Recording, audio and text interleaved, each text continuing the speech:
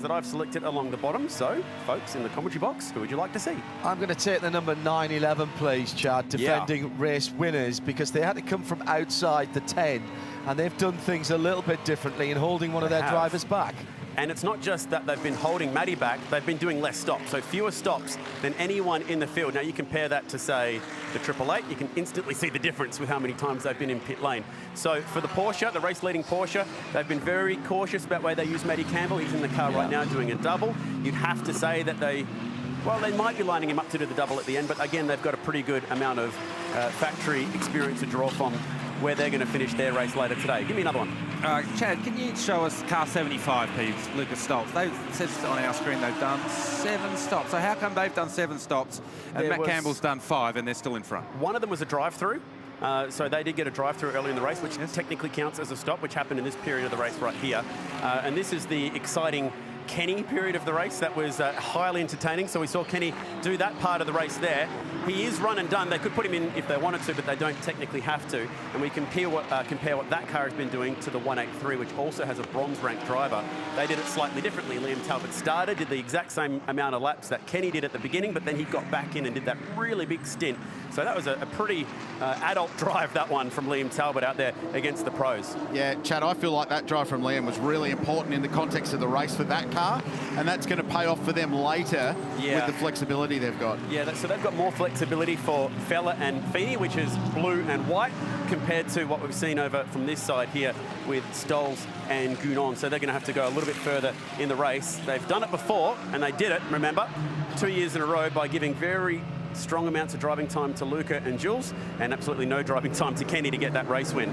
Just finally, 77, because I like what Craft Bamboo Racing have done. And remember, this team came from literally the gravel trap. They were backwards and a lap down early on. Yeah, that was about this part of the race. They started with Maxi Gert, so they went for experience at the beginning, with Lucas having not a lot of experience here at the mountain. Lucas Auer decided to hop in that third stint there for a double, but they're going for very much a double stint. Probably seeing that the speed that he had in qualifying, that they'll choose to finish with Luca in the car, and just casting our mind a little bit forward to when we're going to see these guys get in at the end. If we go to our race rules and we look at under the subject of fatigue, no one's allowed to do more than 150 minutes in the car at any one time. So if you go back, that's 2.5 hours from the end of the race. Somewhere around the 9.5 hour mark, we can expect to see your Campbells, your Gounons, all those guns getting back to finish the race. Thank you, Chad. Outstanding work in the Pirelli pit bunker, breaking down the strategy for you, the way this race plays out. And right now it's all the few little variations on the theme to get the same result, but that could, as Garth touched on earlier, diverge in different pathways towards the end. And you'll start seeing teams that aren't quite perhaps in the top 5 go, okay, let's do something different. Let's stay out when a safety car comes out and see if we get one later on. Or let's pit all the time as other teams stay out. Start doing something different to those around you, because if you copy the leader and you're 7th, you're going to stay 7th. Unless you've got a driver who supremely passes his way to the front, which in a race this even is going to be so difficult at the end. So the last couple of hours, you'll start seeing those strategies spin off into different things, and they'll all culminate in the end with, I'm sure, another great finish. And let's remind everybody joining us in the second half of this race, if you have just come on board, tyres, the Pirelli tyres, are not an indefinite resource. We started at free practice 1 on Friday with 12 sets of brand new Pirellis, and that's it. You got an extra one if you made the Pirelli Pole Shootout. There were extra sets for the bronze only, but they had to be given back. So in terms of the strategy, who's going to have a new set of rubber at the end should they need it? And I think pretty much,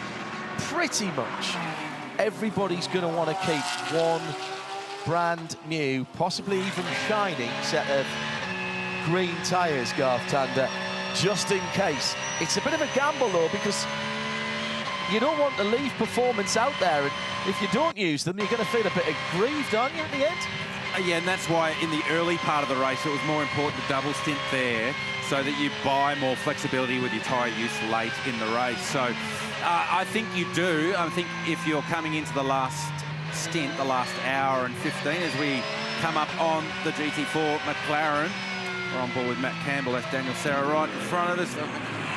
get nervous when they go to the inside like that down into Forestell, because it forces the leaders to go around the outside on the marbles. Ultimately, we get through. But I think if you're one of the front runners, you want to have a set of tyres available for that quick stop if you feel like you can get them on and not lose any track position with a large safety car. So we've seen that in the past where cars have gone in different directions trying to look for speed to get to the end of the race. Someone went for track position, the others went for speed on a fresh set of tyres. So I think you want to have that flexibility if it comes to you late in the race. I think the only reason you want to get to that final stop and off the road goes the Pro-Am Ferrari. So the final stop within, let's say, the final 70 minutes of the race, and that's a fuel load for the race, is 30, 32 laps. So about 60 to 70 minutes. You're putting good tyres on there. What you do after that will be dictated by how the race is at. And if there's a safety car... Oh, there was contact. Yeah, with 30 minutes to go, and it was the GT4 car as well.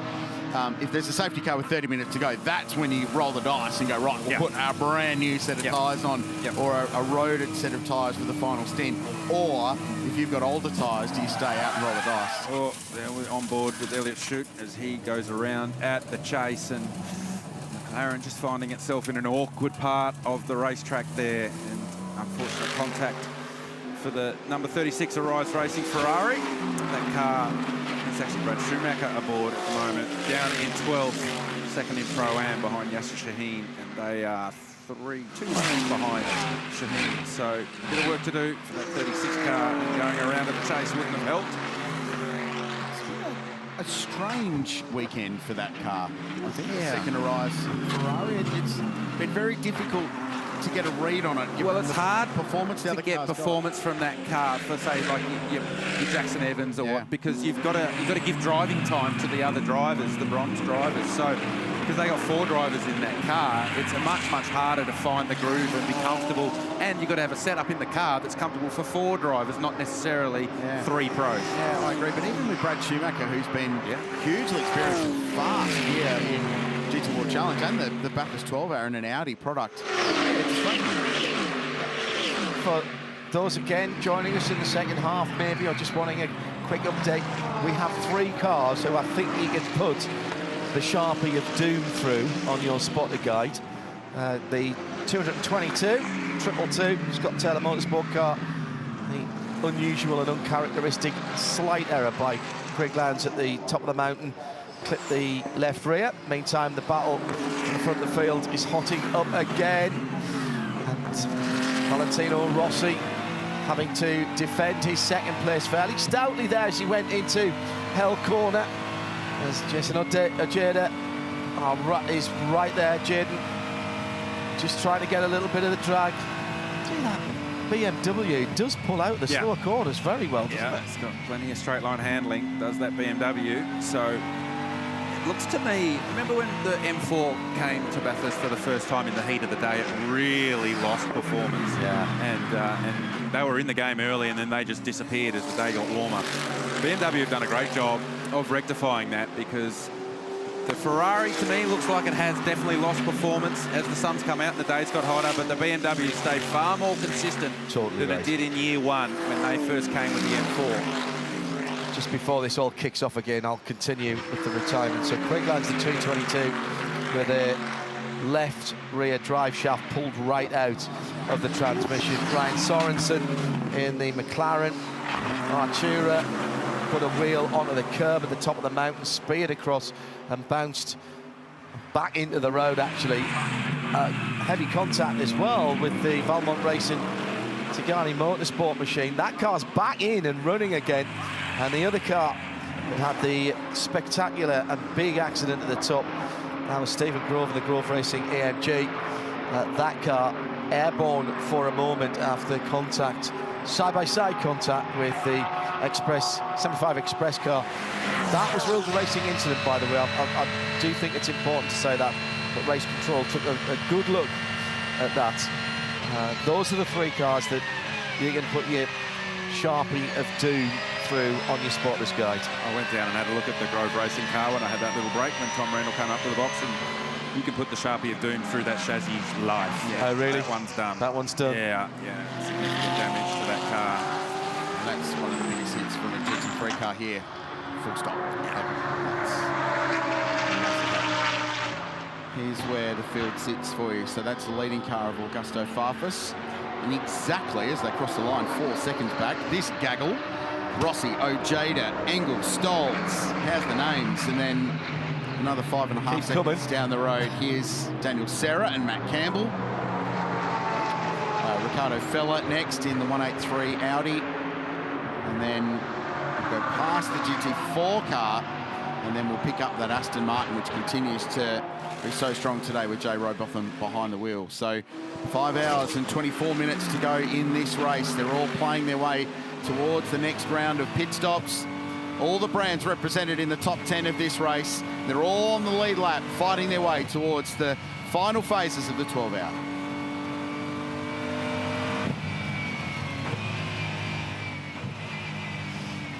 So, gentlemen, we've had a really solid performance by everybody in the top 10. Not clean for everybody, as we were mentioning earlier on, Garth, but they're all still there. Now what do you do? Just keep on trucking? What are the engineers, what are the strategy saying there as we are heading up to a milestone marker here, Krillsy? We both just picked it at exactly the same time. Wrote notes to each other. It's like back at high school. Lap 160, which is a reasonably significant number at this circuit. Yeah, right at the end of this, there'll be a little milestone of 1,000 Ks ticked over. So one of the more iconic numbers at this place. I always enjoyed the fact that the 500 Ks at Sandown was 161 laps as well. It worked out equally. It's exactly half the length of Mount Panorama. So Augusto Farfus ticks over 161 laps. There you go. In 5 hours, 23 minutes and 9 seconds. No, 6 hours and 36. Sorry, 6:36. Yeah, I'm on the wrong side. They did it in 5 hours 23 to be the fastest 1,000 Ks of all time at this place, which was set last October at 5 hours 50, which trumped the end of the 2023 race, where they ran the back half in a remarkable rate of knots. The back 1,000, that the one. back 1,000, the front 1,000. No, the back 1,000, I think was running about 5.5 hours. That's crazy fast. So it is doable. So, going back to what I was about to say, what are we doing now? Where's the next strategy play, you two guys? You've seen plenty of racing around here. Garth, you've been part of it. We've seen these pockets of real hard racing excitement that then people ease back again to get themselves back into the rhythm and go back to plan. The plan's changed probably about 10 times in the first half of the race. I was about to make that point. It felt like it was about 2.5 hours ago when we were starting to say, right, now you get into the grunt work of the race and you start the log laps and you start to just put stints together, and then it teed off again and went crazy, as it always does in this race. So I feel like we're there again now as we just ticked over that 1,000 kilometre mark. So Ojeda, though, he's having a good look at the rear bumper of Valentino Rossi, so I feel like there's a bit of track position racing going on here, and Ojeda would like that track position from Valentino Rossi, but the BMW does launch off Forest Elbow onto Conrod Straight very, very well, and it launches off Hell Corner at Turn 1 very well up Mountain Straight. And that's what makes these cars strong. That's what you need at Bathurst. You can't pass across the top of the mountain, so it doesn't matter if you're fast up there. You do all the passing here at the end of Conrod, or you do all the passing at the end of Mountain Straight. That's where these BMWs are strong. Which is interesting, Krillsy, because that used to be the strength of the AMG, didn't it? Yeah, but balance of performance changes over the years, and the way the teams run the cars changes to get the most out of what they're given in terms of ride height, in terms of aero, in terms of engine air restrictors, all the various components that go into it. So yeah, the Merc's not the fastest car in a straight line at the moment. The BMWs are strong, and it's not relevant at all now, but when they're fighting it out for the win at the end, if you're a BMW and you're in front, you're really hard to pass. If you're a BMW and you're behind, you can overtake. You might not be able to do that in a Mercedes AMG. Well, there it is. The Sydney Opera House sells itself, doesn't it? What a scene it is. And Sydney Harbour just in front. Spent a bit of time in there, Garth, over the years. But I reckon you would have had a couple of PR moments in your journey, professional race car driver. The old cliche PR shot on the bridge. Yeah, the old go climb the bridge, get the photo from the drone or the helicopter over the top. Ever done that before? No, I've never seen that before. And then also hanging out around Sydney Harbour. great part of the world down there. Been a lot of comments about our super slow-mos this year for those watching, both here in region and further afield. They were some of the best shots I think we've ever had as the sun was coming up. Totally. And we were able to look deep into the cockpit, effectively into the driver's eyes, and see how the sun was affecting their vision. Thought that was really cool. What I like seeing as well is you can see how the deflection on the Pirelli tyres and how much of the suspension is actually the sidewall and how they're flexing and recover. Brilliant stuff. And topical that you should be talking about suspension, John, because I found something shocking down here at WRT BMW. It is, of course, shock absorbers. We're chatting about the KW V6, and this is the componentry that is currently inside the BMW that is helping power to the race lead. It was also what was in the Porsche last year when it won at Bathurst in the 12-hour. Now, what makes this so cool? If we swing it around, I'll show you all the bump and rebound settings. 18 for both on this car, and also 12 settings for the blow-off on this damper as well. A lot of technology goes into these things. They're highly adjustable, and what that means for the drivers is they're saying there's a lot of damping control, particularly over the bumps here under braking. And not that there's that many curbs here at Bathurst, but when you do need to roll over the curbs, the drivers are reporting excellent damping control with these pieces of suspension. But this is pretty cool. New for this year that I've finally got a chance to show the fans, it's got a little mini-me as well. This is not a model, this is a real damper. It's used in the Formula SAE cars, which is essentially where engineers are learning mechanical engineering at a university or college level, and they compete on the racetrack as well. So a much smaller car requires a much smaller piece of suspension. And with that, the engineers up and down pit lane are learning from almost a teenage level about suspension and damping control, which is really, really cool. Very impressive. These are also used in the World Solar Challenge as well. So the folks at KW are doing an amazing job, and it's certainly helping the BMWs and the Porsches on track right now. Thanks for springing into action there, Chad. Nicely done. I would like for you, next time you update about damping, just to tell us the valving and how that all works internally. That'd be great. He will rebound and bring you that later on. Good. Yep, you can compress all that into one piece. That'll be nice. He was struggling stuff there as well, wasn't he, in that particular feature? Did a lot of research for that one. We'll get our codes now. Get it out of the way now, but we might as well. Right, so we are back to this little cameo at the front of the field where Augusto Farfus has pulled away by 3.5 seconds or thereabouts in the black M-coloured BMW. By the way, putting M stripes and that 2 shades of blue, white and red on anything never makes it look worse. And the background colour could be anything. On the pure carbon car, that is explicit, I have to say, as far as I'm concerned.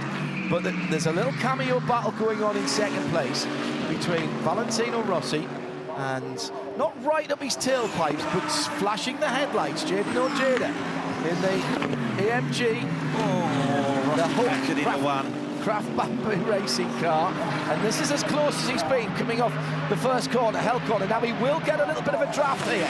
The BMW is fleet of foot and just starts to stretch away.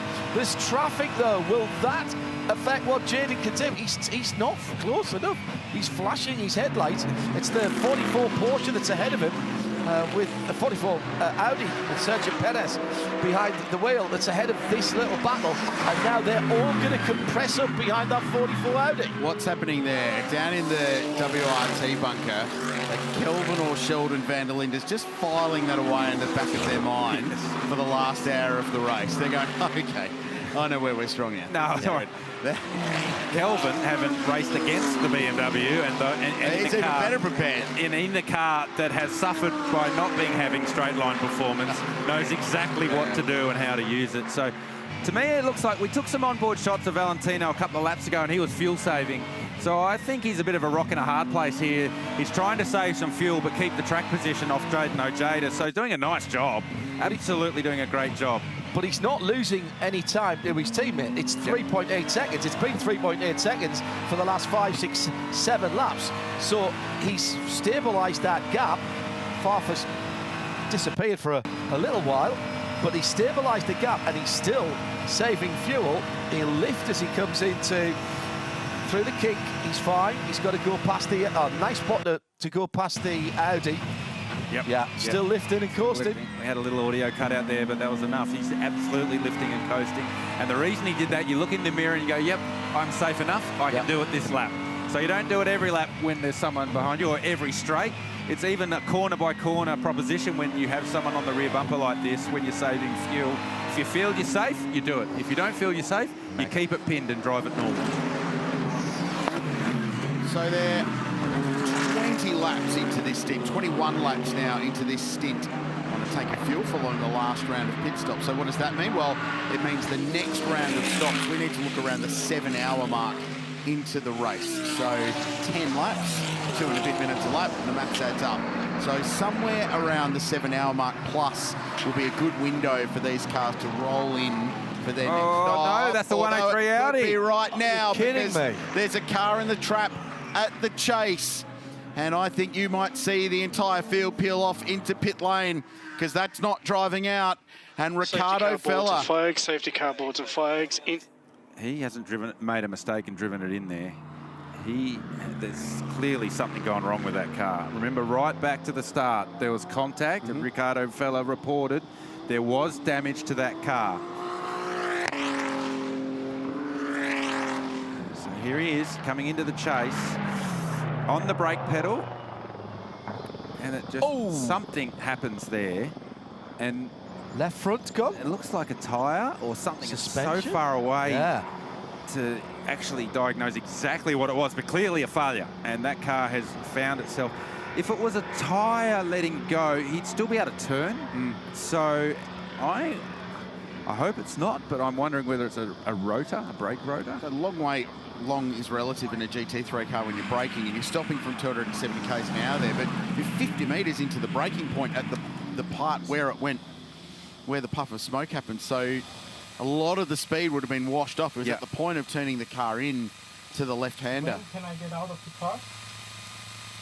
I'd be telling you to stay in the car at this point. Yeah, stay in there and get towed out. Get towed out and drive it back. Correct. So he's actually done a nice job. Kept the belts connected, stayed in the car, doing the right thing, asking the crew what to do next. Got a snatch tractor close to it. Brock Feeney, the disappointment. So Richard Craill was tempting. The next round of stops weren't too far away. Brock Feeney was suited and booted and ready to go to climb aboard this car. And unfortunately, that's not going to happen anytime soon. If they are able to get that car out, they are going to be laps down. Yeah, I mean, they'll definitely drop one, potentially more than that. But then also, what's the damage? The cause? Yeah, if it's a tyre, even a rotor, maybe it'll be a quickish service, but it could be more than that. Chad? Liam Talbot, a face full of disappointment, and you did such a good job in that stint on used tyres to go back out there and get you guys back in the game. Any word from the team as to what's happened yet? Yeah, it looks like something's failed, unfortunately. Bathurst is sometimes very cruel, and yeah, just one of those things. Ricardo's okay, that's the main thing in the car. So yeah, not sure what we can do from here, but yeah, really good pace up until now. On old tyres, you were dealt a pretty hard hand to go out there and do your job against all the guns, and you delivered, man. You're pretty proud of yourself today? Oh, I haven't really been thinking about it. All I was thinking about was how oversteery this car was, and it was quite a handful, but, you know, whatever it takes for the team. And, yeah, they're the cards you dealt, so all good. Good drive today, mate. I'm going to see if I get a word off Brock while we're down here as well. Brock, man, you and I just have some heart-wrenching chats at this joint, man. Bathurst. It's got to be kind to you one day, mate, but good to see you at least still kind of smiling about it. Yeah, this place keeps disappointing me, so I hope it's not too far until we have a good one. But, yeah, I'm not really sure what happened yet, so hopefully we can get the car back and have a look. But we were really fast earlier in the day. It was sort of one of the only cars that could actually pass, you know, the Ferraris, the Mercedes and all that. So I thought if we were up there at the end that we could really fight for it today. But as always, Bathurst seems to have something up its sleeve for me. Unlucky, mate, and hopefully more good luck in October for you. Thanks, mate. Cheers. Lots of pit stops happening during this full course caution section before the safety car actually bunches everybody up. We've got 3 Mercedes into the lane. The 75 Express has done a driver change. Lucas Stoltz out, and it is Jules Gonon who's taken back over. The 888 machine has had Mauro Engel jump out and Maxime Martin climb aboard. The 77, this Mercedes, which came in for Kraft Bamboo the last time, changed the right front brake rotor. They've now done the left as well, and that is Jaden Ojeda staying aboard. Both of the BMWs have come into the pit lane. It is Augusto Farfus, I believe, aboard the black one, that's the 32, and it was Valentino Rossi getting out, and I think it was Lello getting back in. I'm trying to remember the sequence that they were going through. And also of note, at the far end of pit lane, the Porsche came in, the number 911.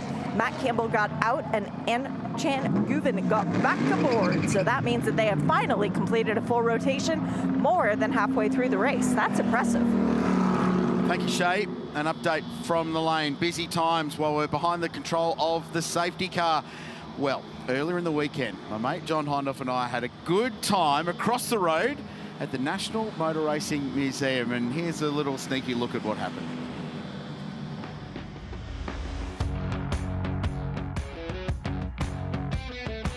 When you come to this part of the world, you need to check out some of the great local heritage. And when you come to Mount Panorama, you have to come to the National Motor Racing Museum. So I brought my British mate John Hindhaugh to this part of the world to check out our great motor racing heritage. The only problem is I have absolutely no idea where he's gone.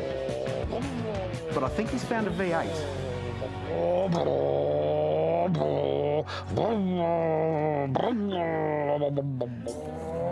Mate, what are you doing? What? This is one of the most iconic racing cars in Australian history. Yes. Why do you think I'm sitting in it? Are you enjoying yourself? This is where Bathurst started for me. We used to see the highlights of what was then the James Hardy, but we didn't get it till January. And these were the cars that attracted me to this ridiculous circuit. Peter Brock, Larry Perkins, John Hindhaugh, but you're in a Holden for balance. Come on, we need to see a Ford. Come on, out, please, come on. This may take some time.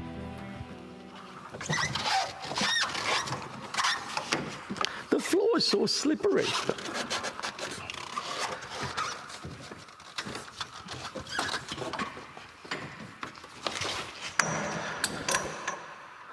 Not as bad as I thought it would be. Well, from one genuine Bathurst winner to another one, and another one part of an amazing 1-2 finish at this place as well. And this one also has a connection to my motorsport upbringing because Jackie Hicks came, drove and won. Jackie, of course, who when I was listening to Le Mans in the 1960s and 70s, I was hearing about him and Derek Bell. Incredible to think that he came here and drove something so different. Moffat Ford Dealers Falcon 77, the famous 1-2 result, and how cool he's back this weekend to be reunited with this car.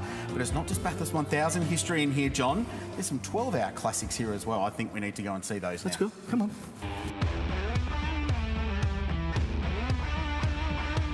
From the 1000 to the 12-hour, which is now a massive part of Mount Panorama's history. And Hindhaugh's found himself the car that chased the Mazdas in '94, the mighty 968. You know, Krillsy, this is one of just 4 968 Club Sports that were converted to Turbo RS specification in right-hand drive. The originals were left-hand drive, but this is glorious. I think this is actually better than my 968 that I've got back at home. Do you think I can take this one with me? I think you'll need to talk to Brad from the museum first, mate, before you do that. Hey, from the 94 car to the 2016 McLaren, this was a famous race, an incredible race, and SVG just doing SVG things. Qualified with a new qualifying lap record. It's Van Gisbergen, it does a 201-2. Chio-san chasing him down in the Nissan and just missed out. Chio is on an absolute tear. Jane Van Gisbergen, he's going to win it, but just... Oh, what a race. And, you know, I could stay here all day. We could stay here all day, but we've got to go somewhere else. We've got to go to Reckless Brewing, around the corner. Right, so we're not driving. So no, we need the taxi. Did you book the taxi? Did you book the taxi? No, did you book the taxi? I didn't book the taxi. Let's go get the taxi.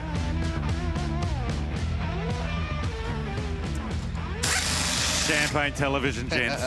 Champagne television. It's great over there, isn't it, at the Bathurst Motor Museum? We had a lovely afternoon. And off the back of that, we've got something for next year's race, and you two reckon you can do it. So a driver change... I reckon I can do it. Well, you both have said that you can do it. A driver change in a GT3 car can be done. Well, we think the sit-still time in these pit stops is 45 seconds, okay? So a driver change has to take place within 45 seconds. You two think you can do it. in and out, so a change, not just John getting out of the car like what we saw there. 22.5 seconds. And we had to that speed was. the vision up on that one. So you two think you can do it in 45 seconds. So next year, for next year's telecast, that's happening. Yeah, absolutely. I'm committed to this. Okay. Absolutely. Okay. Comfortable. My only caveat... We'll get the hourglass ready. Can we please do it in 0.5? Because no, it's a GT3 car. Thing in the world No. Those Group C cars are like walking in and out of a sofa. It's in a GT3 car. They're actually not. Shay? I'd like to even add to this challenge because I think Garth and I should go up against you guys, and we should Done, Shay, done. We'll go side by side. You two don't even weigh one of us. We're not having that. Hey, don't change the rules now because the competition's lifted. Do we get to pick which GT3 car? Because I know which ones are easier to get out of. There'll be a balance of performance issued here, JH, for you and I against these two. Don't stress, Shay. We've got them covered easy. Yeah, well, I was going to say the only problem is if you guys pick like an Acura NSX versus, you two getting in and out of a, say, Mercedes, that would be slightly different, but I still feel good about Garth and my chances. No, there needs to be a BOP. No, don't. No. Is that a balance of pace strips? No. Mate, I'm happy to give you a 10-second head start. I think we need a 25-second head start. No problems. Oh, okay. Helmets on, everything. 25-second head start? No, I said 10-second head start. No, you just went 25. No, you said yesterday that you would give us the full 80 seconds and still didn't think you could I do feel it. like it's going to be more than that anyways. Okay. We'll find out next year. All right. I've got a GT3 car handy to home. I'm going to go and I'm going to start practicing. I just want to say the point of that piece was not getting in and out of a car. It was the fabulous cars that were out of there. That's all I got out of it, John. Take something else out of it. It is a Brad great... Owens and the rest. Brad Owen and the rest of the guys doing a great job over there. It is a great place to visit. If you ever come to Mount Panorama, go to the museum. There's always something different in there. It's not the same cars all the time, so even if you've been there before, go there again and you will see something different.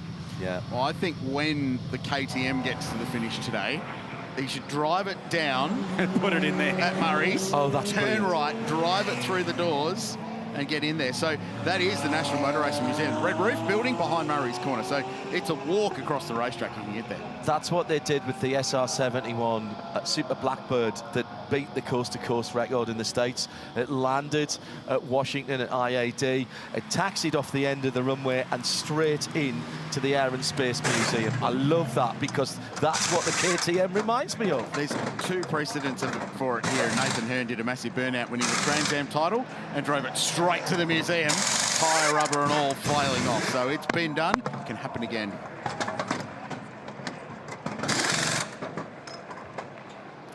Pit stops underway while we're behind the control of the safety car for the 7th time today in the Meguiar's Bathurst 12-hour. All the leaders have cycled through the lane. Some have changed drivers, some have not, as the strategies continue to unfold. This is Wall Racing. It's the car second in the silver class at this point, with Brendan Leach behind the wheel, the fast young Kiwi.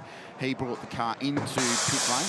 We might be about to see Grant Denyer take over the 93 Lamborghini. They're second in class. Leading the silver battle is Jamie Day in the Aston Martin for Valentino Rossi. We're not too far away from a resumption of play.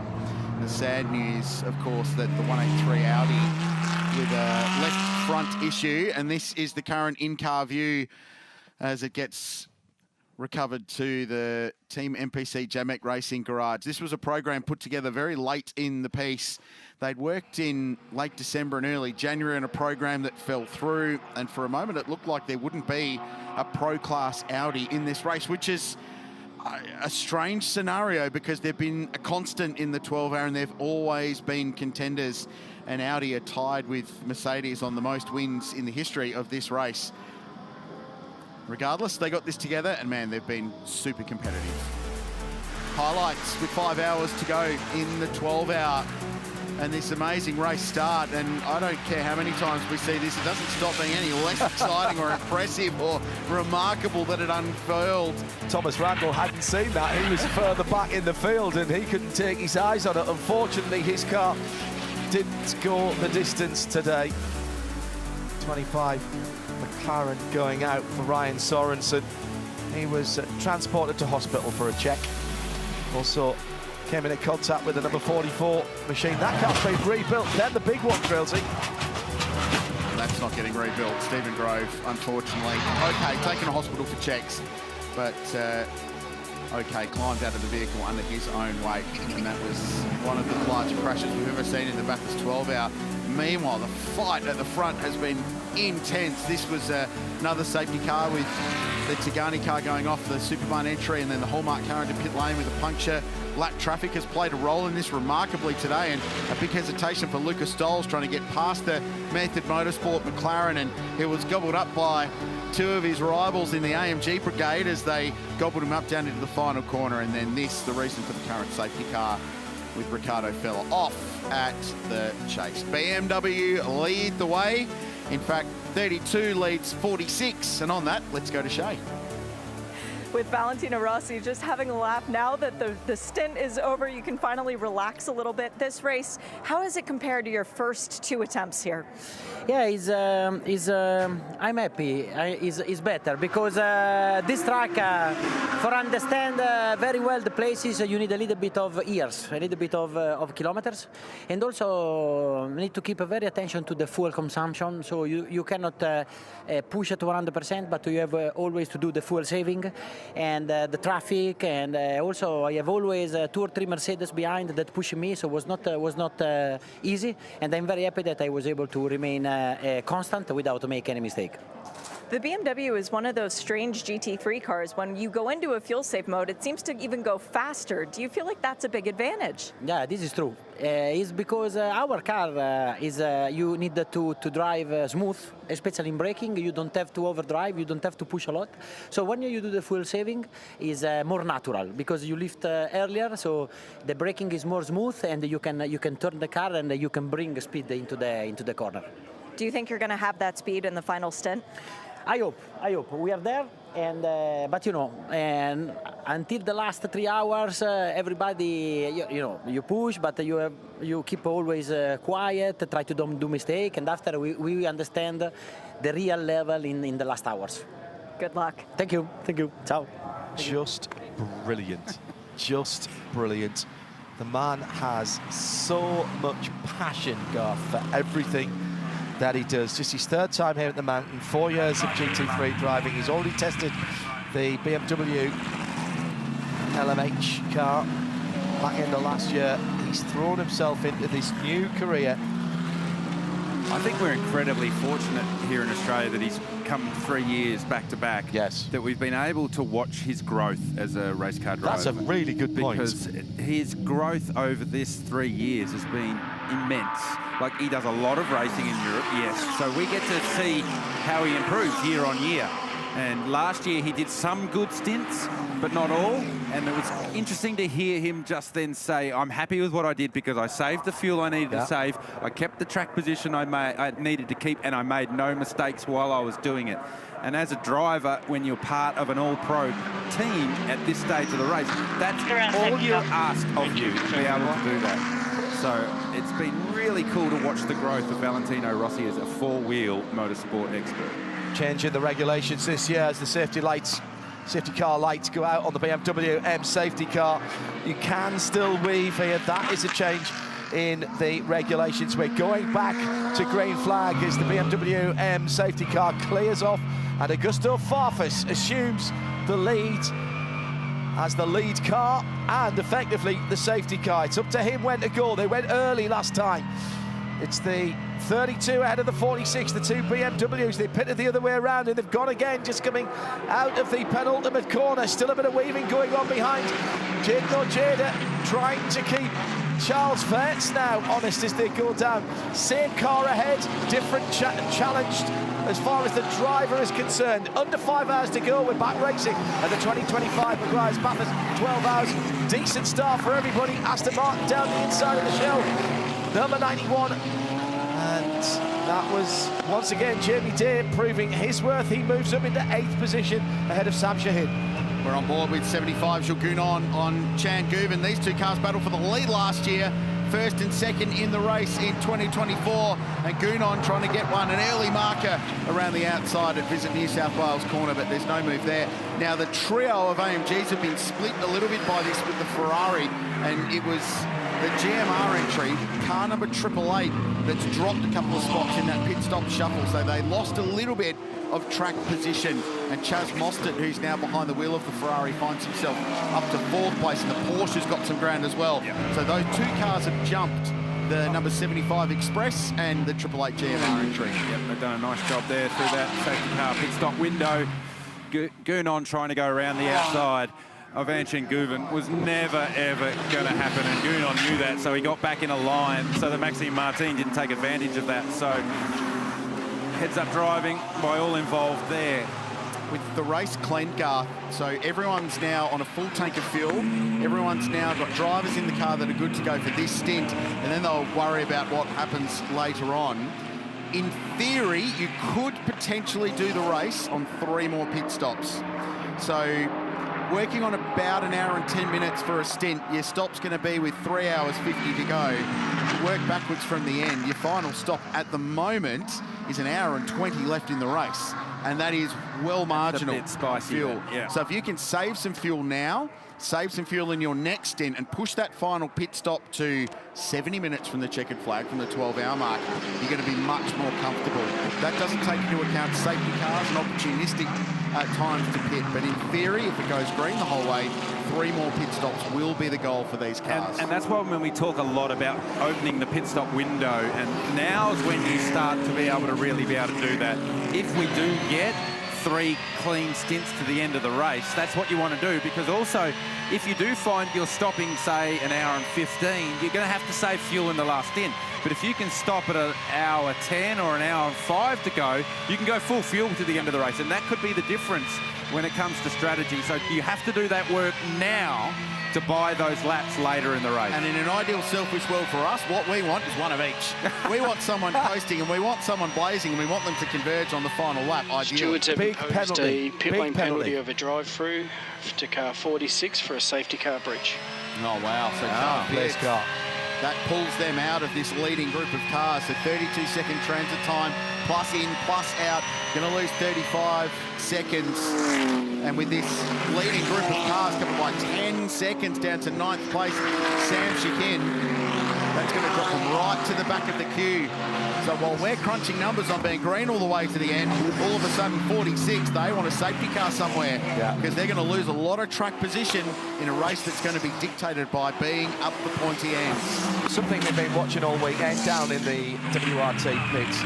They are chopping and changing which pits the individual cars used. And whoever's leading, isn't it, basically? Exactly. They are not driving around each other. They are the 2-car team of 2-car teams.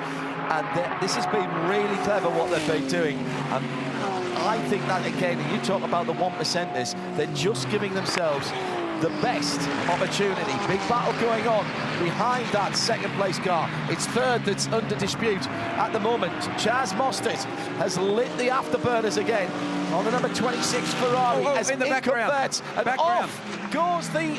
Oh, my goodness, I can't believe it. Max Martin goes off. I can't remember seeing that before. How has he ended up there?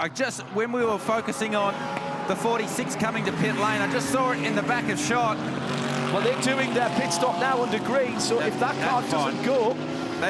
Absolutely, that's a great point, John. The 46 has done its pit lane penalty. It's in before any yellow comes out. Correct. If the 888 can't get moving, and they go safety car comes now, they can catch the back of the field. Yeah, okay, they lost some track position, but not a lot. Wow. How did Maxime Martin end up there?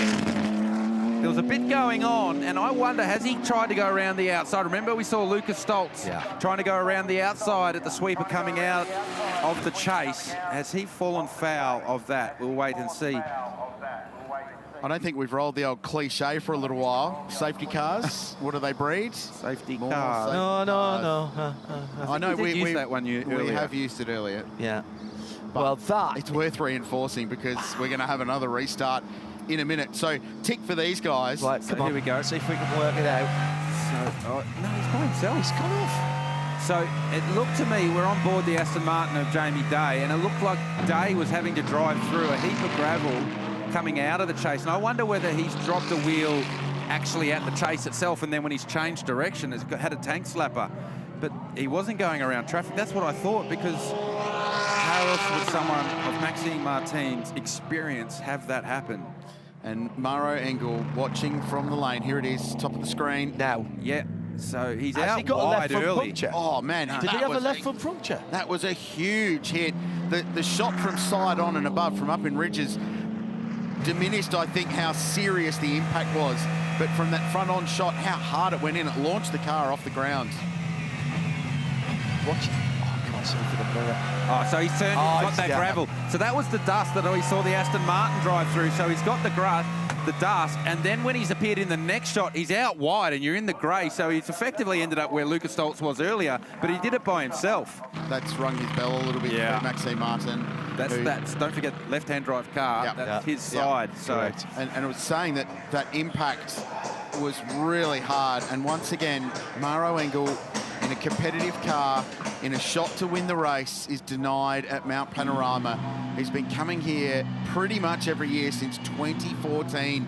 He's been on pole twice. He's led this race more than any other international driver. And once again, it's ripped from his clutches. Want to dive in with Mick Grenier and Mauro Engel. Both of you guys, did something break on the car? It's not like Max makes mistakes. Right now we don't know. I mean, most important is that he's okay, because it seemed like a pretty big impact into the concrete wall, and I'm not sure. It looked like he wasn't really feeling great. So hopefully he's okay. That's the main thing, and we'll analyze the rest after. And Mick, I mean, another trip to the mountain and heartbreak. How do you cope with this? I mean, it's disappointing. We were back in the top 4 now with Mauro. The stint before, we had a small issue in the pit stop, but so far Maxime was doing a very great job. Looks like he just dropped the wheel in the sand and lost the car, but we will speak with him. These things happen here, but obviously the day is over now.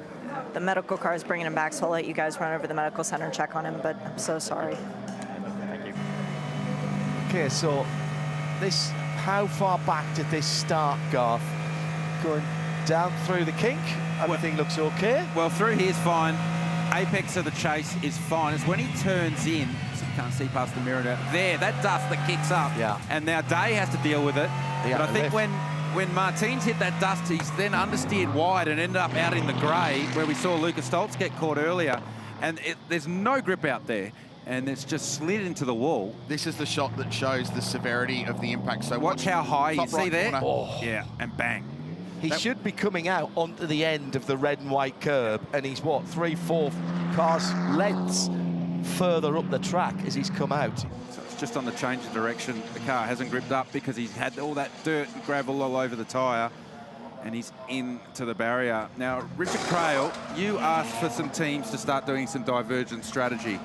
Your power in this race has no bounds, because the car that's won 2 of the last 3 races must have you on radio, and they are in the lane. Well, if anyone was going to do it, it would be these guys, wouldn't it? Because they're the kings of inventing ways to win this. So this is the 46 car. Remember, they got the penalty. Yellow flag is out. And there's the GT4 McLaren. And then the 46 car. And we're being told that it's passing under yellow. We don't have the vision. But the flag, when the flags went out, the 24 car was in front of the 46. Right. And at the next timing loop, it was the opposite way around. And it doesn't matter if it's a class car or an outright car, you are not allowed to pass under safety car conditions. So that car back in pit lane, they're topping off. It's only been a lap and a bit of green flag, but topping off the 46. So there's another car doing something slightly different.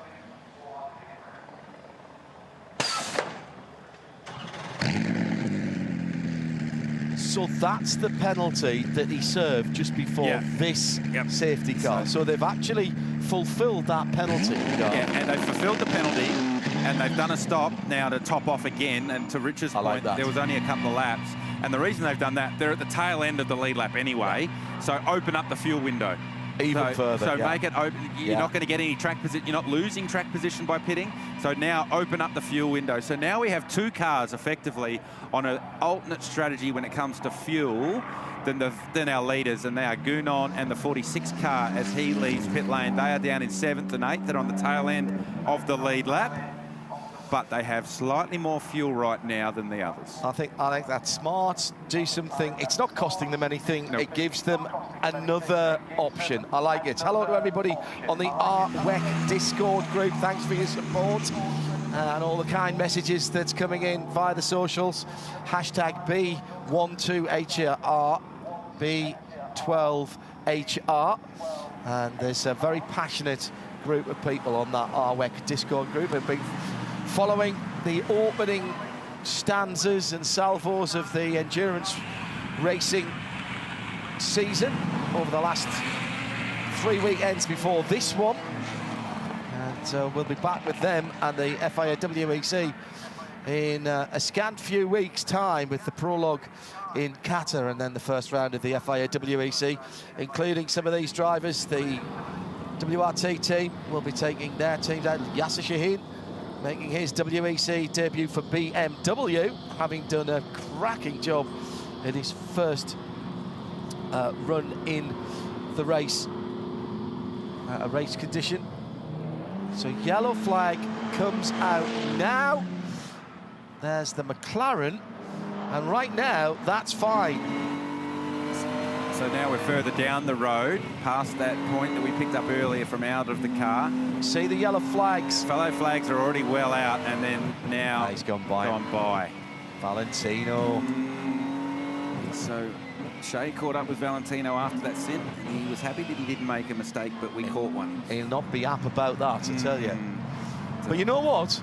It's cost them nothing, really. Well, luckily, it has cost them a little bit of track position, yeah. But that's it. You know, in Valentino's defence, they don't have safety bikes in MotoGP. They do have yellow flags, though. That's true. Having also in his defence, he's got a much wider aperture to look through when he's on his motorcycle than he's in with a race car helmet. It's always much smaller on a car helmet than it is on a motorcycle. So in behind the safety car, BMW M safety car, and this will close the field back up again. The recovery continues. Again, our hard-working recovery and medical teams deserve our thanks and appreciation today.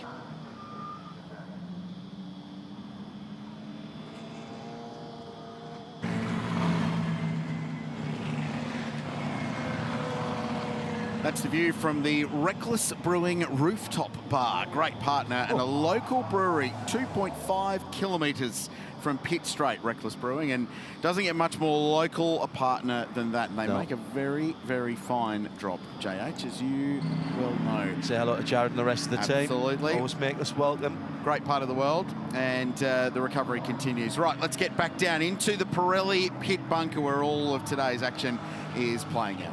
Yeah, it seems like the perfect opportunity, the perfect place to catch up with Matteo Braga from Pirelli. He gets to do the entire Intercontinental GT Challenge, among some other amazing sports car events. How important is it to Pirelli to be present here at Bathurst and for this entire championship?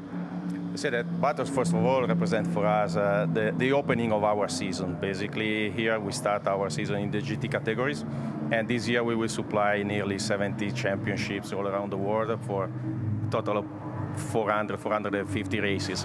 So Bathurst is a big say, first round. It's a unique place. We enjoy a lot this circuit, and especially the competition that every year is always exciting. And you bring with you an army of people and a mountain of tyres to tackle the mountain as well. Just next door, there's 4 garage places taken up to fit all these tyres and the tyre fitters in there. Can you give us some of the numbers about how many people and tyres you've brung here to Bathurst? Yeah, about tyres, we have nearly 2,000 tyres for the 12 hours. This year we have been lucky as well that the support race was the Ferrari Challenge, as well supplied by Pirelli.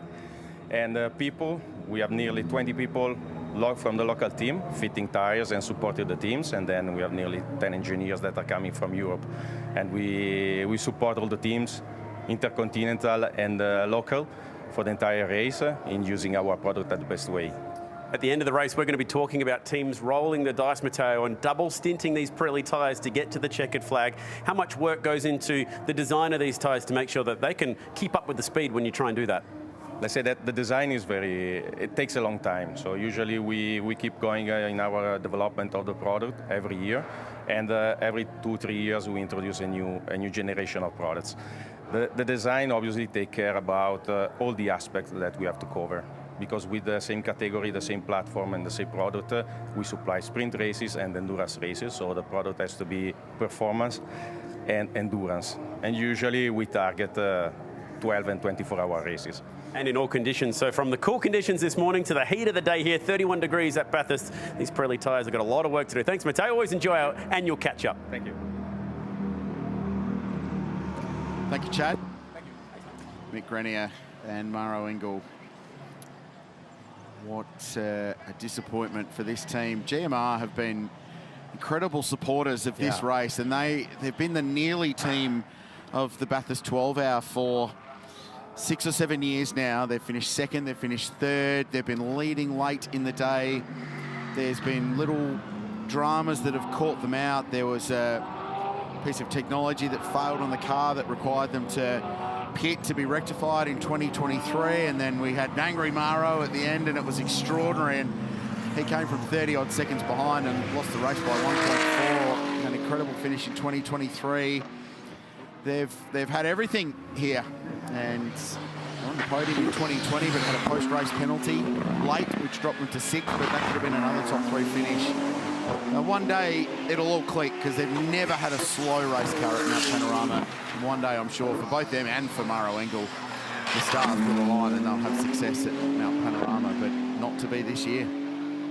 Yeah, still on the lead lap, now Charles Verts driven BMW number 46 in 8th position. And Charles just hustling here a little bit, because race control's now thinking restart, and they've started to advertise what cars are going to be eligible for that, so the field will need to pack themselves up and close all the margins and get themselves ready for a race restart in a couple of laps. As you can see at the top of the picture under the spares box bridge, the chase has been cleared of the Mercedes AMG. Still scored in 13th place, remarkably, on account of having completed 170 laps, but they'll tumble down the order and they will be a DNF today. 4 cars out, and that is the 4th car. Krilsey. Get a wheel, and we'll get a wave by, and it'll pop the Heart of Racing car back again on the lead lap, and they've sort of pogoed up and down, on and off that lead lap of the race a couple of times. But with Ian James behind the wheel, I'm reasonably confident they'll stay there now. I think they are already on the back end of the lead lap. Yeah, actually. you're right. Yep. So that'll bring, I think it'll bring Grant Denyer back into the lead lap, in 10th position. Yeah, he's on 172 laps. I know, he'll only get to 173. He'll be 1 further lap back, you're right. But Ian James is already on 173, and he is about to come round and tick off 174. They'll want to close up the grid. So where are we from a contender point of view? So 32 BMW, yes, absolutely leads the race. Augusto Farfus behind the wheel. Craft Bamboo Racing, another nearly team that's been coming here since 2015, when they rolled into town with some Aston Martins and nearly won on debut. And they've tried since then. Best finish of 2nd in the 2022 race. And Maro Engel was driving for them, and remarkably, that's Maro's best finish in this race as well. So they're contenders, absolutely. Jaden Ojada's stint has been outstanding in this phase of the race. Arise Racing, Ferrari, they're back up to 3rd with Chaz Mostert behind the wheel. Are they contenders? You bet they are. So Ferrari firmly in the mix, having won last in 2017 and before that 2014. Porsche perennially in the mix here, and Chang Guven is behind the wheel of car 911. Now in 5th place is a fascinating car, and this Aston Martin has been there or thereabouts all day. And Jamie Day, the young Englishman who is a graduate out of Aston Martin's GT4 program, and he's just been linked up with their now Young Driver Academy, which is a real feather in the cap to get that. The only thing this car's missing this weekend is a 007 on the side of it. They're 5th outright. Now they're leading their class in the silver class battle. But I think the big question as the race evolves is, are they a contender on raw speed? Not that they need to be, because they're a class car fighting for their own trophies. But could they be a little bit of a surprise for an outright result? And then car 91 in 6th place. For me, this is the biggest wild card of them all. Sam Shahin behind the wheel now. When he completes this stint, they should have ticked off all of their bronze driver time. And then at the end, they are going to have two of the quickest GT Porsche drivers in the world to plug into that car for the run home. So as long as this car remains on the lead lap now until the next pit stop, they are as good a contender as anybody else in this field, and that is hugely exciting. And then Jules Gounon, well, yeah, of course they're contenders. Let's move on. Charles Wirtz back in 8th place. Yes, they're contenders. They don't have track position anymore, but they have car speed, and they've got straight line speed as well, which means they can overtake. The 91 Porsche, remember way back when we questioned their first pit stop? We did. So what are they doing? Yes. That's got our attention. And then we did put a caveat on and say, well, they did do an alternate strategy last year and it worked for them. It's working for them. Isn't it? Again. So you're right, Rich. They have to tick some boxes operationally for driving time in the back half of this race with their bronze drivers. But if they get that done and they put two young Porsche kids in that car and get the track position, they are a contender as well. So we've lost a few cars over the course of the last 7.5 hours, but we've got plenty to tell a story to bring this one home. Lights are out on the BMW safety car. BMW have been hugely active this week. They launched a brand new car. Now, a fast wagon is a bit of me. And they've launched the M3 CS wagon here, which is a really cool thing. It's a world premiere of a brand new high-performance BMW M car at Mount Panorama. Awesomely cool. They lead the race with the iconic M colours adorning the flanks of car number 32. So BMW, Mercedes-AMG, Ferrari, Porsche, Aston Martin in the top 5. 4.5 hours remain and it will fly by.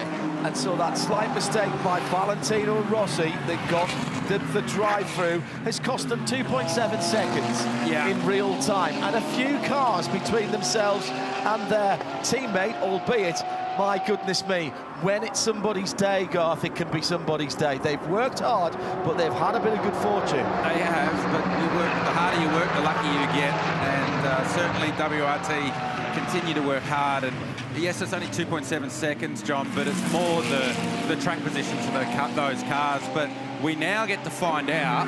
We've seen BMW's leading, and they got to the lead through strategy, and it was Fortress BMW for a long time there at the front of the field. But now we get to see if they can pass cars. And we've been saying all day how strong they get off Forest Elbow, how strong they get off Hell Corner. Now as he ranges up to the rear of the Gounon AMG Mercedes, does Charles Wirtz, can it pass cars in a straight line? Remember that car splashed after everybody else had been in. They took the pain of the extra 80-second stop because they knew that they were going to end up exactly where they have done, which is in 7th position.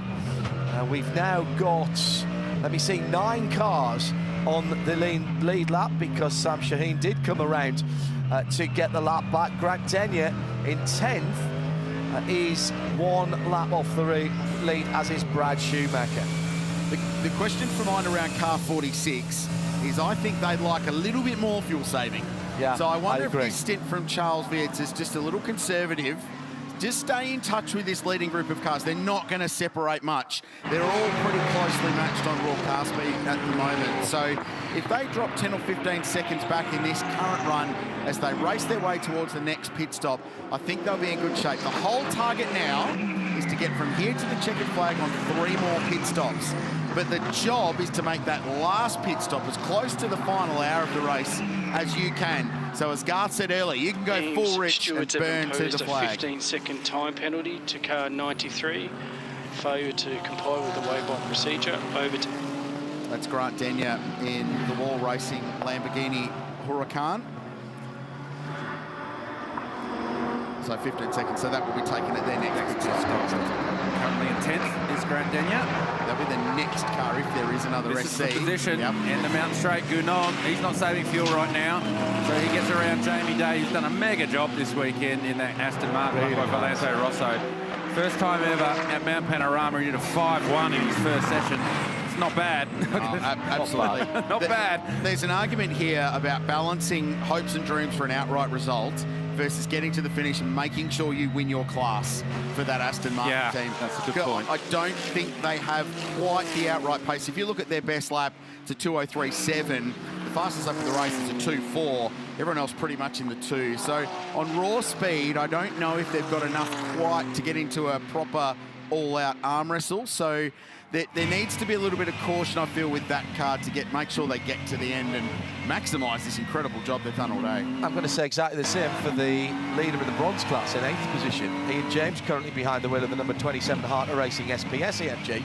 I haven't seen Zach Robichon's name next to that car very much. I've seen Ross Good in there, and I wonder how much more Ian's got to do to fulfil that driver requirement and then turn that, at that point, that car again, yes, it's leading bronze by a lap at the moment. That could change very quickly, but at that point it becomes a pro car effectively with those two guys to the end. The other thing I was thinking when you were talking about number 46 with Charles Verts in that WRT car, I presume, Garth, that they want this to go green now for the full length of this stint because they'll go a little bit further yeah, well, than everyone else. That's where we've been talking about. You need those 2 or 3 stints to open the pit windows to get that advantage in the last stint. So that's why they came and splashed at the end of that safety car just to top the tank off.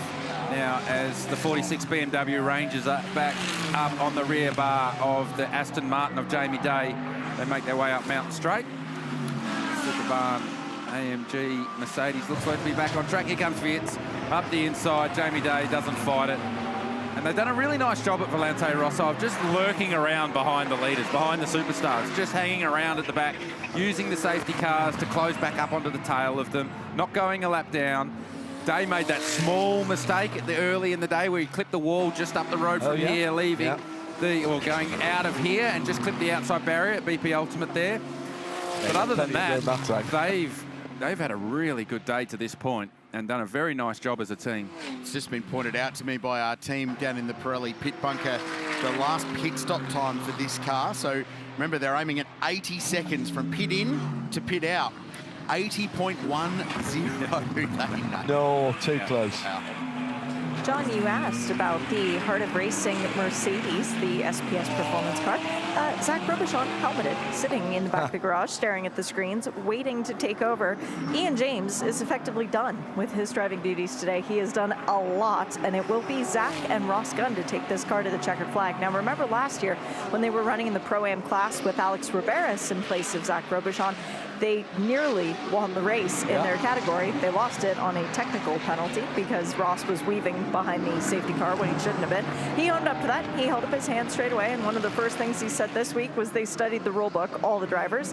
Let's see if maybe they can put right what went wrong a year ago. That rule has changed for this year. That wouldn't have been penalised now. I'm sure that's absolutely no consolation to Ross Good and the rest of the team. In second place at the moment, Jaden Ojeda has company, and it's in the shape of Chaz Mostert and Ayachan Guvin and Jill Gounon coming as well. It is all tightening up again at the front of the field. 4.5 hours to go. Do not go anywhere, because this has been a barn burner every single lap that we've had of green. There's been something going on the track, and this is again for a major position, Garth. This is for second spot, and to try and stop Augusto Farfus easing away at his own pace. Jaden Ojeda had to really play a bit of chess with Chaz Mostert as they came out of the chase and getting around the 2 lap GT4 cars. Had to position the car really well to not allow Chaz to take that opportunity to get by. He did a really nice job of it too, did Ojeda, but that's allowed Augusta Farfus 2.5 seconds up the road in the BMW, and that car has sort of been the hare a little bit for the majority of the race. They've taken off up the road, whereas everyone else has been fuel saving. Even its teammate, the 46, when they were line astern, they were saving a lot of fuel. So just curious, Rich, how that'll play out with those, you know, potentially 3 more stops left in this one. Are they trying to open the window, or are they just going to sprint home? So it's the beauty of this race. We don't know, the opposition don't know what each other's up to. You're effectively playing chess at 200+ kilometres an hour, and you're trying to have a bit of poker about you as well, and not give it away. Yeah, wearing the dark glasses. That's you're not seeing the fear in the eyes of the other teams and not giving anything away. Shea is very, very good at walking down a pit lane in the closing stages of a race and staring at people until she gets something from their their disposition, as it were, about who's close on fuel and who isn't. But the good news is, Garth, that they've had full stint green flag running, so they do have the data to be able to back time it through to where we are right now. I wondered earlier with the two BMWs, with the 32 car, particularly with Sheldon van der Linde at the wheel, when he was hammered down and going, and Rossi was saving fuel, that WRT were trying to do a bit of testing and understanding the difference between full fuel attack and full fuel save, and seeing what the difference was. And I just wonder whether that's a bit of an advantage that WRT had over everyone else, because they had two in the game effectively, and they could run the alternate strategy, or they just get more information to make more informed decisions late in the race. Two in the game and two at roughly the same part of the racing circuit as well, so it was absolutely appropriate data that they were overlaying. Good point. So Farfus continues to push at the front of the field, opening that gap out 2.5 seconds on board here with Chaz Mostert, and Jaden Ojada's got up the road a little bit here too. Yeah, he's just eked out a bit of a lead there. Ojada just in the first sector on this lap alone put 3/10 on Chaz. Chaz traditionally incredibly strong across the top of the mountain. Doesn't matter what he drives, he finds the limit of it and then goes just beyond. So Ojeda and Mostert the same across the top of the mountain on that last lap. So certainly has not the same performance from the Ferrari that we saw in the very cool conditions at the start of the day when Chaz just passed everyone and took off up the road. And he did forecast that when we interviewed him on the grid. He said the car's going to be fast early, there's lots of downforce, it's nice and cool for the engine, and it's going to be harder for us when the sun comes out and it gets hotter. And certainly that's what it looks to be for the Ferrari. Yeah. Well, except when Chaz is behind the wheel. Nobody's told Chaz that, have they? He just keeps wringing the neck of everything that he drives. And peak ambient temperature today, the top forecast to say 31 degrees. Yeah. It's scheduled about 4 o'clock this afternoon. Yeah. So right at the business end of proceedings could be when this car might be hurting the most in terms of raw speed. We've just been crunching some numbers with our team in the Pirelli pit bunker and just working on this strategy, and we've been talking for the last hour about trying to get to the end on 3 stops, and they're in that window now, and they're in it comfortably to get there now with the final stop floating around the 1 hour to go mark. So they're all playing themselves in here, and there are still 10 contenders for this race.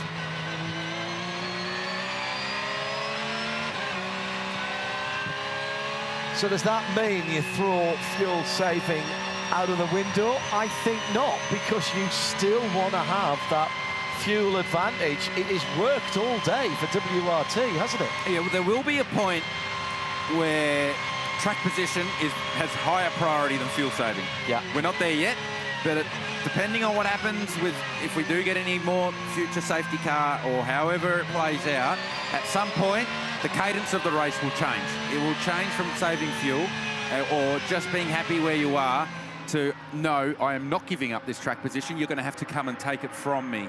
So we're not there yet, but that certainly will happen at some point.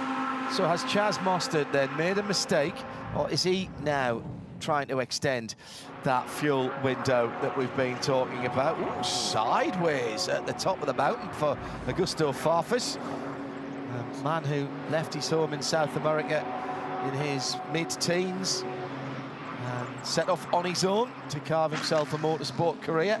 Quite go the way he had anticipated it. Had a great karting career. Started his single-seaters and then was left with nothing through no fault of his own. And got an opportunity in touring cars. Wasn't sure whether to take it, did take it. And under some pressure, and some people saying, what have you taken? Talking to me in a long-form interview back in the last year, and he said, I had people saying, why are you driving taxis now? And then he went to touring cars. And he was firmly of the opinion, Garth, that being in a race car and racing something was better than not. And that is absolutely paid off for him. Well, at some points, you know, your professional career as a race car driver, you have to figure out where's the next paycheck coming from. and how can I sustain that for as long as possible. And for Augusto Farfus, who was heavily involved with the World Touring Car Championship for BMW, now with their sports car program, has found a home at BMW, and it's very much worked for him now. But when you're a young kid coming up, you might not have been thinking about that. Yeah, 4 hours and 20 minutes to go, Krillsy. We've got penalties being soaked up for the Superbarn Farmer Market car, and that's now getting some service with brand new Pirellis going on there. Does this fit with your calculations? Yeah, not so much for hard racing. They're slightly out of sync in their pit stop strategy, so they're probably stopped behind. What it will mean is their final stop will come very late, potentially, in the race. They'll still need 3 stops to get to the finish here on fuel, would be my maths for that car. And I think harder racing with Ian James, their bronze driver, it's more about the driver time right now than the get to the end of the race type deal. So lap traffic for our leaders. Augusto Farfus already through the KTM and the Lamborghini. Jayden Ojeda next as he ranges up on the back of the Lamborghini Huracan. Crunching some driver time numbers as well, and it's going to be even Stevens between Kelvin and Sheldon in the leading car, the Van der Linde Bros, to drive that car to the end. So toss a coin, see which fast South African you're going to plug in to get to the line. I'm Matt Moran. And I'm Edwina Bartholomew. And we're going to show you Bathurst, beyond the mountain. From local beer... That's bloody good. ...to whiskey distilleries. Yeah, nice and smooth. Amazing country pubs. Like the one at Rockley, I heard it's pretty good. Yeah, it's not too bad.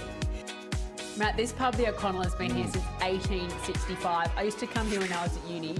And the quaint country towns we call home. Fine dining in Bathurst. Boutique shopping. Clothes, coffee, flowers. What more do you want? The best accommodation in town. Or as far away as you want. Every turn has a story in Bathurst. So come take a drive with us.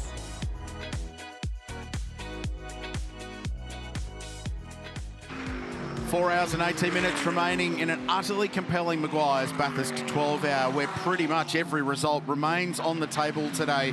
There are a host of contenders stacking up on the leaderboard in this race, with BMW, Mercedes-AMG, Ferrari, Porsche, and potentially even an Aston Martin in contention for a very big result in this race. Lap traffic still playing a role. That's the Heart of Racing car that's just come out of pit lane. The leader is Augusto Farfus, who's trying to put it and the Ferrari in front, driven by Brad Schumacher, a lap down. And they're not playing the game that Farfus wants them to play. Well, the reason they're not playing the game that Farfus wants them to play, because that is for position. So Schumacher getting past the Heart of Racing, AMG Mercedes. Now Farfus says, well, you got that done, now get out of my way. I want to lead the race because Jayden Ojeda's closing in. So now Ojeda's the next on the Heart of Racing Mercedes. He gets it done. Surprise, a bit easier for him. Same brand of car. Yeah, now he ranges onto the back of Farfus because he couldn't get Schumacher into the final corner. And look who's another 2 cars further back. The other Ferrari, the other half of that prancing horse duo, gets past Zach Robichon and heads up the road. That, by the way, means that... Oh no, they're still leading in bronze. They are still leading in bronze, and they've got a lap on the number 9 Audi. Yep, the hallmark Audi. Dean Fiore at the wheel of that one. So we have these little flash points, haven't we, through the race, where the leaders come up on lap traffic. Now Farfus has cleared the number 36 Arise Racing Ferrari, and it's up to Ojeda to get the job done, and he didn't get it done into the cutting. Brad's doing a really good solid here for Chaz Mostert. Certainly is. A little bit of team play, intentional or otherwise. And buying into this, Schumacher, the turning point, and Ojeda's taking a little look at the metal grade. It's so rare you do that, but he squeezes by, and Schumacher bails and lets his teammate by in the Porsche as well. Oh, Matty Campbell, or is it Guven? It's Guven. He's run wide and nearly done a Jayden Ojeda from what we saw earlier today. Now Schumacher and Rubicon going side by side over the skyline. We saw that earlier today, and that didn't end well. And here comes Guven in the back, who's been very quiet in this stint. I think that car's on max fuel save right at the minute. Yeah, but the other thing that sort of circles with me around 75 is ominous. because they're just hovering. Not literally, and obviously. No, and you can never, ever rule out that car at this place, especially when this guy's driving it. The other one I wanted to talk about, and again, and we've touched on this all weekend long, about how Porsche's attacked by stealth here, and it was just pointed out to be my message by some interested parties that the shape of the 911's race, the Porsche's race, has some flashbacks to the 2019 race, where they didn't have track position for a lot of the day there. They stuck new tyres on it at the final pit stop versus an Aston Martin that was out on its feet, and M. Campbell went forward and won the race. And there's some similarities in the way that the race is played out for Absolute Racing today in that car, with the full intent that Matt will drive that car to the finish. So they're sitting in 4th place. I still have worries that perhaps it's not the fastest car in raw speed from a Porsche point of view, but who knows what could happen, and maybe engineer a tyre advantage towards the end. It's happened before, it can happen again. Into the lane comes Valentino Rossi. That seems early to me for Jamie Deere. And he coasts to a halt.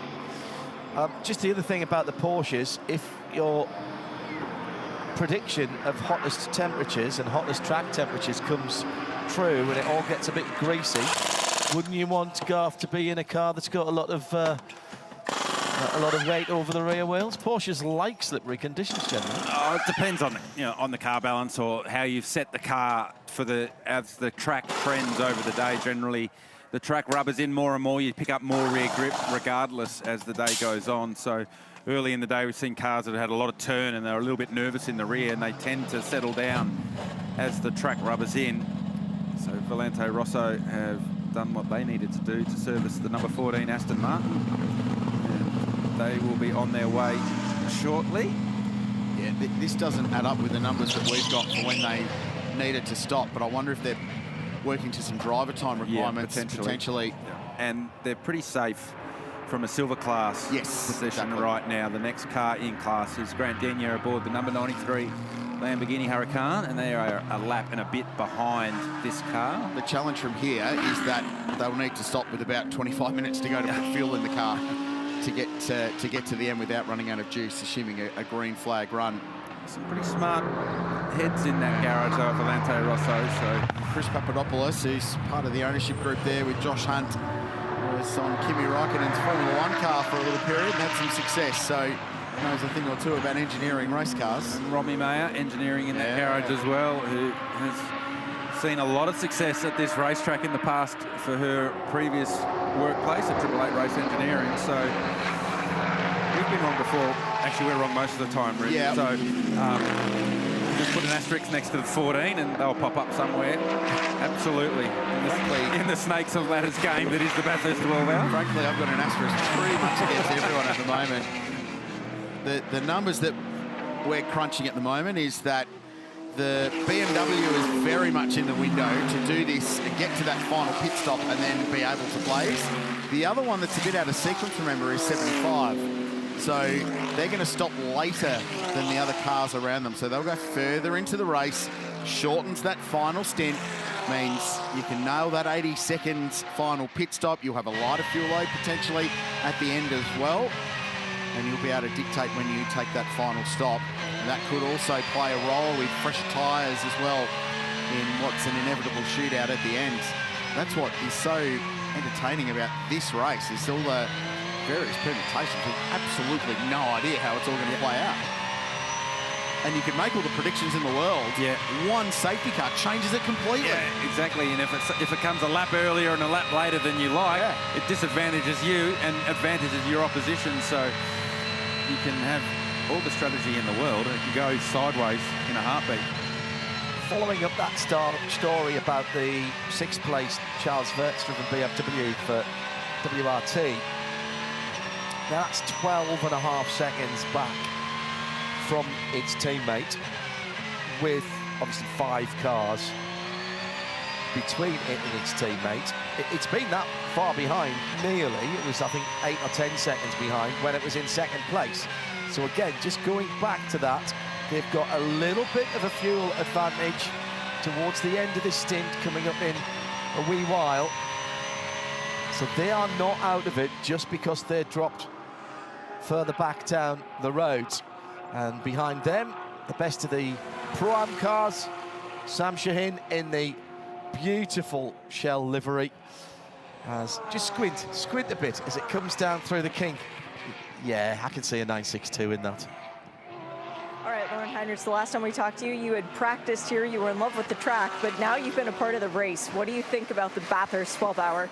I mean, it's such an iconic race, to be honest. Now I had the chance to do already 2 proper full stints in the race, get the experience, you know, not only 5 laps in pits like in a practice. So that was really cool. It's a different kind of animal when you need to be 1 hour in the car and staying focused, but I really like it. Our car feels amazing, especially over the top of the mountain. I'd be lying if I said everything goes to plan right now, but we're on it. We have a quick car, we have good drivers, and let's see how it plays out at the end. You're in street clothes right now. They're keeping you fresh for the end of this one, or are you done? Yeah, my break is a bit longer than expected, but yeah, I took the chance to change and be fresh, as you say, towards the end and for a big last push. We've seen magic from Porsche drivers in the past. Good luck going and getting a trophy. Thank you. We'll give our best. Thank you. They're still in the mix, I think, with the pro drivers they've got with Lauren Heinrich and I can't see them being a factor from a pro outright point of view. And bear in mind, they're a Pro-Am car. So they've got their own race to worry about from a class victory point of view. But I can't see them being an outright contender without a little bit of external assistance there to get back. I'm questioning why you're saying that, Rich, because you look at the timing screen and the car that's got the purple lap time next to it. I agree. But it's the 91 Porsche. Right next to that purple lap time says 57.5. Yeah. They need something to go their way. Track position will be what costs them. And they've got Sam Shaheen in there at the moment, a picture of concentration in the car. He says this is his big year and a lot of learning for him to do. His brother had a cracking year last year, and what he's got to think about now is the gap between himself and Brad Schumacher in the number 36 out, the number 36 Ferrari. And although Brad Schumacher's not on the lead overall lap, he's still on the same lap as Sam Shaheen. But Sam, I'm just looking at their lap times, they're quite similar. If Sam can keep up his pace, that's the car that he's actually competing against right now.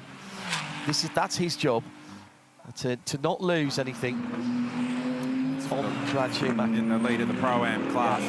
So Shaheen currently leading that one in 7th. Brad Schumacher in the number 36 Arise Racing Ferrari down in 10th. So Fafa still leads from Ojeda. Moffitt in the Ferrari 3rd. Guven in the Porsche 4th. And then it's 6 odd seconds back to Gilles Gounon. And I cannot believe that he is roughly half a second to 7/10 of a lap off the pace. They are up to something, without a doubt. And so what that is we don't know just yet. But I wouldn't mind betting it's fuel saving for something. And we need the race to continue to play out to understand what that is. I always say at times like this, I use an athletics analogy, Garth, which is if you think of the 4x400 metres relay, you run quite a lot of that in your lanes to start with. And it's quite difficult as a commentator to work out where everyone is because the stagger hasn't unwound. And the stagger hasn't unwound here yet. No, it hasn't. There's still a lot of that to play out, and we can get a little understanding of that from the Pirelli pit bunker where we find Chad Naylor. Yeah, I'm not going to go through the field when it comes to strategies on this one. I just want to focus on car 32 and what you've been talking about. So we've been tracking it up to this point and where they were looking, and you were talking about, Rich, about you've got both the Van der Linde brothers to finish it. So just to highlight the point about that fuel economy that they have, do you like my artwork? Very good. That's about as good as I'm going to be able to do. No arts major for me. And our extremely experienced graphics team in the corner are just shaking their head like, what do you pay us for? Anyway, this is what it's looking like right now. We believe that the BMWs can do 1 hour and 20 stints pretty much the rest of the field's only got 1 hour and 15-minute stints. Is that the difference between 3 stops from here to the checkered flag or 4 stops between here and the checkered flag?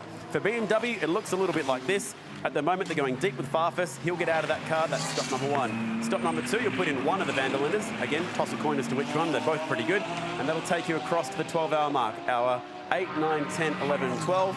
That last stop will be about 1 hour and 20 from the finish. So that's about 10 hours 40 into the race, and then the other Vanderlander will get in to do the end of the race. So just picture that. If that's what 3 stops for the BMW looks like under green flag conditions, safety cars will change everything. But at the moment, looking pretty tops for the leading BMW in this race. Tell you another thing that they have in the BMW garage that was working on their strategies, an Australian in Ken Douglas, who works for WRT whenever they come to Australia for the Bathurst 12-hour, and also flies to the other side of the world and does all the big endurance races for them from a strategy point of view. And he's been a long time, very clever engineer in a lot of Australian pit lanes and garages over the years, and worked extensively. Ojeda, we saw that car do that on lap 1 at the start of the race, and it nearly caught Ojeda out as well as he dropped a wheel as he turned in to turn 1. Luckily, he caught that up, and it didn't cost him too much, but it would have got the heart rate up just a little bit. The young lad from Penrith, western suburbs of Sydney. But yes, Ken Douglas, very, very clever operator when it comes to strategy. Here's a replay of Ojeda down into turn 1. You see, as he just drifts out to turn into the first corner, just drifts too far and drops the outside wheels in the grass. And I feel like this weekend, guys, it's the most I've ever seen of all the drivers to do that, particularly at turn 1. It's easy to get caught out every now and then, but I've seen it continually all the way through the weekend. Even, you know, you expect that maybe practice 1, practice 2, but as everyone adjusts, they find where they need to put the car. And here we are halfway through the race, and it's still going on. Does that speak to just trying to wring every last inch out of it and open that corner up a little bit and save the tyres and all the good stuff we've been talking about? It's about making sure you maximise the exit of turn 1 for the run up the hill, up Mountain Straight. So Ojeda's spent more than enough time in a left-hand drive AMG Mercedes, so it's not about track position for him. It's just about absolutely maximising the track width. Coming down to another race hour completed. This is rattling through. Time ticking away. And at the start, when we opened the show, Rich was talking about how many minutes and seconds. And all of a sudden, we're staring 4 hours to go in the race. Sitting here in a very comfortable position, but Brendan Leach, I'd imagine you'd be a lot more comfortable behind the wheel of the Lamborghini. Are they saving you for the end? Yeah, I think we're going to have a bit of a go soon. The car's going really well. Grant is driving the best I've ever seen. He's flying, so no need to bring him in at the moment. We just keep him out there and pounding around, and then yeah, sort of see what we've got for the last few hours. I expect a little bit more pace to come, so really looking forward to getting out there. The Wall Racing guys have prepared an amazing car, and just pumped to be here. It's an amazing place, and the whole experience has been incredible. I know your family's watching at home, so hi to them. This is a cool experience for you as well, getting dumped into a team that won the class last year. Everything else is the same, and they've trusted you with this car. What was it like when you got the call up to come join the Wall Racing Lamborghini? Yeah, really grateful. I mean, it was something that happened really late in December. I feel like my sprint race here in November last year was, I guess, a bit of an audition for the drive. We had a really great weekend, and yeah, that was what kind of brought it on. And you know, yeah, like I said, Grant's doing amazing. Tony's about to jump in, and I think yeah, we're in with a shot of having a fight with the big boys. And yeah, the car looks amazing, and it's in one piece, so we'll just keep pressing on. Now, the crew members just came around with a tube full of dry ice to dump in the car. What difference does that make when you get that fresh injection in the middle of the heat? Yeah, amazing. Like, it's something also new for me is having a helmet air and also having the cool vest as well, and it makes such a difference. Got out of the car after doing an hour, and then another hour later on, fresh as a daisy. So it's yeah, an amazing feeling, and yeah, really quite cool. I enjoy it. Good luck the rest of the way. Thank you very much. Cheers. Do not underestimate what cool air in your racing helmet can do. Keeps the brain cool, you make better decisions, your concentration is better as well. 4 hours to go.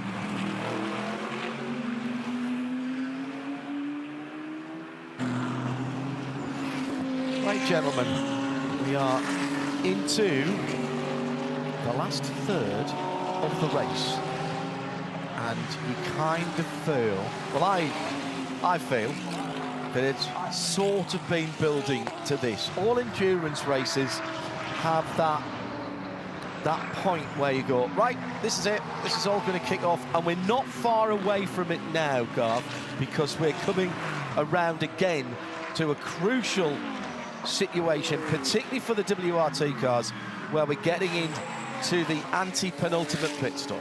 Yeah, that's right. I mean, there's a lot of strategy that will still play out, and a mistimed safety car could throw all that out the window. But now you're genuinely, with 4 hours to go, starting to work backwards from the end of the race and making sure you line your strategy up with your driver, time for your drivers, making sure that you've got enough fuel to achieve what you need to achieve to fulfill the driving time without losing any of your track position. And it feels like the 32 car got to the lead at the end of hour 1 and has not given it up. And I'm pretty sure we'll probably find a stat for that, but they have led a large portion of this one. So they've had track position all day. Everyone else is scheming and dealing behind them to try and find a strategy to get around them when it matters at the end of the race. Yeah, they lost it, I think, a couple of times on the cycle, but they came back through. And then there was that key point when they did their pit stop, when the safety car came out and stayed at the front. And that, to me, that changed slightly the rhythm of the race. Don't know if that was the turning point, but certainly for me, when you see somebody being able to make a pit stop and not give up the lead, and they've done it a couple of times now, when they're on, I know it was only slightly 3-4 laps, the differential, but when you see them do that, that's when you think, hello, this is starting to look like a bit of a pattern. That's for sure. So Bathurst now coming up on the number 9 Hallmark Audi. Dean Fiore at the wheel of that one. Fiore down in 12th, currently second in class in the bronze class. So there's your top 4. They're all heading up the mountain line astern. Farfus, Ojeda, Mostert and Guven. Jules Gounon in 5th for the 75 Express team, but he's some 9 odd seconds behind Guven in the 911 Porsche. So I'm fascinated by what they're up to, and I can't wait for that to play out. They're definitely not lacking speed. They're up to something. So with 4 hours to go, top 4 absolutely contenders. I'm not stressed about 75. There's enough time for that to work itself out, and it's the same story with 46. So they're only 16 seconds off the lead. They'll make that up. I'm not concerned about that. 91 Porsche, Sam Shahin still behind the wheel. They're going to need some help to be an outright contender. Now, they're fighting for a class win, and if they win that, they'll still get a first place trophy. They'll stand on the Mount Panorama podium. That's their goal today, but in their back of the minds, they'll know they have the pro drivers that if they get into that final 2-hour battle for the win that we will have today, the way this is playing out, they will be a contender for an outright result as well as a class victory. So they're in the mix, and then the Aston Martin now, the last car on the lead lap of the race with 3 hours and 57 to go. Paris Park is full of opportunities for the fans to come and get some different experiences. And one of the best ones to enjoy this weekend is with Expel. I'm with Miles, who's going to tell us a little bit about what's here for all the fans. First off, we got a lot of cool cars. We do have a lot of cool cars here. We're very blessed to work on these really fantastic rides. So starting from the Corvette, C8 Corvette, we've got this gorgeous GT3 RS. Yeah. It's absolutely stunning in our stealth satin PPF. The Huracan STO is always a crowd favourite because of the colour scheme.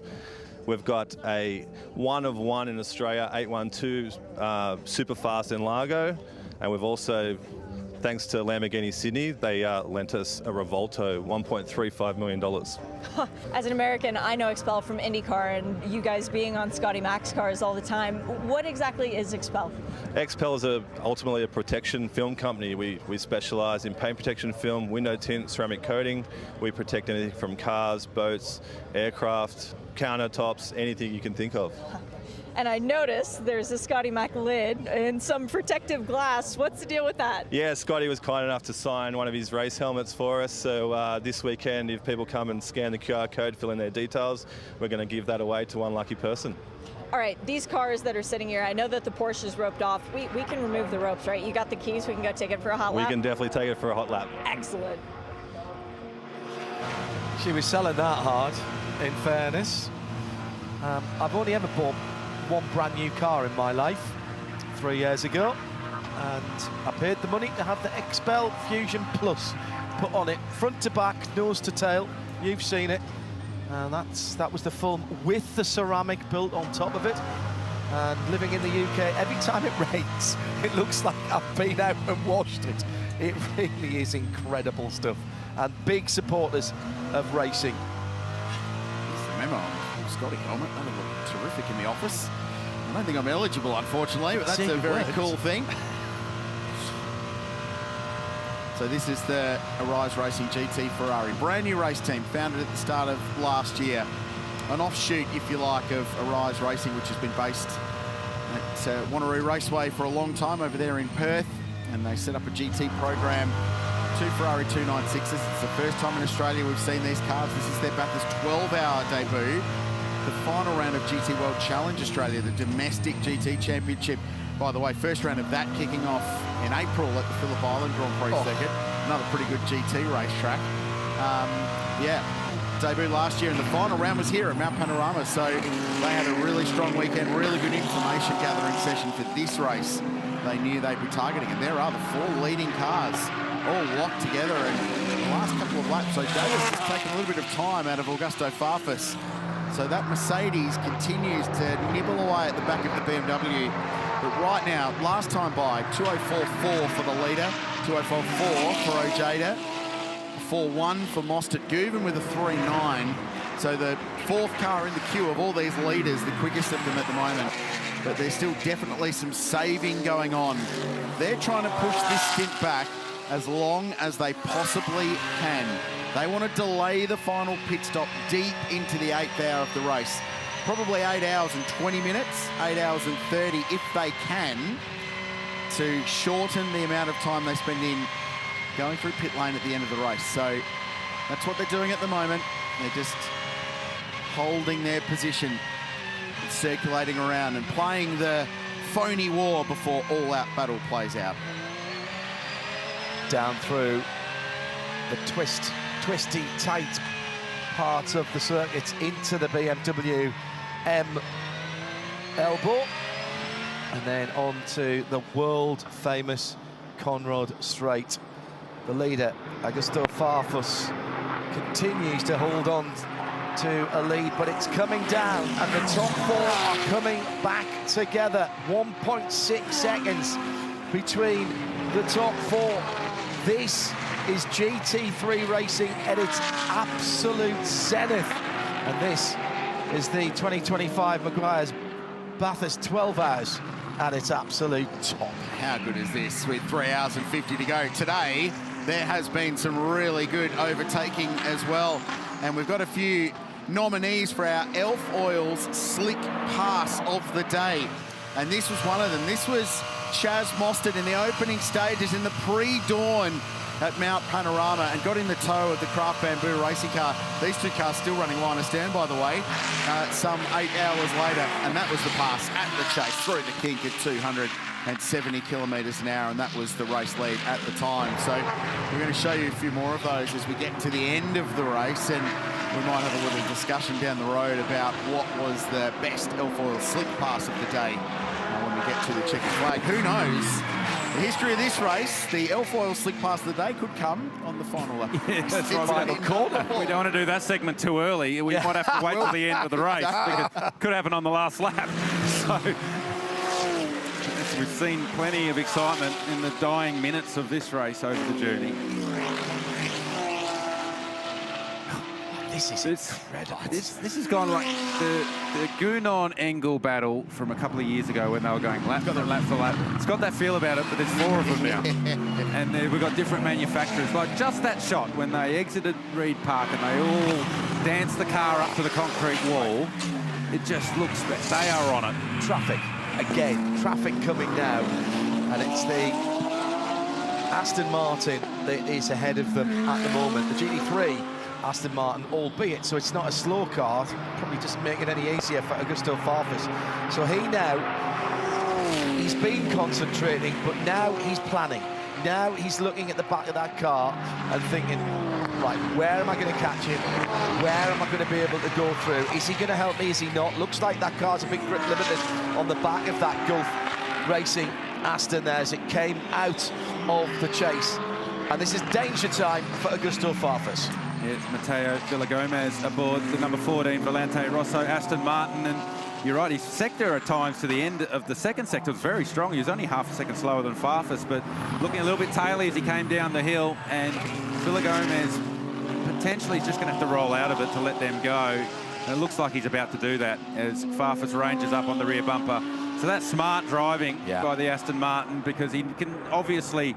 The 4 leaders of the race, line astern. You do not want to get involved in that. We've seen that over the course of the day. Those that got trapped on the top of the mountain, it's just so awkward when you're trying to let cars by out there. And you want your team to help you with that. And say 4 leaders coming on your back bumper. Brad Schumacher into the pit lane, second in Pro-Am, out of the top 10 positions as we start to cycle through these pit stops again. The thing to watch out for, we're going to trail this ahead, is remember the Charles Verts, who is down in 6th position at the moment in the number 46, the mostly white BMW with the M stripes on. He's got a teensy-weensy little more fuel on board. He will want this to stay green and go long and let everybody else in front of him pit. So as this car gets in the air forward pit lane, they're marginal to go to the end on 3 stops, I would say. So this is the pit entry for Brad Schumacher. Spol's a small wide as he makes his way through the chicane. Could have been much worse. Could have been out the outside and blazing back down and having to do... He was just in the light rough there, not in the heavy rough. So that's okay. Play out there with an iron, don't even a pitching wedge for that. So Jackson Evans climbing aboard the number 36 Arise Racing Ferrari. We haven't seen Jackson much at all today, have we? Since this morning, I think. I think he's got some heavy lifting. His shoulders will be sore by the end of this one. Still splitting his time in supercars with GT racing around the world, so picking some of the bigger GT races that he gets to do. Still linked up with the Phantom Global Porsche team that he raced here with 12 months ago. Will be in the SCT Logistics Commodore for Brad Jones Racing in the Repco Supercars Championship, which kicks off in a couple of weeks' time. And having got that learning year out of the way now, I think he'll be much more relaxed and comfortable going into year 2 in the supercar. Jackson, who came out of Porsche Carrera Cup Australia and Sprint Challenge Racing. All right, Chad, we've been working our way through some good stuff today in the Pirelli pit bunker. Strategies are playing out. What else is playing out? Well, it's been too long since we've thrown in a couple of nominations for our greatest GT3 era driver here at the 12 Hour. To take you back to the beginning, it was Shea who got us started with Mauro Engel. Sad that we won't see Mauro get that win today. We threw Krause's nomination in. He picked a Porsche driver, standard. And we are ready to continue on with it. We had John go to Lounsey. Unfortunately, it's not been Lounsey's day. Geez, we're maybe cursing these guys so far. Hopefully, Maddie's going to be all right. Garth, those are the stats. Who's your pick? Well, Chad, I've got my research here. I just want to put that on the table. And my driver has won the Daytona 24-hour in GT. He's won the Spa 24-hour in GT. That's not here. He's won the Bathurst 12-hour 2 of the last 3 times that he's competed. He's won the 12-hour at Bathurst in 2 different manufacturers. His name's Jules Gounon. I'm currently holding a microphone. I'm about to drop it. Oh, that Bentley was gorgeous, wasn't it? What a win that was, getting through the puncture, standing on the roof. What did he say? We had to bring the thunder this weekend. That was such a fan-popular car. And it pains me to say it, but this is a pretty good selection from Garth Krause. It pains me to agree with you, Chadley, but I do. The thing with Jules Gounon in this race isn't necessarily the fact he's won it 3 times. It's the clutch moments he's survived. It's the tyre blowing on the Bentley as he's going down Conrod Straight. Time to perfection to get into pit lane. He survived it. Could have crashed at 280 k's an hour. It's 2022 fending off Mauro Engel at the end of that race. Oh, I feel like I'm arguing for it, but I find myself not to. I did all the research, it's all here. But thanks for talking up my nomination. Look, that's for me, the reason that I chose Jules Gounon, it's not because he's won the race. It's because I didn't pick it. Excuse me, Richard. You're being played out now. Let me play it out. We're going to It's how he won it. I'll continue to walk. I've seen talk. I've seen the Oscars. You talk through the music. Jules Gounon is the man. Thank you, man. I'm trying to talk through the music. I'll keep mine nice and concise because that's what good television presenters do, Garth. I never said I was a good one, Chad. Christopher Mees, I want to take you back to the year 2011 and 2012. And he was the original GOAT here. He's really where it all started in the first GT3 era cars. We had him arrive for the Audi. He was the first of the big factory names to come here. And he was up against Lounsey, the modern day king of the mountain. He had to make his mark stick, so he won those first two straight away. We never saw him back on the podium. He did go sub 2 minutes in the Bathurst Challenge here in an Audi, which was essentially an unofficial test day for Audi here at Bathurst as well. We don't see him in the Audi Brown anymore because unfortunately... hang on. Point of order here. What? That was not a homologated car. No, it's a point of order. Do you know who went sub 2 minutes first, Chad Nayland? It wasn't Mees? No, it was this guy. He did a 59 first, and then Mees went out afterwards. Kept that quiet. Yeah, well, German very manufacturer. A German manufacturer was more happy with the German driver getting the record. I get it. It's a good nom, though, Chad, and your point, it helped launch Meesy's career big time internationally. It was the big race that he won to kick off his junior career and projected him now where he's a factory Ford driver. Who knows? Maybe we get him back here in a Mustang in the future. Now he's a factory Ford driver. I mean, I've been teammate with Chris Mees many times for this race. He loves Australia. And as soon as the 888 announcement with Ford would have taken place, I know who would have made the first phone call. Yeah. It would have been Chris Mees ringing Jamie Whincup saying, when you bring a Mustang GT3 to Bathurst, I will drive that car. And that would be a good pick too. Yeah, Mees and 888, what a combo that would be here at Mount Panorama. I think that's a pretty cool choice to throw in the mix. There's some big names, Van Gisbergen and Mostert, a couple that come to mind to not make it in there. Between the second and last pit stops, it's our job. We're going to get Shay back here in the Pirelli pit bunker. Somehow, we have to rank these 5 live on air. Probably going to end up in quite the bust-up, is my guess. Yeah. I think you're safer down there, to be honest with you. Because I got a feeling it's going to come down to 2 drivers, and it's going to be me and old Lofty here fighting it out. So maybe today's race will settle it. Well, it might. Maybe that's something else we have to do at the end of the race as well. It might take that long. Maybe we should let that determine. Well, and by the way, if Chris does come back, surely that would be a Ford Mustang. I'll get my crew. You can step out of the commentary box for a while, John, after that one. He's not getting rid of me that easy. We've got a race on at the front of the field, climbing the mountain again for the 200th time. Another little milestone in terms of what's going on the timing and scoring. Farfus just from Ojeda and Mostert. Chan Guven right in there as well as they go past that number 44 repaired Audi, which has to be spirit of the race. Surely getting that car back in, many laps down, but they're going to try and get to the podium in Pro-Am. And this is heating up once again. We've seen these little times. Oh, traffic getting in the way for Chaz Mostert, and he loses touch for a moment as he had to go past the pole. That wasn't traffic, that was the position. That was Ojeda. Yes. So our leaders somehow continue to tighten up. Farfus still leads Ojeda, still from Mostert. Mostert's had a sniff down at Forest Elbow. He's got a good run down Conrod. Ojeda will miss the curb at the kink and defend down into the chase. And that is how you defend in a GT car. You don't need to be on the curb at the kink on Conrod in a GT car. So you signal your intention early. You want to pass me? Pass me on the outside. Yeah. These two both hot in GT3 cars, let alone supercars, because Jaden raced all of GT World Challenge Oz last year, as well as key international events as a Mercedes junior, as an AMG junior. So they're both sharp. And Chan Guven, who won the race last year, just tacking on and watching the show in front. The way this is playing out, gents, there is every possibility this is the final hour with these 4 cars. Let's hope so. Oh, yeah. So this is back on board, Chaz Mostert, and it's important there. See the run he got off the dipper coming down to Forest Elbow. That's why he had the incentive to try and stick it up the inside. Ojeda saw him late and shut the door. You got to get up early in the morning to trick me, Chaz Mostert.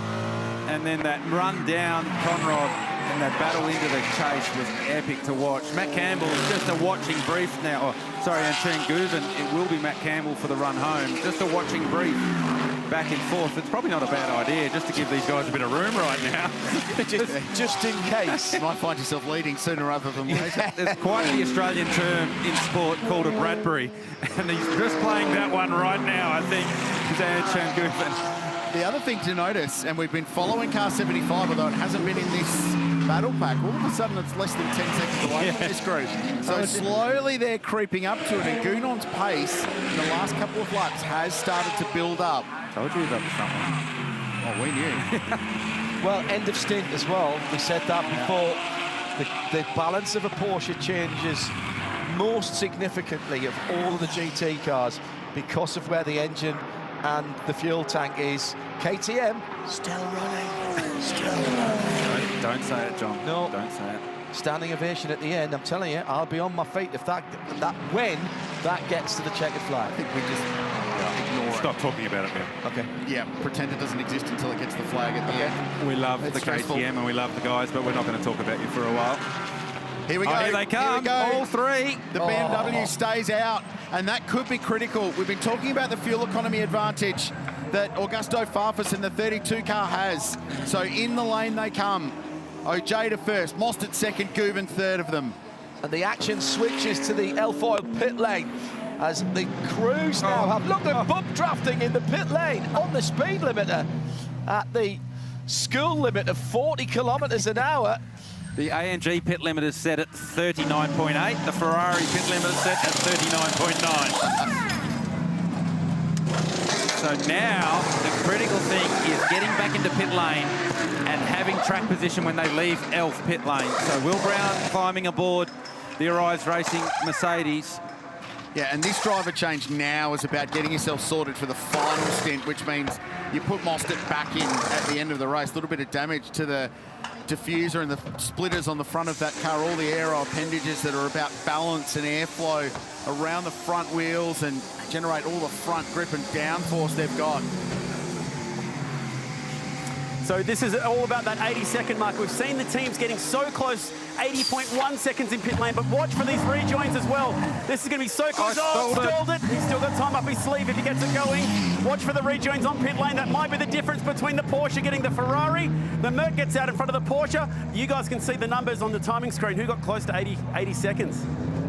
181.9 for Craft Bamboo, 81.5 for the Porsche, and 85 seconds for Chaz Mostert or for the Arise car. So they lost 4 seconds relative to their rivals. This is how close they came in. Bump drafting at 40 kilometres an hour. They were touching at that point.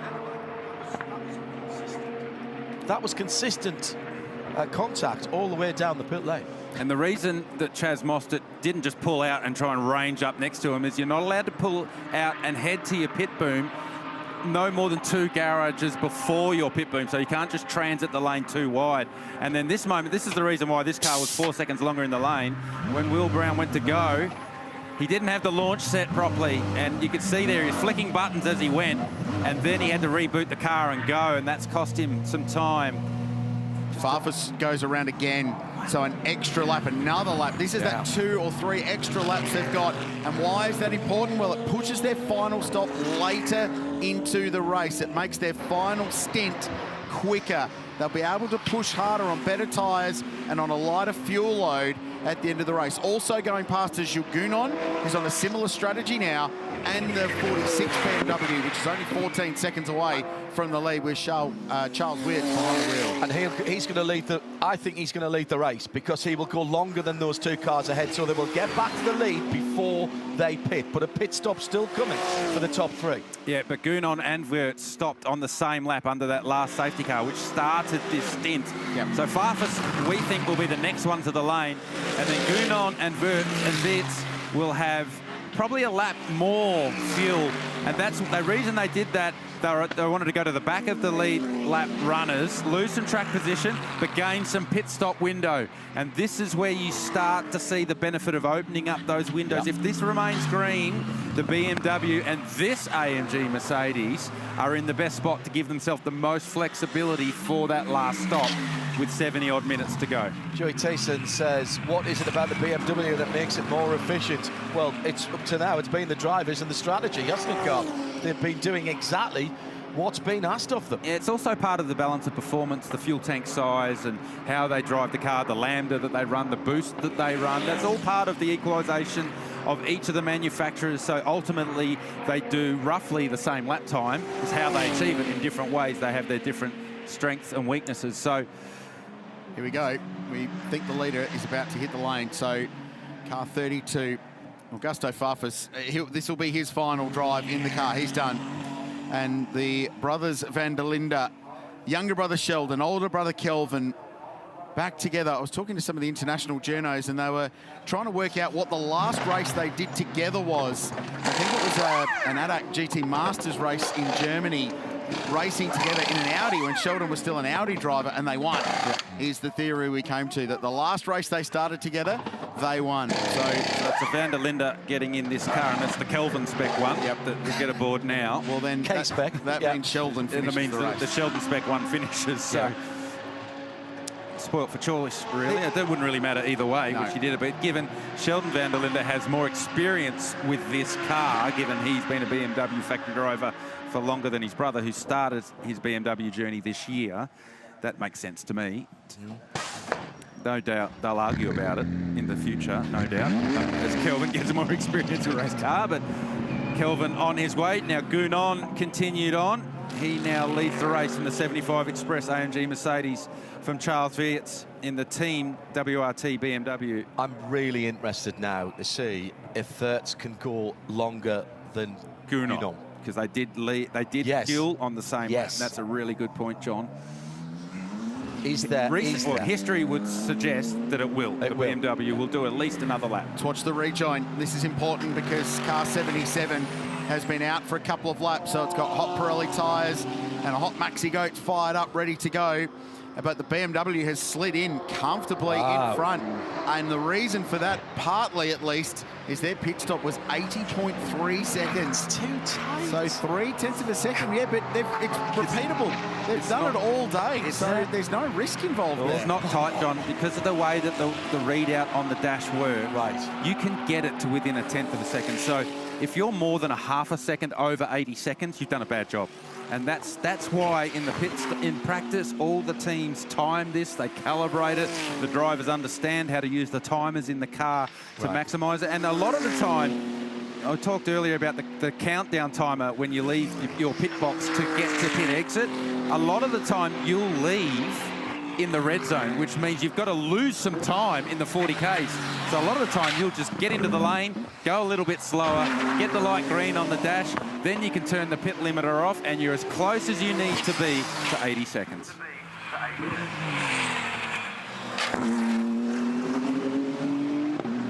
3 hours 33 and 13 to run. Gilles Gounon leading at the moment by 6.9 seconds, is that? Yes, it is. And he will come to pit lane shortly. And in that L-foil pit lane, his 75 Express team, who are right at pit out, will service the car and send him. The interest here centres on how many more laps Charles Viets can do in second place. He's charging the hybrid on these laps. Like, it's seriously that much fuel saving going on right now. Very good. Turn the regen up to 11. It is the regeneration. If this car had regeneration, it'd be at 100% because he is rolling everywhere at the moment. So we said that he wasn't slow, he hadn't lost pace. He has saved a heap of fuel in this stint. And it's him and Luca to the end of this race now. Well, and it will be Gounon at the finish. Yes. Lucas Stolz is suited and booted and ready to go. Well, the beauty of that combo is it doesn't matter. No. So Luca could do a double now and plug Jules in for the final hour of the race, and away they go. It's just as good either way. That's what's given them this flexibility. So the only thing they need to be a little bit careful is the maximum overall driving time. Yeah. So they just need to manage that, because when you have that pro bronze in the outright class, you just have to manage your two pros to make sure they don't exceed the total driving time for the entirety of the 12 hours. Meanwhile, in fifth position, the Alessio Picariello and Will Brown battle is rejoined. That's 911 Porsche from 26 Ferrari.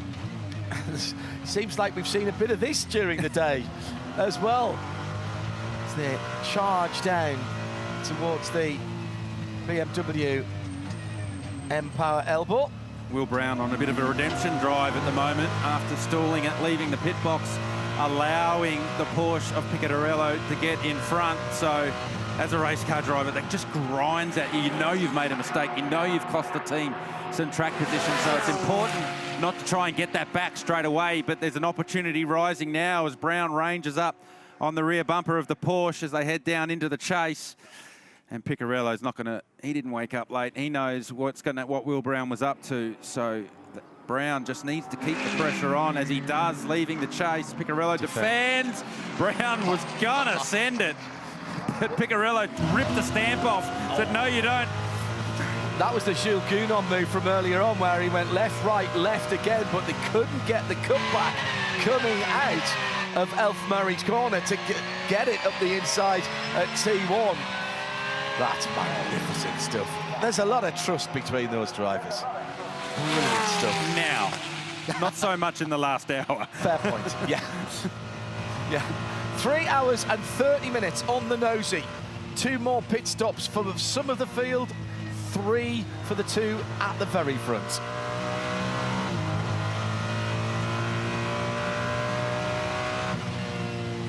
Racing towards the next set of stops. A group of the leaders have pitted. A group are going a little bit longer. So there were 2 strategies unfolding in this race. Jules Gounon leads, needs a pit stop and stops now. Car 75 is in the lane. We're watching a battle between Alessio Picarello in the 911 Porsche versus Will Brown in the Ferrari 296 GT3. They're fighting over 5th and 6th place. It'll be net 2nd and 3rd potentially. Ooh.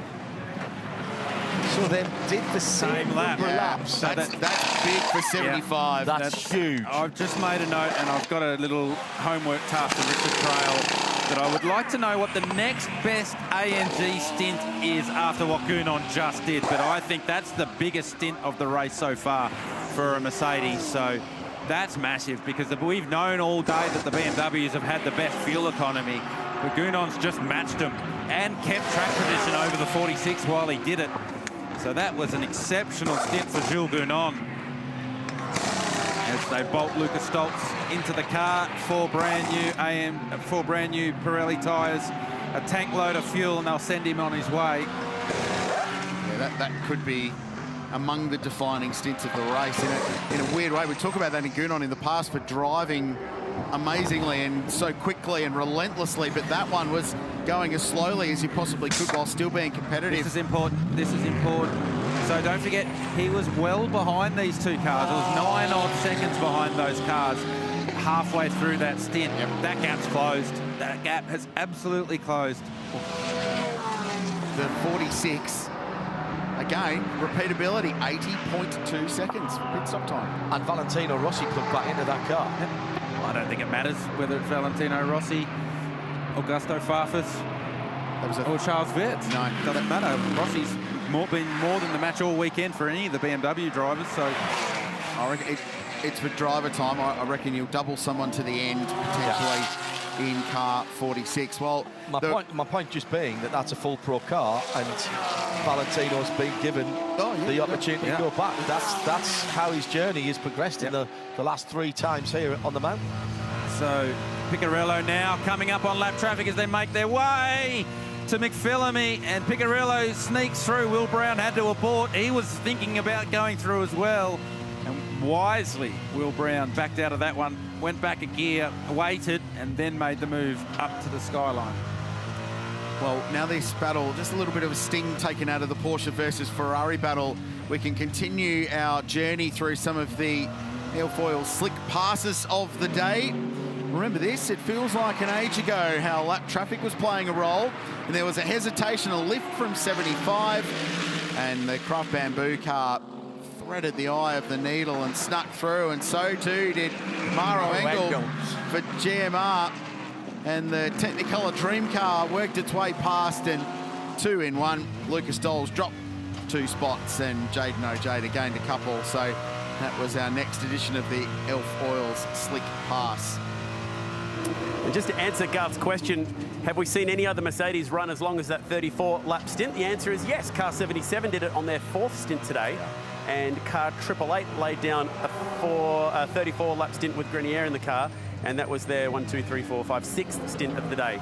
Were they all green? That was, I think maybe that one was for the 888 car. Yeah. Unsure about the 77 when they ran that one in their 4th stint. Thanks, Chad.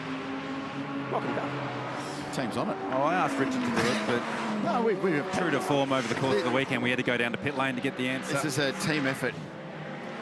The old adage, Rich, is it work as a team and do it your way? Do it my way. Yeah.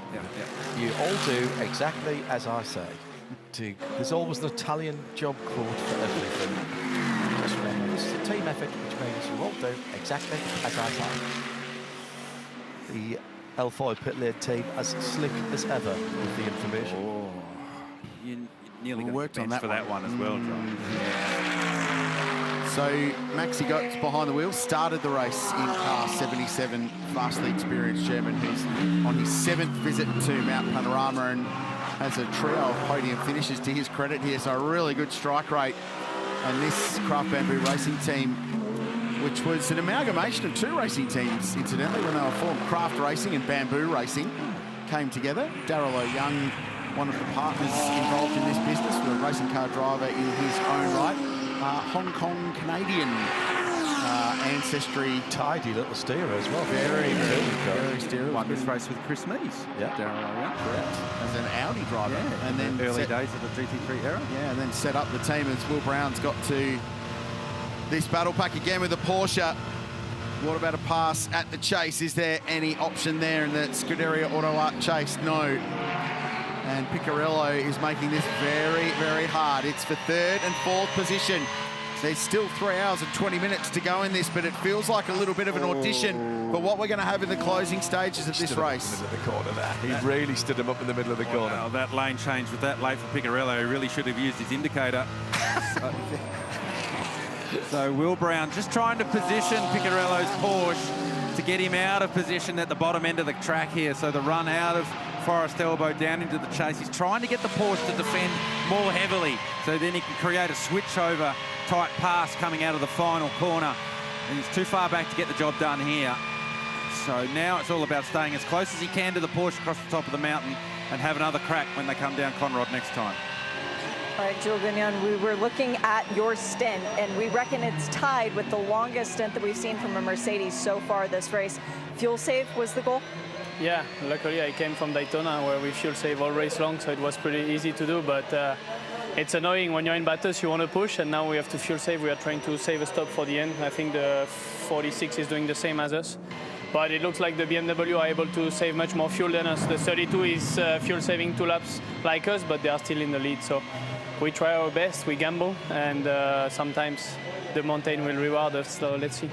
Yeah, you've done this long enough. You know how this race works. Just got to stay calm through the first effectively 11 hours. How difficult is it to pace yourself? Yeah, it is difficult. You need to push. We had a few contacts at the beginning of the race which blocked some air vent in the car, so it's quite hot in the car. It will be difficult at the end of the day. But when you train at home hard, it's for those moments. It's a privilege to be fighting for a win here. So I hope we will be in that fight, and then we just send it. If it's hot in the car, then I don't know how you look so cool. Good job out there so far. Good luck the rest of the way. Thank you. Such a lovely bloke out the car, but you don't want them in your rear view mirror. And at the moment, Picarello knows that Will Brown's in all of his mirrors. Door mirrors, rear view mirror, other side of the door mirror, back down to the final corner again. Not so much of a defence there by Picarello. Gets out the corner a little bit better. This is the battle for 3rd and 4th we're talking about. And we've got traffic again as they come up on the bronze 2nd place car. That's the Audi, number 9, the Hallmark car. Trying to stay out the way. The Porsche wants a little bit of a tow if he can get it, and has got it. Now Mark's experienced enough to try and stay out the way, which he does, and he lifts out. That's smart driving, and that's considerate driving. Yeah, absolutely, you're 100% right there, John. Mark Cini doesn't need to get involved in the middle of this battle. And I think Will Brown's best play here is coming out of the chase not trying to fake to the inside, but actually get to the outside lane and hold Picarello tight and then cross him over as they come out of the final corner and try and get the pass done down the front straight into turn 1. So he's had a couple of variations of a go, and I think that's his best play, but he's got to get up side by side so Picarello can't come across and take the traditional racing line into the final corner. Adam Gabore down at Arise Racing GT, an engineer that's been intrinsically linked with Chaz Mostert's racing career across a couple of supercars teams and a lot of his journey. Stepped back from the supercar side of things, but his Sam Scafaldi, his supercars engineer now, is working on the Method Motorsport cars. So Chaz Gabore is here. Contact between the Porsche and the Ferrari. It's not affected anything. If anything, it's probably cost Will Brown a bit more. I was just about to say, unusually, I think the back end of that Porsche was moving around a little bit, particularly under braking. It was looking a bit lively, but they're on fairly full fuel loads. There's defence again into the chase. Now, this is where Will needs to be cool, calm and collected and try and get the overlap. Yeah, so he's a bit taily coming off the chase that lap, so he's not close enough to Picarello to actually hold him tight. So Picarello didn't really even need to defend that hard into the final corner on this lap. So a scruffy back end of the lap for that one for Will Brown. That contact, very light contact up at Forest Elbow, just unsettled him more, and then he's lost the rear into turn 1. So Brown having a big push, and Picarello just absorbing this pressure right now as Brown's starting to make a few mistakes. It looks intense and full of energy, but the lap times don't reflect that. That's because they're defending. Well, yeah, but even Lucas Stoll's behind them. Last time around 6.5, Valentino Rossi 5.0. I wonder whether Stoltz got that lap traffic with Marcini potentially. Potentially. Well, let's see what they're like the next time by. How hard was this hit up at the BMW elbow? Yeah. Just got him just before the turn in. Yeah. Actually helped rotate the Porsche nicely. Yeah. I still think there's a genuine concern about those cars that we were just talking about on that alternate fuel strategy that are running a little bit longer, that are in a better shape, and that's 46 and 75, in particular 75. Jules didn't sound too confident. No. But I think they're in a reasonable position. But like Jules said, track position is going to be king. He said, well, the 32 car can go 2 laps longer like we can, but they're in the lead of the race. They're 20 seconds to the good. So the lead car, the number 32 for WRT BMW. The cars Krillsy's talking about, the 75 in 5th position is the 75 Express, the metallic bronze coloured car. With at the moment Lucas Stoltz behind the wheel and Valentino Rossi plugged back in to the 2nd of the WRT cars in 6th position. And that's the number 46, the white, lighter coloured car of the two from the Belgian team. Porsche howl through the Pirelli speed cam down there at the chase. The Ferrari's not short on straight line motivation. It's routinely 5 or 6 k's an hour through the speed trap, which is just before the point they move across to the left-hand side and turn the car in for the kink. But there's a little bit of aero assist happening there as well. Yeah, the BMWs aren't backwards and coming forwards. On his own, Kelvin van der Linde, 273. Valle, on his, I think he's on his own. He's not. No, he is. Yeah, he's 6 seconds back, so he's not getting a tour from Lucas Stoltz. 272, those BMWs. Remember, that's the 2024 car, not the Evo car, which is even a little bit more aerodynamically efficient. They are pretty fleet of foot. Well, but that's the end of the race. That's if you don't have track position and you can overtake, you have a massive advantage. And if you're in the lead and you've got more straight line speed, copy-paste. So that's where the BMWs have been very, very strong today. Fuel economy and straight line speed will win you a Bathurst endurance race. Remember back to the GTR days with Theo. Yep. That thing in a straight line. When he pointed that, got that thing straight, pointed it up the hill. It boogied up there very nicely. And once they did that, got the track position, they weren't coming back on by. So Will Brown, you beauty. Absolutely flinging it across the mountain. I'm not sure they would have said that in the Arise Racing Garage, the same as you, John. Well, it got me leading forwards, I tell you. I haven't used all of the seats for quite some time here in the Global Broadcast Centre. It's been absolutely riveting on so many levels. When I first started being involved in sports car racing, it was all about the strategy. It was all about who was going to hit the go button when. Pretty much nowadays, we have a race from start to finish. Now, it might be a little bit of fuel save, but there's still racing going on at that point. This one has been... But can't take your eyes off it, Garth. No, it's been utterly compelling. But what I think this year's had relative to last is the rules have opened up. Yeah. And some of the prescriptive stuff 100%. That was in place last year, which no one in pit lane liked particularly much, has disappeared. So while there's a timed pit stop, there's no mandatory number of stops. And more importantly, last year there was a mandated stint length. You could only do 32 laps in a stint. That's gone. And what it's done is opened up this world of alternating fuel strategies where you can go long or you can go short, go full rich, you can go full lean. It's opened this race up. And yet we still get awesome wheel-to-wheel racing. I think there might be a radio issue for the 36 Arise Racing GT Ferrari because the man with the pit board keeps walking out to the wall, dangling the pit board over, coming back into the garage, changing the number slightly, going back out to the wall. And the truck has suggested to me that maybe he's just a mechanic who's slightly bored, but I tend to think it might be a radio issue. Okay. Yeah, try to sell that one as well. Well done, Shay. See, what did I tell you? She absolutely sees through them all. Will Brown, top of the mountain. There's not an awful lot left in terms of headroom to go any quicker. They're absolutely throwing it. See a buff comment as well for the Aston Martin, who that has been spectacular up the top of the mountain. It was Villa Gomez behind the wheel, and Matteo is following in Jamie Day's footsteps of finding the very outside of the performance envelope towards the track. It was only 100 metres further up the road where Jamie Day tasted a bit of concrete early in the race. Brown's got a nice run here off Forest Elbow, so he's about a car length off the rear bumper of the Porsche as they make their way down Conrod, and that will close. It's a great shot here. We'll stay here. And you can put the Jaws music on if you like, because he's getting closer and closer and closer. And it actually will time nicely. Will Brown won't have to back out of it. So Picarello defends. Brown would know that that was going to happen. It's this part here. Brown needs to get out and doesn't do too bad a job. Now he needs to try and pin Picarello down, get to the outside lane, pin him down. Now he's gone for the fake again. Picarello saw that coming, and next lap, same as the last, and we try again next time by. What he's not been able to do that Gounon could do in the AMG was throw the fake, dive back without losing seemingly any momentum, and actually put himself there to be on the crossover with a wider line coming through the final corner. He's just not been able to do that.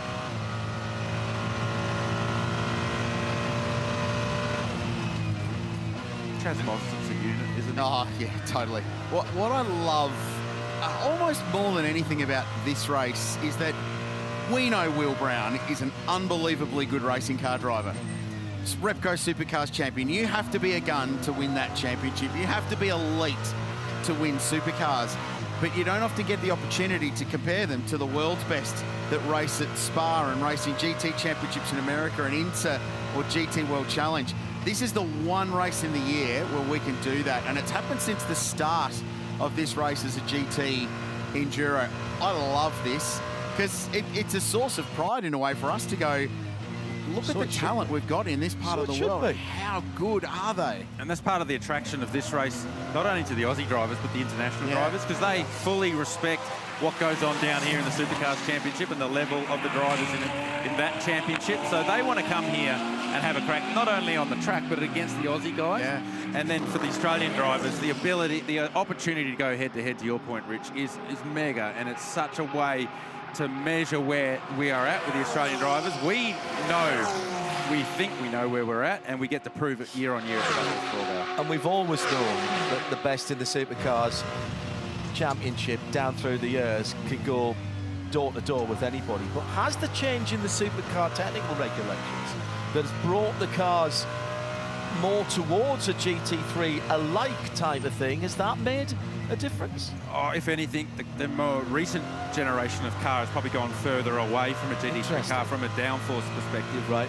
Less downforce in the supercar now, but doesn't change the intensity of the race. No, absolutely. And I think that's where the supercar drivers get better year on year is just the intensity of supercars somehow gets more and more intense every year.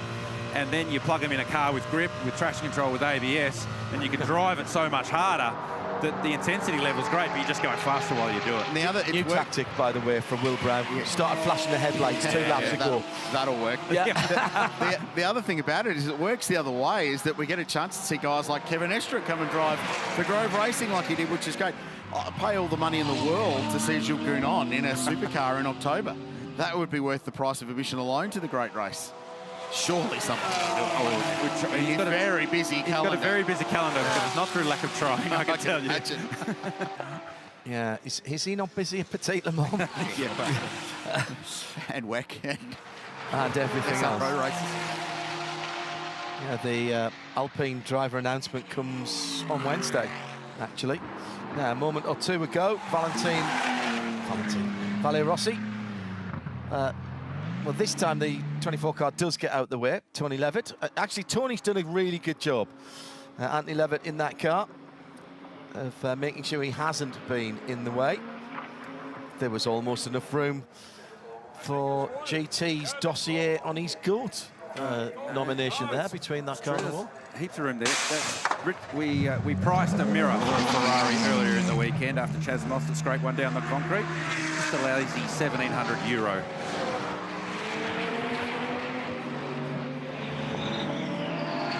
Battle for third position as we move towards just 3 hours to go in the last quarter of the 2025 Meguiar's Bathurst 12 hours.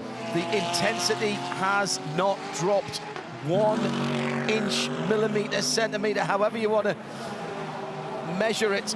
We are still turned right up to 11. Alessio Picariello in the black and gold number 911 Ben Motorsport machine, heading up the mountain, the Absolute Racing car, excuse me. At the front of the field, Kelvin von der Linde with a relatively comfortable 7-second lead, has been hitting his fuel numbers that have been communicated to him, and that BMW, it's got the holy trinity. It's consistent, it's fast in a straight line, and it's efficient. They have really nailed it for that car. And this, remember, is the pre-Evo car. Maxi Coates chasing in second, then the gap back to the battle for third, Crailsey, with Will Brown keeping the pressure on Picariello. This has been an incredible couple of stints from these two guys. All 4 cars remain contenders, but so too Lucas Stoll's 75, who's now only 5 seconds behind this battle pack. So he's catching them up. And remember, he's on a slightly different fuel strategy as well. So he's going to push longer into the race.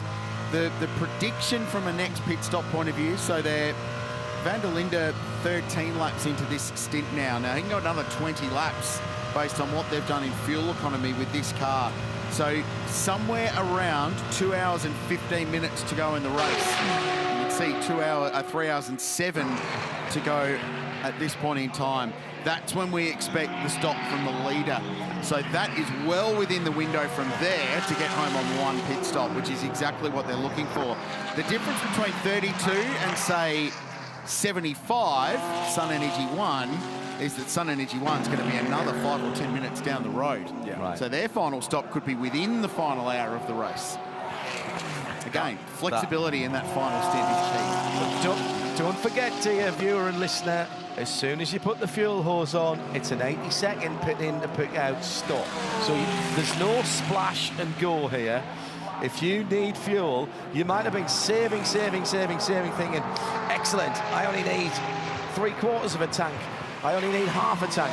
You're not going to get that advantage. And yeah, that's the reason they're saving fuel, and because of the 80-second rule, is it's not that your fuel time is going to be less, so you can spend less time standing still in pit lane. It's so you can open that pit window up late at the race. And should one of the cars be forced to come in right at the threshold of a tank capacity and have to save some fuel in the last stint, if you can go deeper into that time period, into the last stint, you go full fuel, maximum attack, and then you start putting pressure on the car that's saving fuel. Well, and while putting less fuel in won't save you time because it's 80 seconds. Will affect the performance of the car. Makes the car lighter. Fuel in, so your car might be a bit lighter in that final stint. So you go lighter race car against someone who's on a full tank, and you put new tyres on, you're going to be in a better position than those around you. So they're all the variables. And Will is about to have a big launch here, but traffic's playing a role. Nicely done. Daniel that held Picarello up there, but it's also brought Will Brown onto the rear wing of the Porsche for the run-down Conrod. And we've seen that the Ferrari's very, very strong in the toe of the Porsche. I thought that Picarello was off the gas early when they came down the Forest Elbow and it was traffic. Here comes Brown. Will he get there? Wow. Can he get there to the kink? Yes, he can. Does Picarello let him have it?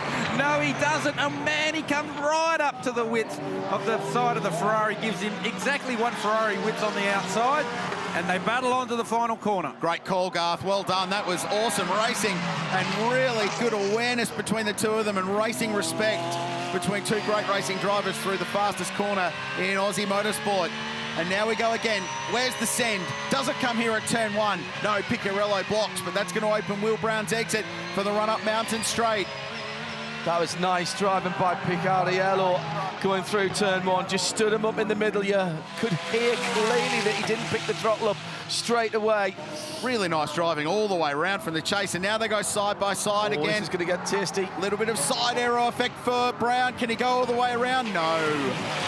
The Porsche continues to grimly hang on, but right now they are at the point they're burning lap time. Correct. They're not saving fuel particularly, but they're giving track position away to the two cars in front, the 32 BMW and the 77 car. And while that was going on, I was looking at the timing monitor because I don't want to see overtakes of the cutting. It's terrifying.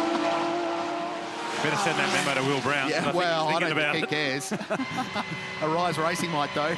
I think, you know, suboptimal in terms of the lines of these cars, which is costing them lap time. Brilliant respect here. This is what we want to see. This is side-by-side racing at the fastest corner in Australian motorsport.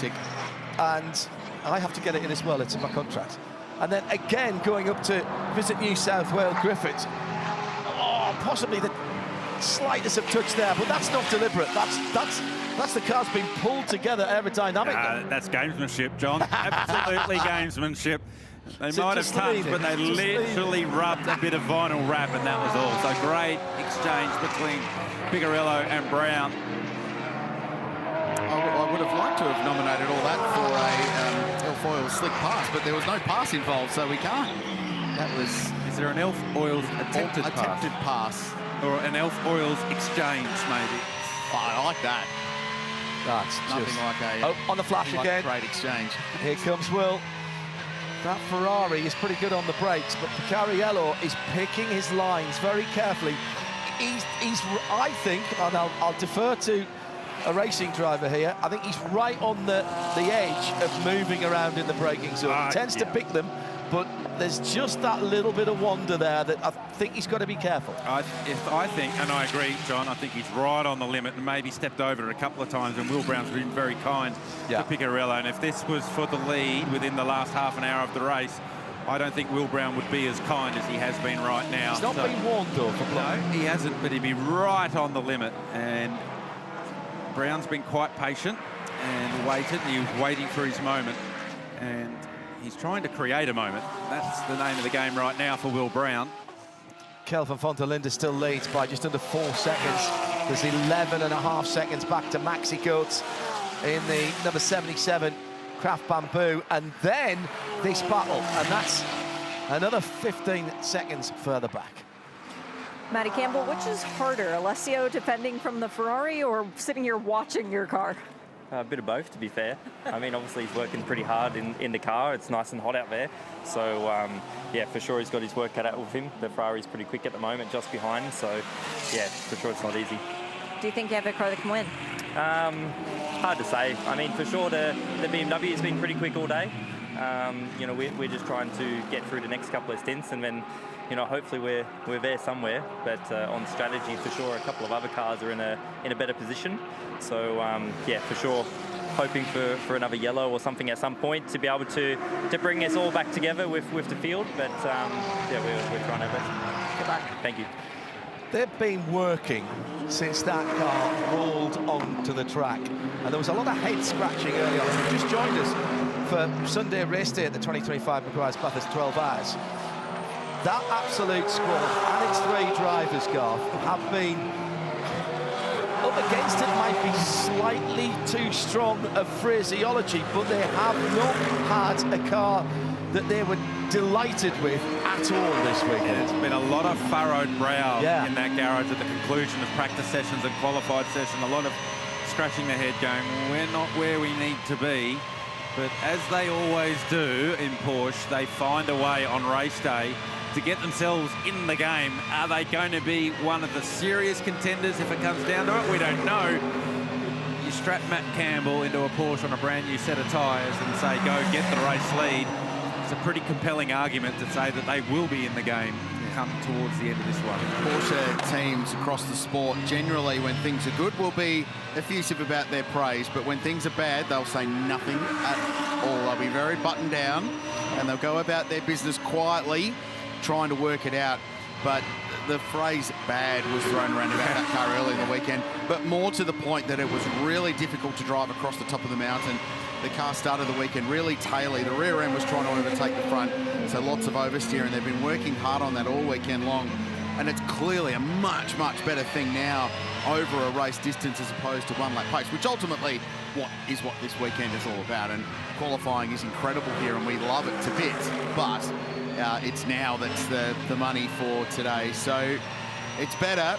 We're not going to know if it's a good thing in an arm wrestle for the lead of the race, but what we have learned in the last half an hour or so is that it's going to be very, very, very difficult to pass one way or another with this 31-year-old from Belgium who has put on a great show, defending off from the great young star from Toowoomba, who is a superstar of our sport in this part of the world. Whatever results these 2 cars get, these are the defining stints, aren't they, right now, in terms of how high up the field that they can get. We love to see this.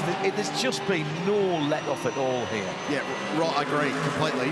Right up to the point when someone does something magical in the final hour, which we've seen before. Don't forget Will Brown having to work pretty hard right here because he stalled the car and lost that track position from Picciarello at the start of this stint. So Brown trying to find a bit of redemption for his team also. Just thinking about strategy, guys, and how this is all tracking towards the end of the race, and also keeping one eye on Will Brown down at turn 2. Now, Crazy, have you been given a number or starting to think about a number as to where you think this race is going to finish? I don't mean 5:45 plus a lap. I'm talking about how many laps we're going to get in here today. That was going to be my obvious answer for you, Chad. Yes. Well, they're going at, it's somewhere around 290 based on the current race pace and a long green flag run at this point. Because the number I'm hearing up and down pit lane is 308 laps. Yeah, okay, so what's happened here is the pace has gone so dramatically up, and we haven't had a safety car for a while, but if we stay green, we're going to expect to see anywhere between 306 and 308 laps. Now, there could be a few teams hoping that I've just cursed it, because I don't think there's a few teams here that will get close enough to getting 308 laps. Now, let's assume for a second here that the BMWs, okay, what, you reckon they can get 35 laps? Maybe? Yes. Yeah, they can. With some big, not flat out, no, with some big fuel saving. I think, though, it's time. It's that hour and 20 that's key. Absolutely. But that hour and 20, if you work backwards to a lap, that's lap 272. So just think for a second, as we just watch these guys going down the straight line. One Porsche going to be good to the other one, or Will Brown's going to be very close in this fight now. Does this give him the chance he needs at the chase? He really wants to make sure he gets clear of the other Porsche in this fight as well, and he doesn't. So it throws a slight curveball in the way of Will Brown. And now he should get down the inside and just clear the second of the Porsches, or does he? Yes, and not making it any easier. I'll continue with my point for a second here, guys. At 35 lap stints, car 32, the race-leading car, gets to lap 307. So if we go to 308, they could be a lap short. Their teammate is 3 laps to the good because of their later pit stop. Remember that last time that they came in after the penalty and just decided to fill up? That's been the game changer for them at the moment. Car 75 on fuel at 34 lap stints, because we haven't seen them get more than 34 today, gets them exactly to lap 308. race control team. Car 9-1, you are receiving blue flags. Car 9-1, you're being receiving blue flags. Yeah, Chad, that was race control just talking to Yasashikin behind the wheel of the 91. Good officiating, that's really good. I get your point, Chad. They're pushing as far as they can into the race, but I still think the time is as critical as the laps. But what it does is the pace builds is your length of your stint shortens. So it's now making sure your final pit stop is maybe 70 minutes out from 5:45 p.m. local time rather than 75 or 80 minutes that the BMW's been doing. Yeah, and so cars 26, that's the Ferrari, 911, the Porsche, and 77, the Mercedes, they all pitted together, didn't they, on lap 201. If you give these guys 34 lap stints to the checkered flag, they are 5 laps short. On 308 laps. I'm going laps, you're going time. I get the feeling there might be a reckless BX lager on the line, but I'm not. Just enough room. Oh, here's Will Brown. Pirelli. The McLaren changed lanes on him. Let me throw another variable into that, and that's temperature. It's continuing to rise, and you said the hottest time would be in about an hour's time. That has an effect as well, Garth, in terms of your fuel burn. Yeah, absolutely it does. Actually, you burn strangely, the hotter it gets, the less fuel you use. So here we go. Picarello gets around the outside, and then the McLaren changes lanes on Will Brown. And Will Brown's had a bit of that going on for him. Picarello himself's been changing lanes on him, and now the lapped car. So this battle eternal continues with 2 hours and 54 to go, and at some point it might generate one of these, an Elf Oil slick pass. So this a little bit further back was car 75 putting the move on the heart of racing. Mercedes AMG GT3 had a little bit of a looky look at the kink, went one way, went the other, braking duel, braking beyond the 100-metre marker down there at the chase. Big stop, and that definitely classifies as an Elf Oils slick pass. Good stuff on the run into the chase. Climbing up the mountain again. I remember Mika Salo always saying the Nürburgring's scary, but you only get the scary bits once every 8 minutes. Here, it's every 2 minutes.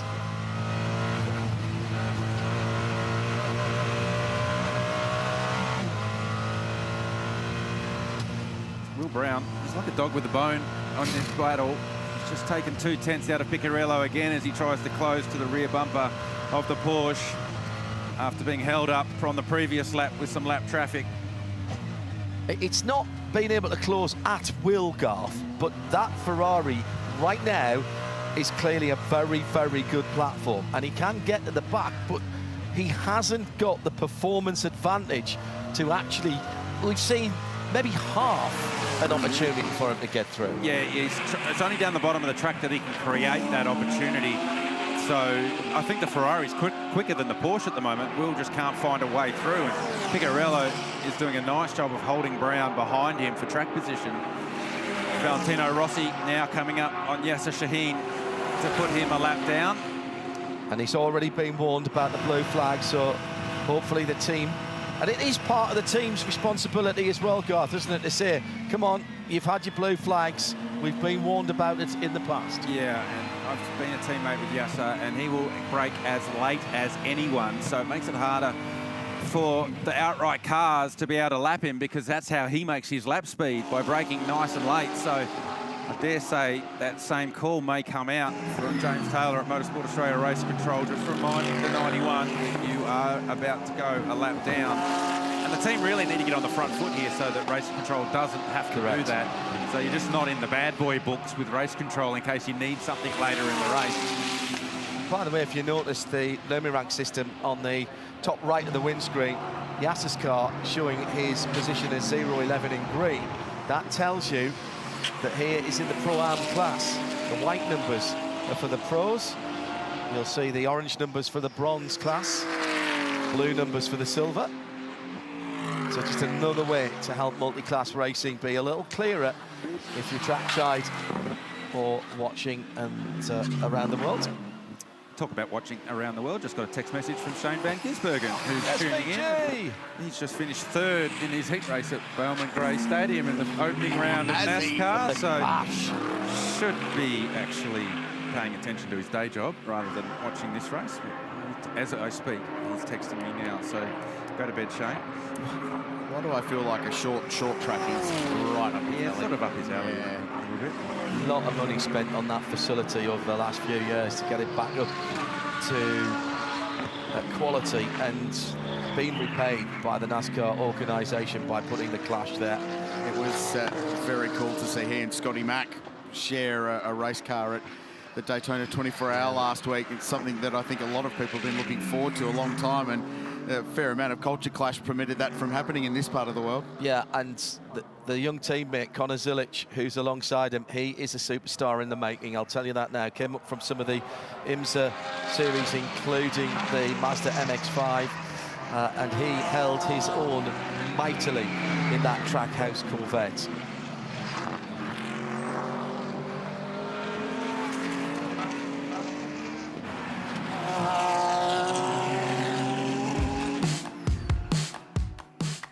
These are the back roads of Bathurst and the central west of New South Wales, and it really is a beautiful part of the world. Lots to see and do, and some lovely country towns with great pubs and great places to go and hang out. Food and drink always good. There's some good wineries not too far from this part of the world. In fact, there's a winery on Mountain Straight. Unfortunately, there's always car racing when we're here, so we don't get to go and sample it, but one day I vow and declare to stop by the Mount Panorama Vineyard.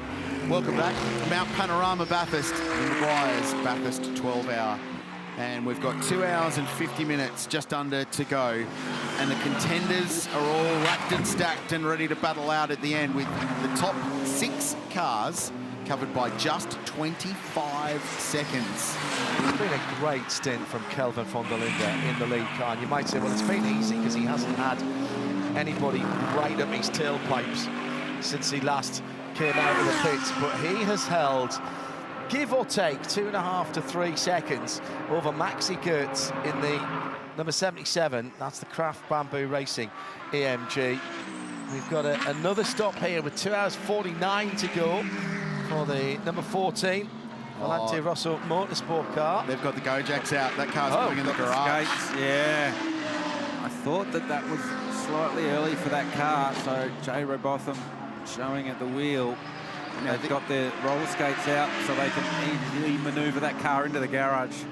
This is big GT because it's a class on the line in the silver class. And in fact, the lead has just changed. So Tony D'Alberto has just gone through. So the Wall Racing Lambos got themselves back on the same lap as the Aston Martin in this last stint and a half. And D'Alberto has just passed Jay Robotham. Don't like to see this.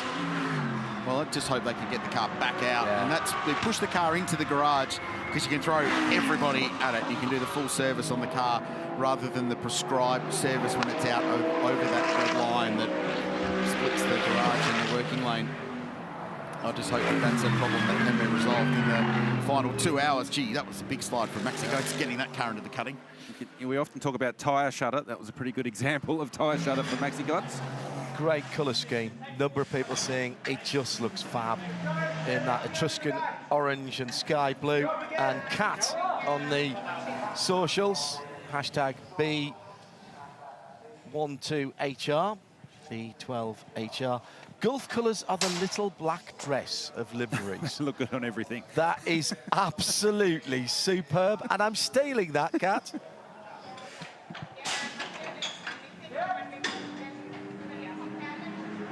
A clutch issue for the Aston Martin, unfortunately. The driver out of the car, that's Jalen Robotham. It doesn't sound like it's going to be a quick fix, but the team will continue to thrash at it. And of course, this elevates the Wall Racing Lamborghini to the lead of the silver class. But this car has been massively in contention all day, and it's really heartbreaking for the second youngest team to ever run a GT3 car at the Mount.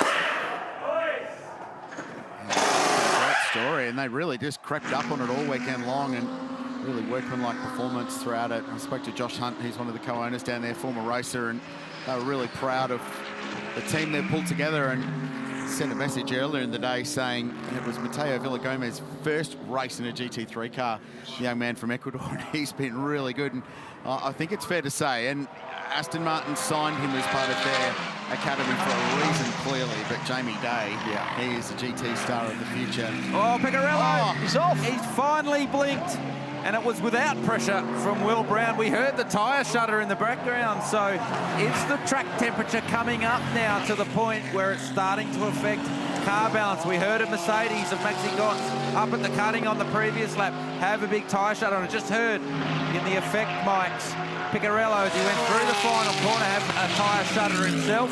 Boulder wide, Will Brown, thank you very much. He'd been working his backside off of what feels like hours, and ultimately it was given to him by a mistake by the Porsche. Got to get his head back in the game here, Picarello. Don't try and get it all back in the next couple of corners. Now he's also got to think about what's going on behind him, coming down to Elfoy Murray's here. Yeah, so just tried to carry the apex speed. Got what we call over-rotation, where the front stuck, but the rear couldn't go with it. That was the tyre shudder that we heard in the effects mics. So watch him as he turns in. That's all okay. Just tries to carry too much apex speed. The rear gets away from him, and that carries him out wide. Will Brown, thank you very much. This is on board the number 26 Arise Ferrari, and you can just see losing the rear in the mid-corner. That was the tyre shuddering, where it's gripping and releasing, and it just sends him out into the gravel. Oil slick pass as it happened, as the Pro-Am Arise car is in pit lane. That door is closed. I'm pretty sure Jackson got that one closed. Yeah. So. Third. No soft close option on the Ferrari. That's right. Find a joinery company and get those soft closed doors on that thing. Kelvin von der Linde just being closed down on by Maxi Götz in the last couple of laps. It was 3.5. I said he'd been holding it out there in the black number 32. Behind the hallmark Audi going up Mountain Straight. He'll deal with that fairly easily. That's Marcini behind the wheel of that car. So van der Linde and Götz almost identical lap times, 2 100s in it between the two of them. So I think what the important thing is there, John, is that gap is not growing anymore. Correct. Nice job by Marcini, gets out of the way of Götz in second. Well played. Vastly experienced is Marcini in the Audi here at the 12-hour. And the other thing I'm noticing now is just how much the line is rubbering up in the places where you are looking for traction. So through the apex out, through the centre of the corner out, and also on the turn-in, you can see where the Pirelli rubber is being laid down. It's actually quite noticeable in some of those areas. Yeah, and what happens is as the sun is up now and the track gets hotter, you know when you make a cheese toasty and you just toast it too long and the cheese goes too gooey? I hate that. That's what's happening on the track. That's the tyre shudder. That's when the grip goes away, when you're trying to carry the speed and the rubber on the track is too hot and the car slides and then the weight creates shudder. We heard it from Götz a couple of laps ago at the cutting, and that's what caught Picarello out at the final corner too. So effectively at that point, you've got as much Pirelli rubber underneath your Pirelli rubber as you probably have the tarmac surface. Yeah, absolutely, absolutely. And what happens is traditionally, in the longer races, when the track now then starts to cool down again and that rubber on the track cools down, the grip really comes up because you haven't got that gooey, greasy feel. And that's what as a race car driver, you love it when it's like that. Well, that little mistake by Alessio Picarello has turned into a 3.5-second deficit now as he's dropped down. Actually, what I think would be good to watch now is the lap speed between Brown and Picarello now that they've swapped. Because I thought that Brown had more speed than the Porsche when he was stuck behind it. Straight down to the 204s for Will Brown, 204.4 now. Last lap was the mistake lap, 206.9 for Alessio. He comes down to a 204.3. So 204.1 to 204.3 last time around on lap 228 for Will Brown and Alessio Picarello. Pit stop time for the hallmark Audi number 9. That'll be Marcini out, Dean Fiore in. Oh, and he's going to get a set of brand new green unscrubbed, unroaded tyres. Fastest car on track in the top 6 on that last lap was Will Brown. So that reinforces the point that now that he's got that clear air, he does have a fast car under him, but he's lost a lot of track position to Maxi Götz. The gap from Götz in second back to Brown in third is 14.5 seconds. So whilst we enjoyed that battle and that exchange between the Porsche and the Ferrari, it's cost Will Brown a lot of time and a lot of track position relative to the top 2. If this carries on the way it is right now, the guys in the number 32 BMW might be wanting to buy Alessio Piccardiello a BX Lager from our local brewers by the end of the race, because he has certainly put a little dent in the Ferrari 296, and Will Brown, the rest of 2016, hopes to get towards the front. Maxi Götz is still there, and that gap still just trickling down. He's not knocking big lumps out of it, but he's planing, shaving little bits off. Now down to 1.7. It was as high as 3.8, I think, at one time. Now this could be Kelvin van der Linde just pacing himself towards the last few laps of his stint. Yeah, but the car that we're aboard now with Will Brown was half a second faster than the leaders to the end of the second sector. So as Will comes to complete this lap, we'll keep a track of the lap time that he completes. On this lap now, van der Linde a 4.8, Götz a 4.5. Brown will come to the line right now, 4.0. Yeah. So he's taken 8 tenths off the leader, 5 tenths off second place, and put nearly on 5 tenths on Pirelli behind him. Fastest car on track clearly right now is the car we're aboard, Will Brown. That tells me two things, and it should be noted that he's still got plenty of performance in the car and the Pirelli tyres, and he's all right on fuel. He's been told to go. That's the caveat. We don't know what van der Linde is doing with fuel saving. We don't know what Götz is doing with fuel saving. We've done near a lap on board with Will Brown, and I've been listening. There's no fuel saving going on in that Ferrari right now. So I'm not as good at spotting that as you, but I think Ivan had worked that out. You can hear it, absolutely hear it. And you can see the energy in the race car. Yes. When a driver's saving fuel, it looks like the car's in slow motion, but making lap time. When the driver's pushing on like Will Brown is right now, it's got energy in the car. You can see it moving around. You can see his hands. He is having a hustle right now. Just on 2 hours and 40 minutes still to go. Where do they need to get to, Crailsey, to make this work on your timing? Never mind the laps at the moment, so we can ask Chad about that later. We need to know when the 32 car pits next. That will dictate how this plays out. That's the leading BMW, yeah. Shall I ring him up and ask him? I'm sure they'll tell us. Yeah, that would be great. I'll get Vincent Voss on the phone. I'm sure he'll that would know make exactly my their job strategy. a whole lot easier. I appreciate that, Carl. Okay, I'll get on that bridge. So with 2 hours and 38 minutes to go, we're approaching the 10-hour mark of this race.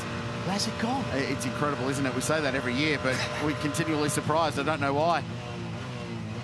As we take a look back at how this has played out in the early dawn of Mount Panorama, and it was Le Mans legend Jackie Ickx who waved the field away this morning at 5:45 a.m. We still take a step back from the monitor with what occurred on the run-up to Turn 1 and Turn 2 at the start of the race. Craig Lowndes, an early non-finisher.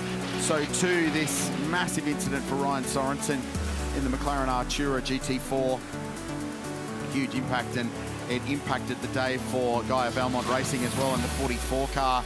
They were managed to resume though, and this was just enormous. Stephen Grove, so has been taken to hospital in Orange for precautionary checks to make sure he is okay after one of the largest impacts we've seen in this race over the journey of GT3 cars at Mount Panorama, and there have been a few. The pit stop strategies have been fascinating. This was a key contender on the exit of the chase. Big contact with the unforgiving Elf concrete wall under the spares box bridge, and that was the GMR Mercedes AMG out of the race. And once again, Maro Engel has to wait. And then this Fab Four at the end. And basically, since half race distance have been locked together. One each from BMW, Mercedes AMG, Ferrari and Porsche. They're fighting this one out right to the very end of the Meguiar's Bathurst 12-hour. Still leading, Kelvin van der Linde. And he's just been able to ease away again from Maxi Goetz. Got the hurry up maybe from the WRT team. 2.2 seconds, the gap now.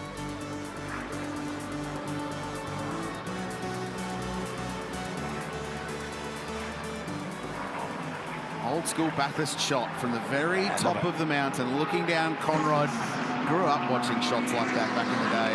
There's a very famous tracking shot from a couple of cars that you guys actually checked out in the museum from 1997 from up right at the top of the mountain, tracking them on their last lap. 1997 Ford 1-2. 77. 77. Yeah. And 84. The 1-2 for Holden that extinguished the memories for GM fans of that 77 1-2. Yeah, that was real payoff, wasn't it? Because that was the last year of those Group 3 touring car regulations, and Holden invested in a brand new car that they knew would be obsolete at the end of that season.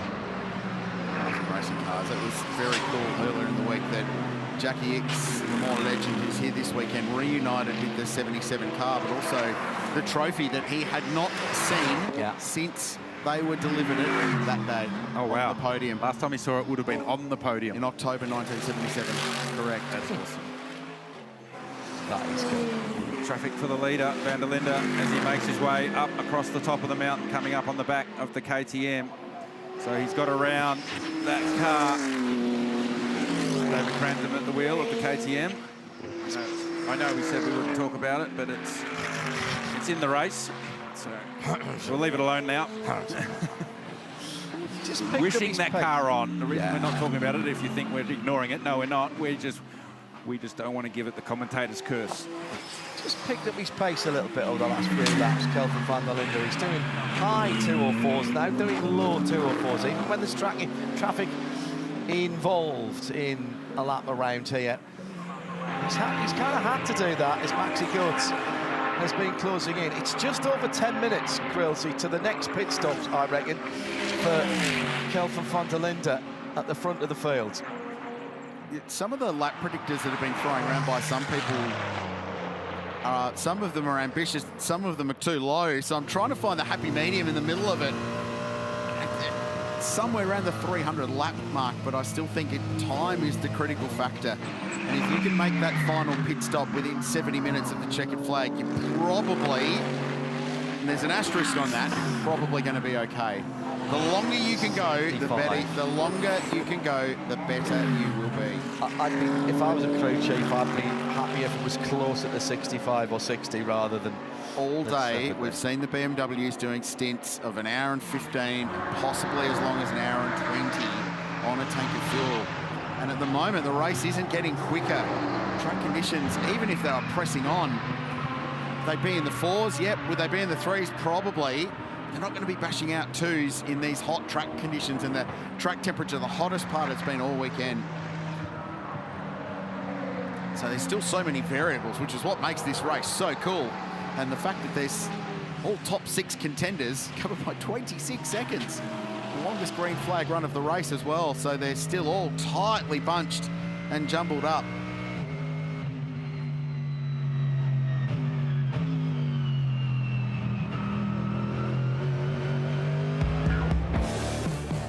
There's more to the Meguiar's Bathurst 12-hour than just a long-distance car race. There's a car show as well. Chemical Guides, Rides and Coffee was back this year, and there were some really cool cars. Almost 100 gathered on Mount Panorama. And for the first time, some of them rocked up on Friday just because they wanted to be here earlier and enjoy it. And as part of the display, they got to get a sneaky little lap behind a pace car of Mount Panorama 2 in front of the crowds and all of the GT teams here on the mountain. Chemical Guys, Rides and Coffee, such a cool part. Cars and coffee shows are great, so why not mix one in with Australia's international endurance races. Some cool rigs down in Harris Park earlier in the weekend. 2 hours and 30 odd minutes to go in this one. 26 seconds covering the top 6 cars. Kelvin van der Linde in the BMW leads Maxi Goetz in the Mercedes AMG by just 1.7 seconds. And we're all just in a little holding pattern at the moment, pushing as long and as deep as we can into the final stanza of this race. Now, a little bit of a problem for Valentino Rossi, coming through Skyline and dropping down. Has to be careful there. Gets offline, and there's that slide offline again, Garth Tander. As soon as you're out of the accepted racing line, you're struggling for grip, poor thing. You can't pass there. We saw that Kelvin van der Linde one year. Tried to do that. So stops. Leaders in. Brown and Picciarello, same lap. They pitted on the same lap last time. Here they are this time. 4th and 5th coming in then. Picciarello had closed up a little bit there, coming into the pit lane. I think he must have had a really good pit entry. Don't forget these two were battling and battling hard for the entirety of this stint. They did not save any fuel at any stage. So be curious to see what that's costed, the penalty of racing hard. They need 2 stops to get home from here. I don't think you do it on one from this point of the race. Damage on the right front of the Ferrari on the dive planes as well. It looks like a little shark's had a bite out of one of those. 1 hour, 7 minutes this car has been on track for this stint. I think that's like a Porsche-sized exhaust. Do you think? Will Brown got into the back of Alessio Picciarello. Oh, that was at the shark. Power elbow, wasn't it? Yeah. Oh, here we go. Daniel Serra, he goes. That's fine. So Will Brown emerges in front as predicted. Tell you the times. Remember, 80 seconds, pit in to pit out. There's pit out. And 81 exactly for the Ferrari and 80.7 seconds for Absolute Racing. So pretty close to maximising their pit stop time there. So 2 hours and 30 minutes to go. 1 hour and 5 on a tank of fuel. That means they're going to pit with 1 hour and 25 minutes to go. You are not making it to the end of the race on that without any help. Totally. So now look further up the field. Rossi's gone through, of course, because he's not stopped. So don't forget, Rossi and Stoltz, a stop ago, or 2 stops ago, were 2 laps off sequence. Correct. So that's where you get the cumulative effect of opening up the pit window more and more and more. Götz in from second. So +1 lap for Götz over the Ferrari and the Porsche. We knew that the BMWs were going to go longer because they have all day. So van der Linde continues on. But let's just remind ourselves that those 2 WRT M4s did not stop on the same lap. It will be the leader that comes in first. The question will be, has Valle managed to stay close enough to go up into the lead, and how many more laps can he, and possibly Lucas Stoltz ahead of him, how many more can they do? Yeah, well, don't forget, Stoltz and Rossi, the 75 car and the 46 car, 2 stops ago stopped on the same lap. Correct. The last stop, they stopped on the same lap because Gounon saved a heap of fuel. Correct. And I've been listening to Stoltz just in the background in the audio mics, and he's been saving fuel too. You almost hear the Mercedes almost whistle when they're off throttle. You can hear them whistling in the background. So I'd be curious to see what Stoltz has been managed to do in this stint. As far as the 2 BMWs are concerned, the 32 will be coming in soon, and it looks like they are potentially going to do a driver change over to Sheldon van der Linde, who will be taking it to the checkered flag. They have sticker Pirelli tires out on the lane, ready for that car. This is lap 31 of Kelvin's stint, so it would make sense if he comes in the next time. They got 32 laps out of the stint. Meanwhile, Rossi on track is on lap 28, so he should be able to go a minimum of 3 laps further than when we see the sister car come into the lane. Right, 3 laps further. Okay. Great info, Shay. Thank you. I told you she was good at staring at people. So this could yet be won down on the Alfoil pit lane. This is what they've been trying to do all day, is get 2, 3, 4 stints in a row where you can open up the pit windows, and now we're finally starting to see the different fuel-saving strategies play out, and that's why you need these longer stints for that to work. Stoltz goes by again. We'd expect he will go by a couple more times yet. It's the van der Linde car that leads, that we expect to come to the lane next. I reckon right now it's between BMW and this car. Based on the way this is all playing out, the fact that they extracted those extra couple of laps out of car 75 has just given them a little bit more leeway. But they are going to be right on the edge of everybody running out of juice at the end if they try and get it home on one. So on that lap, at the end of Mountain Straight, Lucas Stoltz lifted at the 200-metre board, and traditionally you do not brake until the 70-metre board. So he's in full fuel save mode right now. 44 Valmont Audi back on track with Sergio Perez aboard. Just having Lucas Auer come around here. On board here, Van Guven, making his way down Conrod in 911 Porsche, currently in 6th. He's on it still. Now lifts. He's got a bit deeper, but not as far as he could. Don't forget this car is stopped, so it's full of fuel.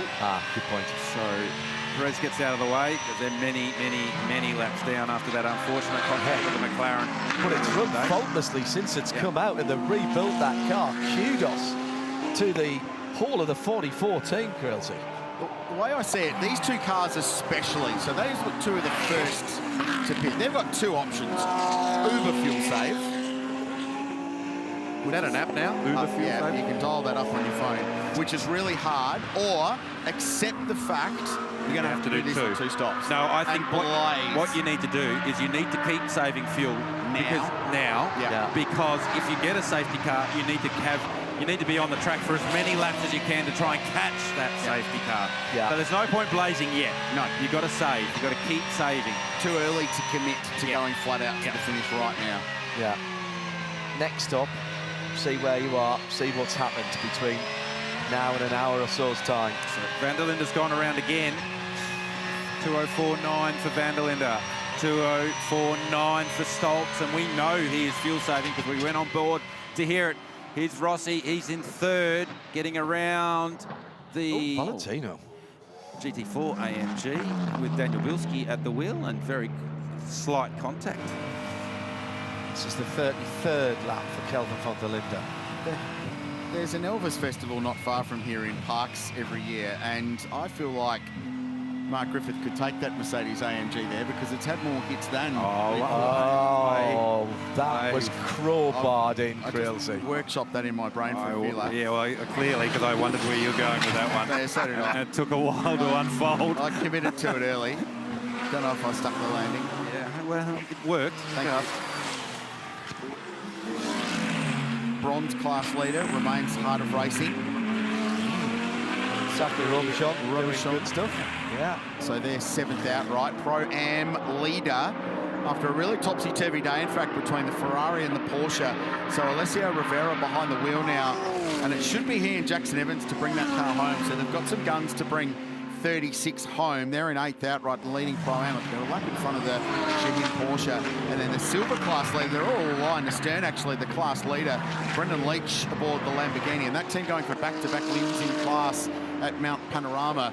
They're in really good shape. Brendan in the car now, and they're on 234 laps, looking to chase down Rivera in the Ferrari for track position, but also to win their class. Exactly, Robichon was the fastest car on the track last time around. Oh, no, not quite, because Alessio Ferrara has just gone through and did a 2:04.3, no, 2:04.2 for Zach. So, yeah, that car has still got pace in it. It's just dropped a little too far away, I think, to be a part of the discussion for the overall, but they're well off sequence with the leaders. Don't forget they stopped with Ian James jumping out of that car, and that was a driver time stop rather than a strategy stop with fuel. So Robichon probably light on fuel, so he's able to press on. Lucas Auer aboard the 77 Craft Bamboo AMG Mercedes, making his way through Forest Elbow. And every time I see this guy on track, I just am amazed at what he did yesterday in qualifying. We watched his lap in Q2, and it was a little bit untidy, a little bit scrappy, but it was good enough to get the job done and get himself into the pole battle. But then he went to work, looked at his vision, looked at his data, and produced a really nice, tidy lap that was super fast. And that's real tradesman race car driver stuff, when you just go and tidy up the rough edges and deliver a really strong lap. And I love the revival, Rich, of the Hulk livery on this car, the green and the black that we've seen on other manufacturers as well, but it works on the AMG too. Well, when Craft Bamboo came here for the first time with a pair of Aston Martins, they were Hulks in every sense of the word, because they were involved in one of the great finishes in that race. Stefan Mucker was involved in 2015. Close to the end, he had a little run-in with David Bradman, who's here this weekend, by the way. It was good to bump into Brads in the paddock. Sam Bradman here as well, incidentally, doing some coaching in Ferrari Challenge Australasia. And then in that last corner dash that has only ever been captured on fan film from the hill on the outside of Murray's Corner with right at the very end as the leader comes into pit lane now. Right. So with 2 hours and 21 minutes to go, based on an hour and 10 stint perhaps with a BMW to the line, they're going to be right on marginal to do this race on one more stop, Chad. Bingo, Rich, and that is exactly what they're working towards right now. They've got some fresh Pirellis laid out, and they're going to get one of the Vanderlinders out. Out comes Kelvin, in gets Sheldon, and these boys, the brothers, working in unison. Fuel going in, tyres getting done. No rush with the 80 seconds, so they've got to get it done. But the impressive thing here is that is 35 laps, showing off their advantage that they've got over everyone. Doesn't matter if you're working to laps or time right now. I think they're good to get to the finish on this one last stop, but that is absolutely beautifully executed from BMW to get them just to that window. Yeah, it's a great point, Chad. Well surmised, and they're in such a good position now from a strategy point of view. And those extra 4 or 5 laps over the Ferrari and the Porsche that we've just seen are all the difference in getting to the line. And I emphasise this without any help from the race being slowed down. If there is a caution at some point, it changes the game completely. Yeah, but less so for this car, because it doesn't really matter what happens. They've got flexibility. So this car, the 75 and the 46, have got the most flexibility. Exactly. Should a safety car fall, or should it not fall and we remain green for the remaining 2 hours and 20 minutes? They're the three that can do it. If there's a safety car, it might bring more cars into the game, but ultimately they've ticked a box now, getting to this point here. Sheldon van der Linde rejoins in 3rd position. The 2 cars ahead have yet to make their stop, but he's well ahead of Lucas Hart, who's heading up Mountain Straight now. So he's at least held on to the gap that he had before pitting.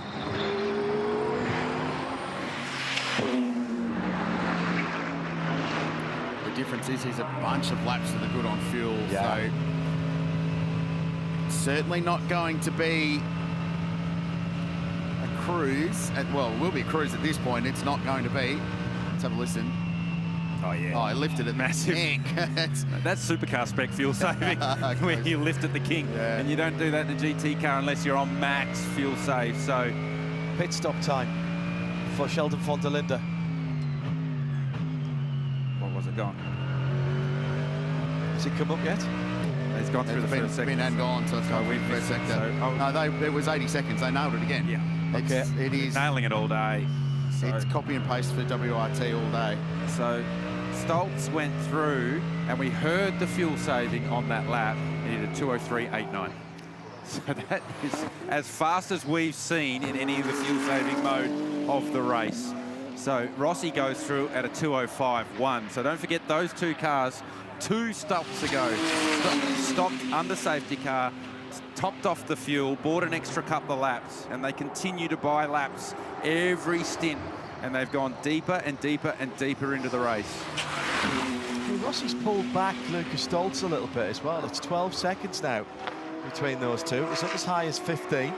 There's lots of ebbing and flowing with traffic, but certainly on that last lap, Stoltz laid in a good one while still saving a whole heap of fuel.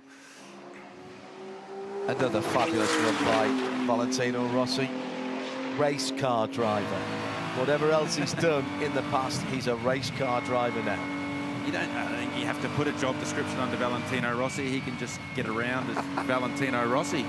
Valentino Rossi, awesome. Yeah, legend. Ledge. Yes. Ledge. Total ledge. It's like how you've got 5-time written on yours. No, I do not, Richard. That's a production of your effort. Just want to listen. Maybe if we can stay aboard Rossi here as he heads down Conrod. Oh, a little bit of wheel spin as he got off Forest Elbow. He's been struggling with that all week, hasn't well, he said that in practice, didn't he? He said it that they needed to work on the drive traction, leaving the slow speed corners. And that looks to continue to be a small Achilles heel. Now, let's have a listen to this one. Well, very much the same as Lucas Stoltz. So the doctor has been a student and he's been learning, and he's learned what he needed to learn. So he too saving a heap of fuel. He's come to the lane. Stoltz did not come to the lane. So Stoltz has bought an extra lap. That could be critical. That is. Oh, and he's. Oh no! He got the wall. Yeah, I thought he'd gone a little bit too deep, and he's clipped the outside of the car on the right-hand side on the inside of the pit wall. Now, has he done any damage? I don't think so. It's pretty small, but did he go too fast over the pit line on entry? That's the question. He was busy saving the car. They look at that, how good's WRT? They just had a quick look at the front of the car there.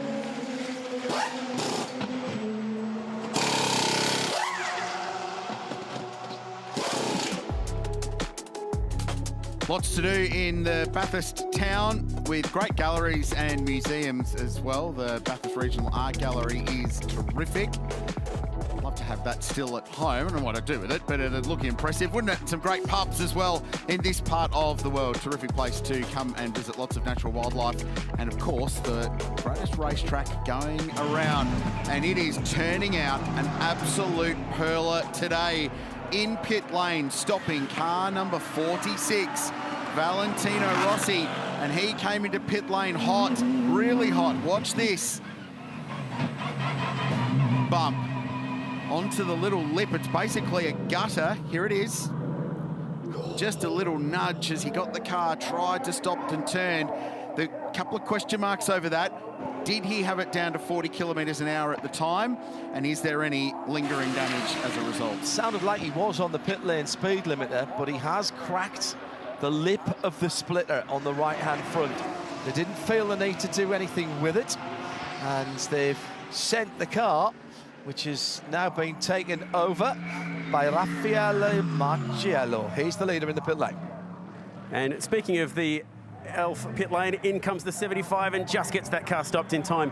They got that extra lap in. Beautiful driving from Lucas Stoles. We'll get this back to Jules Gounon to finish off the race. You guys posed the question, what was the pit stop time for car 32, yes? Yes. Yep. 79.7. Now, there's a kicker.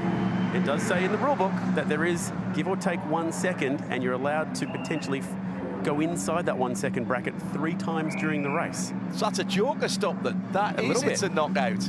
Wow. I just read the reg myself. Yeah, I remember reading that in the regs myself. Go on, Rich, you've got it there. 4.25.2.1.4. The motor racing regulations pretty dry worded.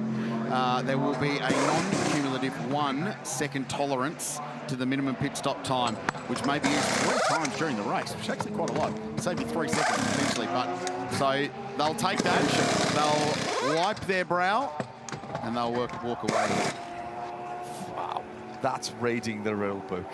That is, they have been metronomically brilliant at 80.1, 80.2, 80.3. That's wow. I'm just going to say wow. Now, by our numbers, the 32 car is inside the window to get home on 1 stop by about 2 minutes.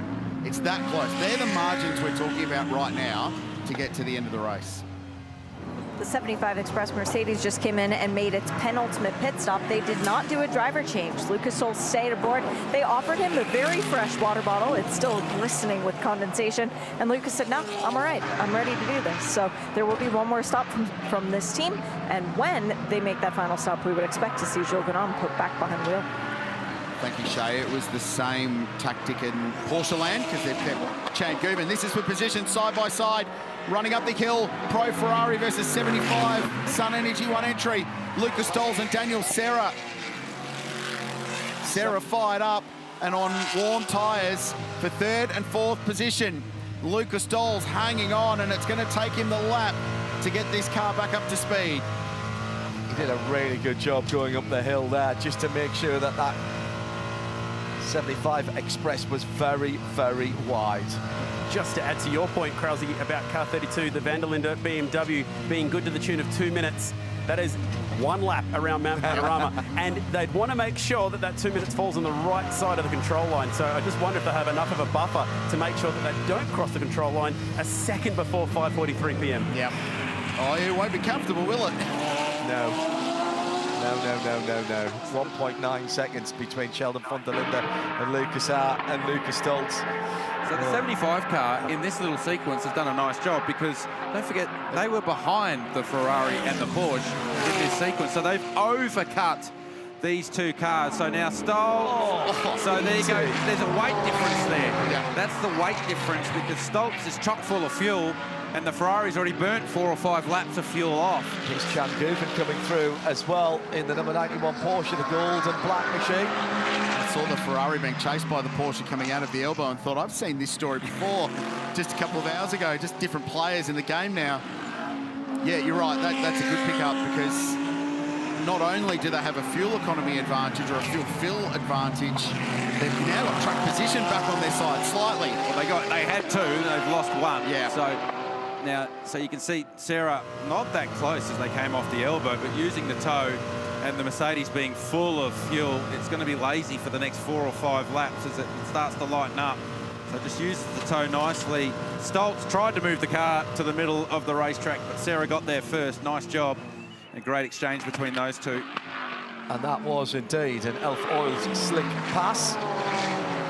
Made that look pretty easy, actually, but that's 9 laps difference in fuel. That's 9 laps difference. That's a chunk. And Rich Crail brought up the point earlier that potentially if you have to stop later, you have to put less fuel in the car, therefore the car's lighter.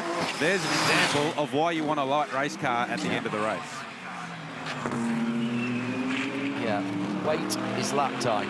There's no way around that. And particularly here at Mount Panorama, and even haul it up more the hill. so in a GT3 car. Yeah. You've got no idea how different the car is from light fuel to heavy fuel. It's a massive difference. So imagine you're on your last stint, if you are a little bit out of sequence, and you've got brand new Pirellis and maybe half a tank. It'll be of fuel.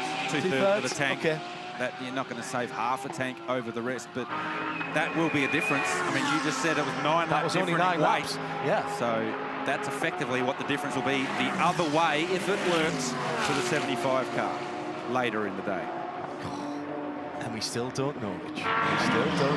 We don't know for 6 cars. Correct. There are still 6 genuine contenders to win this race with just over 2 hours to go. I like this game. It's fun. Still plenty to play out.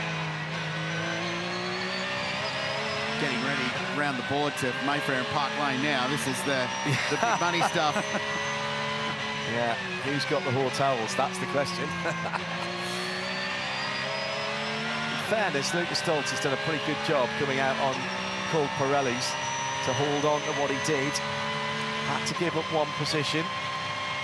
Another interesting thing as well is while it's not a massive jump, the pace has just increased a little bit. Yeah. And all 3 litres last time round, now in the 3s.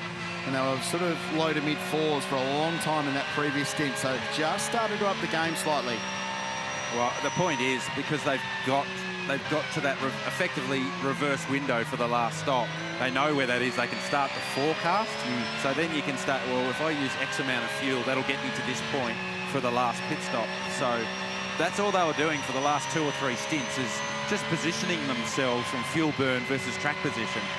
And now they've got a much clearer understanding, if this remains green, where they all land for the last pit stop and how much fuel they need to get to that stop and from that stop to home.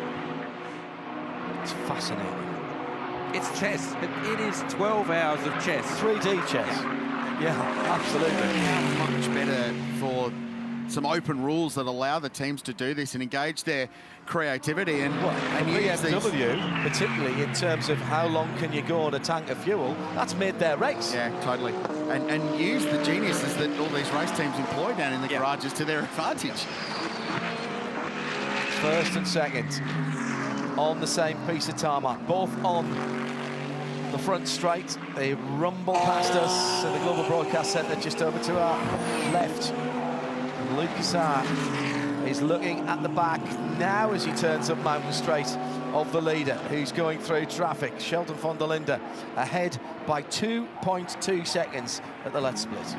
Richard Crail made a very good point about the pace starting to increase. The peak speed for the number 32 BMW in this race was on lap 20 at 2:03.30. Sheldon van der Linde on the last lap, lap 244 at 2:03.59. Grant Denyer, this race has thrown everything at the Wall Racing Lamborghini. It looked really good, it looked really bad. Now it's looking like it may be okay going. I'm not going to jinx anything, but how you feeling after that terrific drive? Hey, it was really cool. To still be punching out PBs at this stage of my life and career is a good feeling. It's been wild out there. There's been some big tear-ups. So look, through attrition, we're sort of moving forward. We lost a little bit since qualifying. We're, for whatever reason, about 6 kilometres down in a straight line on last year. So we're sort of scratching our heads as to why. So that's making it a bit harder for everyone. But I love this place, man. I love these cars. I love you. I love Crailsy. I love John. I even love Garth Sander, and he's normally sort of too tall for my type. But I love everything about this. It's good. What is it about driving a race car around here that just brings you so much happiness? I don't know. It's the happiest you'll ever feel. Don't tell my wife or my children, but I don't know. It's just, there's something about being on that ragged edge, you know, walking a toe up to the line, and you just feel so alive when you drive around this mountain in such exotic machinery with such high commitment. And there's no greater joy in life, to be honest. I don't know how long I'll be doing this for, but I cherish every lap like it's the last, because it makes me feel so good inside it. It really fills my cup up. It's pretty cool to be doing this. Well, nothing better to fill your cup than maybe a little bit of champagne to add to that as well. Standing on the top step of the podium, you've done it before. What is that love of wanting to get back there? Well, there's that satisfaction of having a job and done a job and not stuffed it up, right? You know, look at some of the great names that have had accidents today. You know, Craig Lowndes, you know, threw it into the wall, and to be still charging around, you know, that's a bit of an honour. There's pride in that, and it's great reward for, you know, all these boys and girls who work in this garage tirelessly since 4 a.m. this morning, and you know, and the weeks leading up to this. So to sort of share that moment with them is a pretty special feeling, you know. So we as drivers get that sensation behind the wheel, but we all kind of share in the joy afterwards with a job well done. You know, it's a remarkable, rare, and wonderful feeling when it does happen. So you got to cherish those moments. As I get older, you know, I kind of like to, you know, enjoy the spoils when it does work out. Well, on behalf of everyone in the truck and in the booth and in the pit lane, we love you too, Grant. You guys are doing a mega job. I could listen to your voices all day, every day. You love this race as much as I do, and that's obvious. So on behalf of Australia, thank you. And hi to Grant's wife and kids back at home. Nice work, Shay. Yeah, you got to love Grant. Just a quick update on a couple of cars that pitted a little bit earlier. The 911 Porsche, which has Matt Campbell ready to get back in it, and Chaz Mostert ready to get back in car 26. Those two cars were inside 1 minute away from being able to double stint Chaz and Matt Campbell to the end of the race. They just had one fewer laps of fuel in the tank to be able to get those guys a double home, but thankfully they had pretty good guys in the shed ready to fill that last single stint. It's a really good point, Chad makes, that you have to line so many things up when it comes to strategy. We've been talking so much about fuel burn and fuel use and where does that land you for how many pit stops you have left. You also have to line up your minimum and maximum driving time. Remember, it was no more than 2.5 hours continual driving time for any one driver. So to come up 1 minute short on those 2.5 hours to allow Matt Campbell and Chaz Mostert to double would really, really burn. Because you just, that last stop, you don't know if there's going to be a mistake with the driver change that might hold you up. You don't want that deep in the race.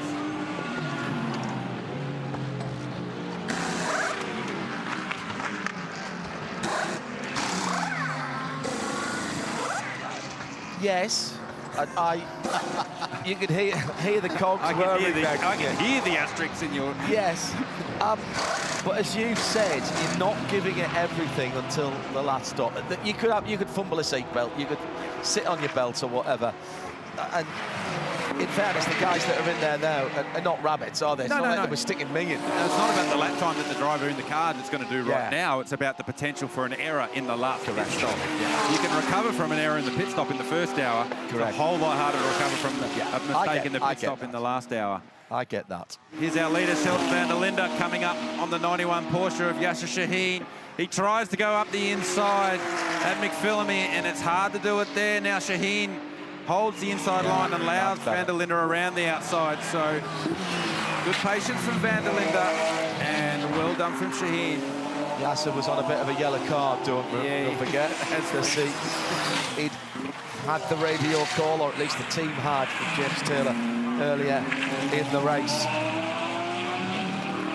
Van der Linde pulled out to nearly 4 seconds. It was 1.8 when he came out of the pits between himself and Lucas Hart. BMW, Mercedes, Ferrari, Mercedes, Porsche, BMW and Ferrari in the top 7. And the top 6, by the way, still only separate us with some differences in the fuel run strategies. 33 seconds between those top 6 and into the pit lane for Yasser. That'll be his day done. Thought so. It'd be one of the... Just get through the chicane, does Yasser, but one of the Porsche pros will climb aboard that one. Oh, Shearing. There you go, says on the helmet. Well, yeah, driver number 4. Coming, driver number 4. Driver number 4. That must feel like it's a million miles at 40 kilometres an hour, Golf. Even as you're the driver waiting for your car to get there, it's like, come on, man, hurry up. So Yasser overshot, but because the Porsche has the refueler in the front, it doesn't matter. You can still get the refueling rig on. So we're about 300 to 400 mil over his marks. Scrubbed set of tyres, rodent set of tyres. Pirelli's going on to that Porsche.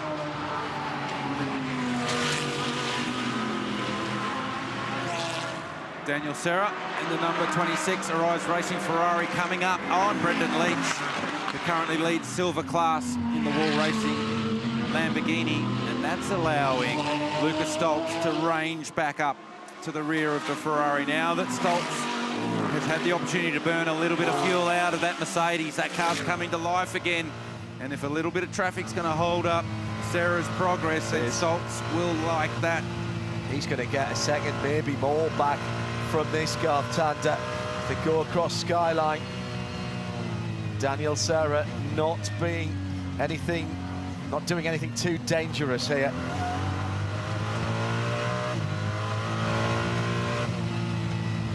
Battle for third position.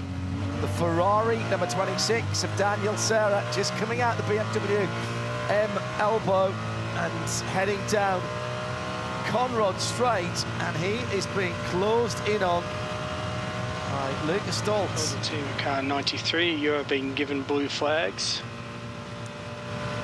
And there again, race control, just reminding the drivers at this stage with just under 2 hours to go of their responsibilities to their fellow competitors. An example of what Grant Denny was saying about the Lambo being down on straight line speed. That was way too easy for the Ferrari to blow past, even though they were getting blue flags. Just drove past in a straight line. Grant Denny are in love with everybody and the world at the moment at Mount Panorama, as you would be. Inside the last 2 hours, so something has just changed, and that is if we do get a BMW M safety car, no more wave bikes. So what you've got in laps now is what you're going to do. If you're going to get one back, you've got to race it back, and that's going to be really tough. And the good news about that is that any car that was going to win the race is on the lead lap anyway. So we don't need to worry about that anymore. Absolutely good point. There's some inter-class battles that have made any difference to? No, just this lap between them. The wave by only applies to the cars on the lead lap, as in you don't get a lap back on your class. Yeah. Less than 2 hours remain. We're in sprint racing territory now. Yep. And this hugely successful young South African driver, Sheldon van der Linde, he's 25 years of age. Pole position here last year. Hugely successful career for BMW as a factory-back driver. So burst out of the shadow, really, of his teammate Kelvin van der Linde, who, especially in this part of the world, created all the headlines. Yeah. But both boys have been a product of the South African motorsport system through the VW Polo Cup over there and South African domestic racing, and then moving up to Germany to take on the big boys. And they have both been spectacular at it as well. 2 hours to go, 1 and a bit pit stops for some, and I say that, 1 for others. This is not the time, Richard Creel, to lose concentration. Anything now, any seconds now are going to be hard to get back. So, I know it sounds daft, but it's almost like we've had a 10-hour race to set us up for a 2-hour race, because that's kind of how it's worked out. And there's similarities, John, as well, as to this race playing out the way the 2023 race did are quite remarkable in that we had quite a truncated start to that race with lots of interruptions, lots of safety car. Don't say what you're going to say. No, I got to say it because we had this long green flag run at the end of that race. The history records it. Which made the race. 4 hours and 50 minutes of green flag running. We ended up with the top 3 cars covered by 1.4 seconds at the end. So this has a lot of similarities about the way that's playing out, with the added bonus of this fuel economy question mark in that we don't know if any of these top 6 can make it home on one more fuel stop. Some are closer than others, a lot closer. Some are a lot closer. Some, including the leader, could be marginally in the window to do it without running out of fuel. Some of them right now can't do it. Yeah. And that's what is so enjoyable about this race and the way it's playing out. And at some point, they're going to have to push the go button too, and they pull the pin. hard button. Yeah, somebody's going to have to pull the pin. Correct. And he who pulls the pin first could be the one that wins it, or they could run out of fuel on Conrad on the final lap. So, yes, and it is uphill. It's not... if you can get to the spares box, walk over bridge, you can probably coast in from there, but not much before it. I just want to throw something in here. WRT have got 2 cars in this. So do you split and give one of the drivers, either Sheldon von der Linde or Raffaele Marcello, do you give them the go command? They're both in the 3s at the moment as the hallmark car comes back out from its box after remedial work. Risky. Right now, both of them could it's good. going in the garage. It's been a really tough day for Melbourne Performance Centre and their pair of Audis. Car 183, which was the Ricardo Feller, Liam Talbot, Brock Feeney car, were really spectacular all the way throughout the weekend and fast early in the race, and some really wild moves from Ricky Feller early in the game. Unfortunately, they were out with a failure in the left front that saw them buried in the chase and well out of the race after 164 laps. 17 cars still circulating out of the 22 that started. So despite the dramas, attrition rate so far has been very mild indeed. Right, we've been selling it all day, fellas in the commentary box. I've got Shay back here in the Pirelli pit bunker. It is time. Boxing gloves on. We need to settle this, Shay. We've picked our 5. First, let's refresh the viewers at home who may be just flicking in the race on the last couple hours, who we've picked. As for the greatest of all time in the GT3 era in the Bathurst 12-hour, my nomination was Mauro Engel, a 2-time pole winner, fastest lap ever set of the mountain. Yep, Krause went with Matt Campbell. Not a bad bet on any given day. Nope. John's nomination, he went for a local guy. Yeah, Craig Lowndes, a guy who's a hero to many, myself included. You got to interview him today. Yeah. That's a pretty good shout from Garth Tander. Jules Gounon, he's won a bunch. Yeah. That's fair. I got the last nomination, and so I went Christopher Mies. So, gentlemen in the commentary box, are you ready to settle this? Oh, we don't need to, Mike. Jules Gounon's the man. Well, it's clearly Matt Campbell. It's Craig Lowndes, obviously. All Who right, else could it be? Unfortunately, I think Lounsey blotted the copybook this morning, so that's making it harder for you today, John. Well, Just makes him human, that's all. I would like to put forth that because of Garth Tander's diligent homework, the amount of research that he did to prepare for it, I would like to back his nomination to go further up this chart. I've got one. Because Thank I you, believe Shay. that Jules Gounon is further up the chart with 3 wins, 4 podiums, than, say, my nomination, right. Mauro, with still 0, unfortunately. Mauro will get a win eventually. All right, 5-1. Let's get this done with. Mies or Lowndes? What do you reckon, guys? I think the impact Chris Mies had on the race in the early stages, this Gun Young International coming to Australia. All right. With all the love in the world for Lounsey, I reckon Measy goes in front. You grab Lounsey, I'll grab Mies. There we go. We're happy with that. He's just thrown his mate under the bus. Lounsey works with us in broadcast for the rest of the year, and most directly with one R. Crail, and he's just relocated him to P5. I'm sad about today. I had high hopes on them getting a result. So did I, yeah. All right, P3, who's the last step on the podium? Mauro Engel. Are we happy with that? Yeah. That was your pick? I think we found our list. Well, I don't know, because this is where I think we get complicated, everybody. Shay, how does that look to you? Who's won more races out of those 2? Well, if we include classes, it's Matty. If we include overall, it's Jules. It's a fair argument. Impact on career. Hang on, but we don't include classes. This is greatest of GT3 era. He won his class in a GT3 race, Matt Campbell, as well. He won it in Pro-Am driving with 1P long, and that kind of vaulted him onto Porsche's map. You make a very good point, Shay. Thank you for agreeing with that, having ditched me just earlier. I'm backing both of you at this point. You're on the fence. Shay's on the fence here heavily. Heavily. I would say impact on career. Matt's 2019 win here elevated him to the stratosphere of professional sports car drivers. No, his win at Le Mans in 2018 elevated him. Which side of the fence are you on, Shay? we need to settle this. Gunon, it's the way he goes about it, the way he executes the race. He's done it again today. He's played them into the game from a strategy point of view. I come from the land of diplomacy, right?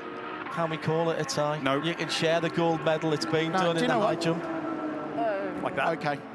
Yeah. Okay. Well, that's a very nice blending in their fire suits. Yeah. Very good. It's a tie, but put Goon on to the left-hand side. I've decided, though... Like that? I've decided... so that we can see more of Goon on the Matty. I feel bad about chucking... Oh, boy. I feel bad about chucking my mate under the bridge. Oh, that's very good. But there's no surprise that Crail's pushing a Porsche. I want to bump Lounsey up, please. Now, his phone's going hot. That's why his phone's lit up. It's going to cost me a donation to the Prostate Cancer Foundation. Fair. It certainly is. Fair. Just remember, Mr. Lowndes, just remember who nominated you, hey? Please move Lowndes up one, Shay, at your end, please, and then I'll be happy. I think the only fair way to settle this is by seeing which of these two guys finishes higher today in this race. That's going to settle it. Do you agree with that, guy? I think that's fair. I think that's fair. Yeah. I'll shake your hand because the 75's in front of the 911 at the moment, and they're better on fuel. What it does show, though, is we have got elite drivers that come and do this race. And there's 3 or 4 other drivers that we could have put into that top 5. You know, the fans like Chio, we've got SVG who's looking in. Chaz Mostert didn't make that. I mean, that's how good this form of racing has been over the last few years. That is the quality.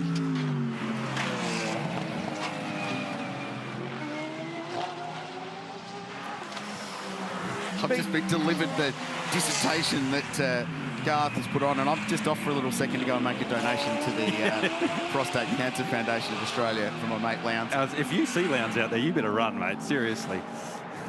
Unbelievable. We're tracking one of the stories of the race is the car that is in 17th position at the moment, and that is the Pro-Am number 44 Audi that was unfortunately caught up in somebody else's accident this morning, the Valmont Racing machine. That car still running. It's many, many laps down, but I love their devotion to endurance racing. The pop art colour on that car. And you know what? Since they put that new corner on that car, that right corner, yeah, all right, the bodywork looks a bit scabby at the moment, but that car has run and run and run. Fair play to that team. A lot of endurance events have like a spirit of type award. And that car today, they were taken out of the race effectively through no fault of their own, minding their own business, getting involved in someone else's accident. The team went to work, rebuilt the car. If that's not the Spirit of Bathurst award for the day, I don't know what is. I don't want to have another argument with you, Garth, but if that KTM makes it to finish, having watched they've been through the last 3 or 4 years. That's a lifetime achievement award for the KTM. That goes into cult status type thing. You know what we were talking about with Chio and all the rest of it. Now, Adam Christodoulou going back into the box in the battle between themselves and the remaining McLaren. 3 laps to the good, the number 24 car, with, at the moment, behind the wheel, that's Jake Santolucia behind the wheel of the McLaren, and Adam Christodoulou. It has not been an easy run for the defending champion team in GT4. I agree with you on the Valmont car. They are so fiercely passionate, those two blokes. They're long-term mates. They've raced each other, and they decided they didn't like racing each other wheel to wheel in like having two cars. Really? So they wanted to go, well, I'd much rather than one win and one doesn't, link up and join forces and race together. That's very cool, isn't it? That's a warm, fuzzy story as well. I like. Then I like that even better. Leading the invitational class at the moment, Glenwood in the GT2 crossboard. This is the 5-cylinder version. It's an Audi straight 5. So you're thinking Audi Quattro, old style offbeat rumble of that car. Built for the SRO GT2 regulations, and has turned into a very decent racing car. Had no look here down through the years. We've turned that one around as well. Changed the belts, the drive belt on that without having to take the engine out. And I want you all on your feet when that car gets to the end of the race.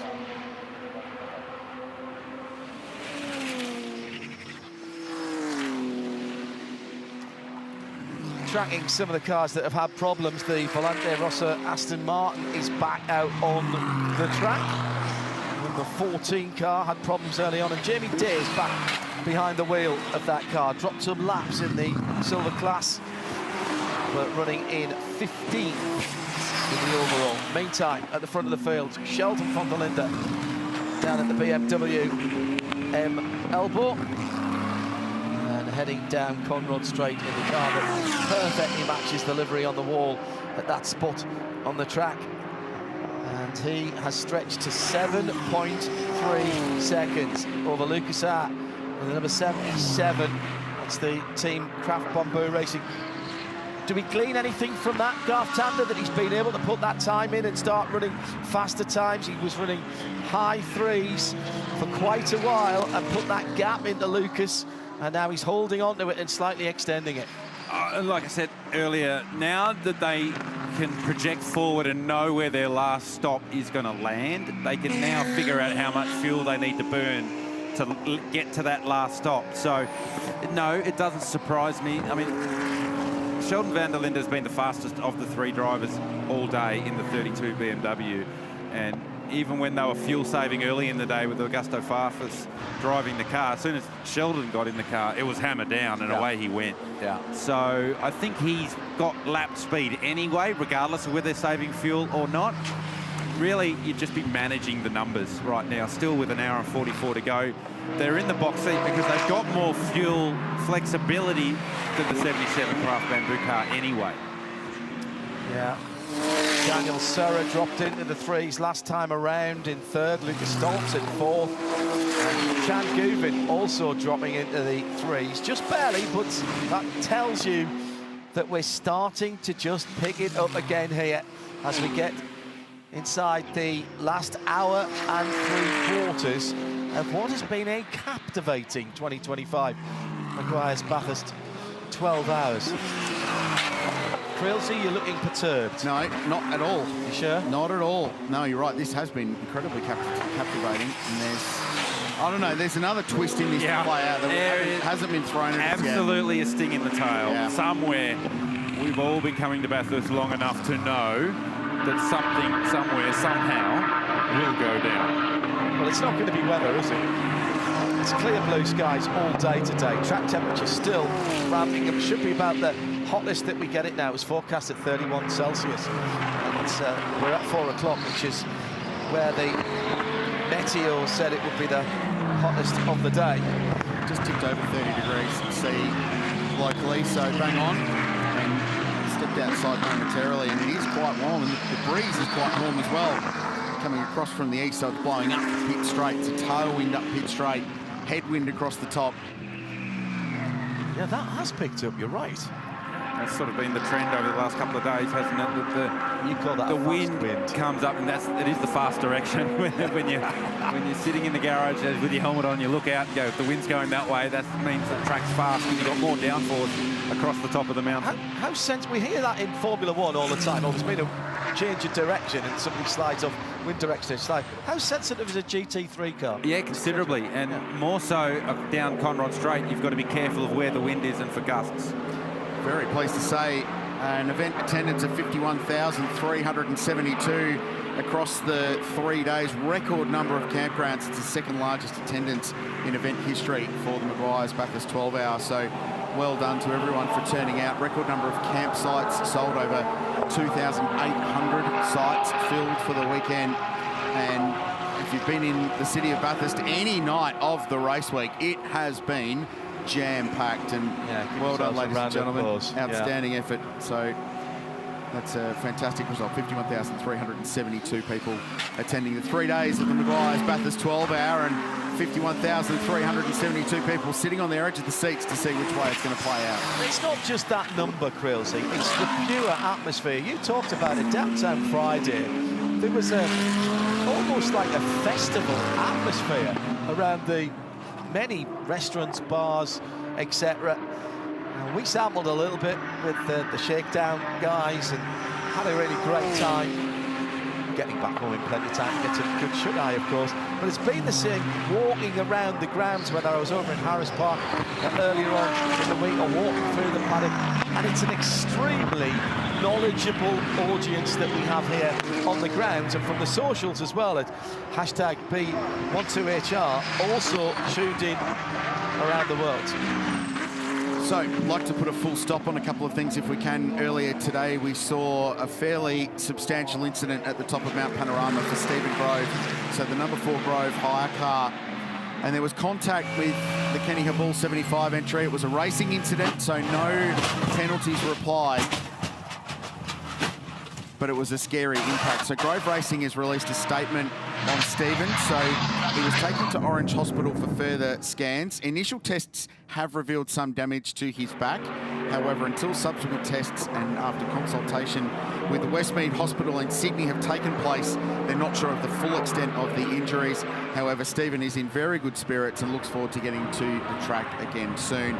And the team wanted to thank all the fans and all the supporters for their outpouring of support since that accident this morning. So just good to hear that Stephen's in good spirits, and he will go to Westmead in Sydney for some further scans on his back moving forward. But that's good to know. He's in good hands and will be looked after. Sending all of our best wishes and thoughts as well, along with, I'm sure, everybody watching and listening. Yeah, absolutely, John. It's good to hear. So following and just tracking Daniel Serra and Lucas Stoltz across the top of the mountain, and you can hear Anton Guven in the Porsche not far behind. Very distinctive sound of that flat 6 Porsche. Currently these 3, 3rd, 4th and 5th. Stoltz certainly in the best position when it comes to fuel availability to get to the last stop. But Serra with track position. But this trio some 18 seconds behind the leader. So they'll need something. They will need that sting in the tail to get them in the game with 1 hour and 40 minutes left in this one. We are so far through this race, and I am looking at lap times, lap after lap after lap. I don't think anybody's in cruise mode, but I don't think anybody's really pulled the pin yet and let the horses run. I think it's finer than lap by lap. It's almost got to the point where it's sector by sector. Yeah. And certainly as there is less traffic or less lap traffic to pollute the lap time as the race goes on. That is something that I've noticed that more and more of the cars, with the wind that we just spoke about, a lot more debris in the front grille of a lot of the race cars. So you can see all the leaves and rubbish in the front of the Absolute Racing Porsche as it makes its way up Mountain Straight. We've been talking about 1 pit stop as opposed to 1.5 pit stops, but it has to be 2 pit stops. As soon as you put the fuel probe on, it's an 80-second mandatory stop. Stephen Walton saying, what does that cost you?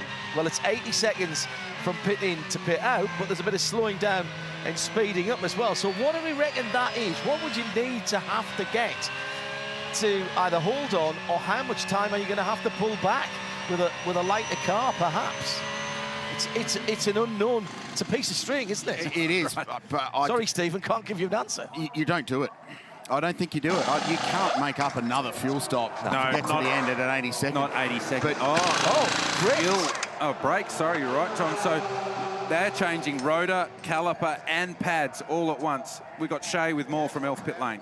One of the coolest things that I've actually seen in preparation for this brake change is that the Ferrari team has ovens in the garage for these brake rotors. They turn them up to 100 degrees C before pulling them out to do this brake change. So not only are the pads and rotors extra hot, the crews are going to be careful with the ones coming off, but the ones going on. This is a different strategy for the Ferrari team, and it should help Rivera get back out on track with his brakes up to temperature even faster, because the brakes are already at an extremely elevated temperature. And that is the Pro-Am leader, gentlemen and ladies, with Rivera coming in from well inside the top 10, and Maurice Schuring is only a couple of laps behind here and is now eating into the lead of the number 36 Ferrari 296 on pit lane. I don't feel like this brake change, and there's the Arise Racing Garage where you can see you actually have to preheat all the brakes before they go in the car, because the rotor hats you can see in the middle of the brake rotor that locates on the drive pegs, that's all interference fit. So if you have a cold brake hat and a hot hub, the brake hat won't go on. So you actually have to heat it up before you put it on the car. But this deep into the race, I don't think that's absolutely not a planned brake change. And they haven't got the wheel located properly either. So is there something wrong behind that? That's the worry. Absolutely. Oh, well done. No panic. Wait for everybody to get back across the line. Fire up the V6. Put a bit of heat into the Pirellis. Thank you, guys. Your service has been completed with pride and safety by your Ferrari team. So it's going to be 2.5 minutes lost. So they'll lose one of the laps they had over the bend Porsche with Marcus Schuring behind the wheel. Have a good look at those discs that have come off. Looking at wear, because this is more so about the 26 car. What does the wear look like on there? So it's not the pads. The pads are okay. They would have done another hour and a half. So we need to have a good look at the rotor, and you can see those grooves in the rotor. That's what cleans the pad material off and gives it bite. And but the pinning on that? Yeah, well, that's standard. Don't forget 800-900 degrees, so there is that. They actually look like they're not too bad. There's certainly no significant. You can usually tell those grooves become quite shallow the more that you wear the brake rotor. So that's not too bad. So that either is a precautionary tale to have a look to understand their brake wear for the 26 car. Correct. Because they had those 2 laps over their following Pro-Am car with the 36. You can get really weird things happening, like a stone getting caught in there or something like that, but that one that we saw there, that wasn't a problem. That looked fine to me. So I think that's precautionary and getting an understanding of the brake wear. Don't forget, Ferrari haven't been here for a long time. And not with this car. That's Arise Racing's first Bathurst 12 hour. So it's actually pretty smart play when you think about it. It's a free brake change, and you get to understand the data to help your lead car. Yeah, nice to have a reference point, isn't it? So our team down in the Pirelli pit bunker have been crunching numbers and there's smoke pouring off the abacus, and it's all pretty busy. But the way it's looking at the moment, the 2 BMWs are in good shape, and so too is car 75 to do this on one more stop. Everyone else right now does not have enough to get to the end on one more pit stop. They're going to be about 15 minutes short. Including Kraft Bamboo in second? Correct, 77, yeah. Yeah, okay. Yeah, they're 1 or 2 laps to the goods compared to the Ferrari, for example, and the Porsche, but they're not in the BMW realm at the moment. Okay. So you're calling it now for the top 3? Oh, no. That's way brave. Wow. Calling it. 90 minutes from the finish. Are you kidding? Oh, I tried. You're hoping to catch me off guard there, or just throwing the little top spinner up there, see if you went after it. No chance. No chance, because you just don't know at this place. There are so many variables. Hello to Chris Suku as the UK starts coming back from possibly a couple of snoozes in the overnight. An hour and a half still to run. 11 minutes past 5 in the morning in the UK, an hour later than that in Central Europe. And if you are just rejoining us, my goodness me, what a story this race is panning out. Top 6 cars on the lead lap, different strategies all still to play for.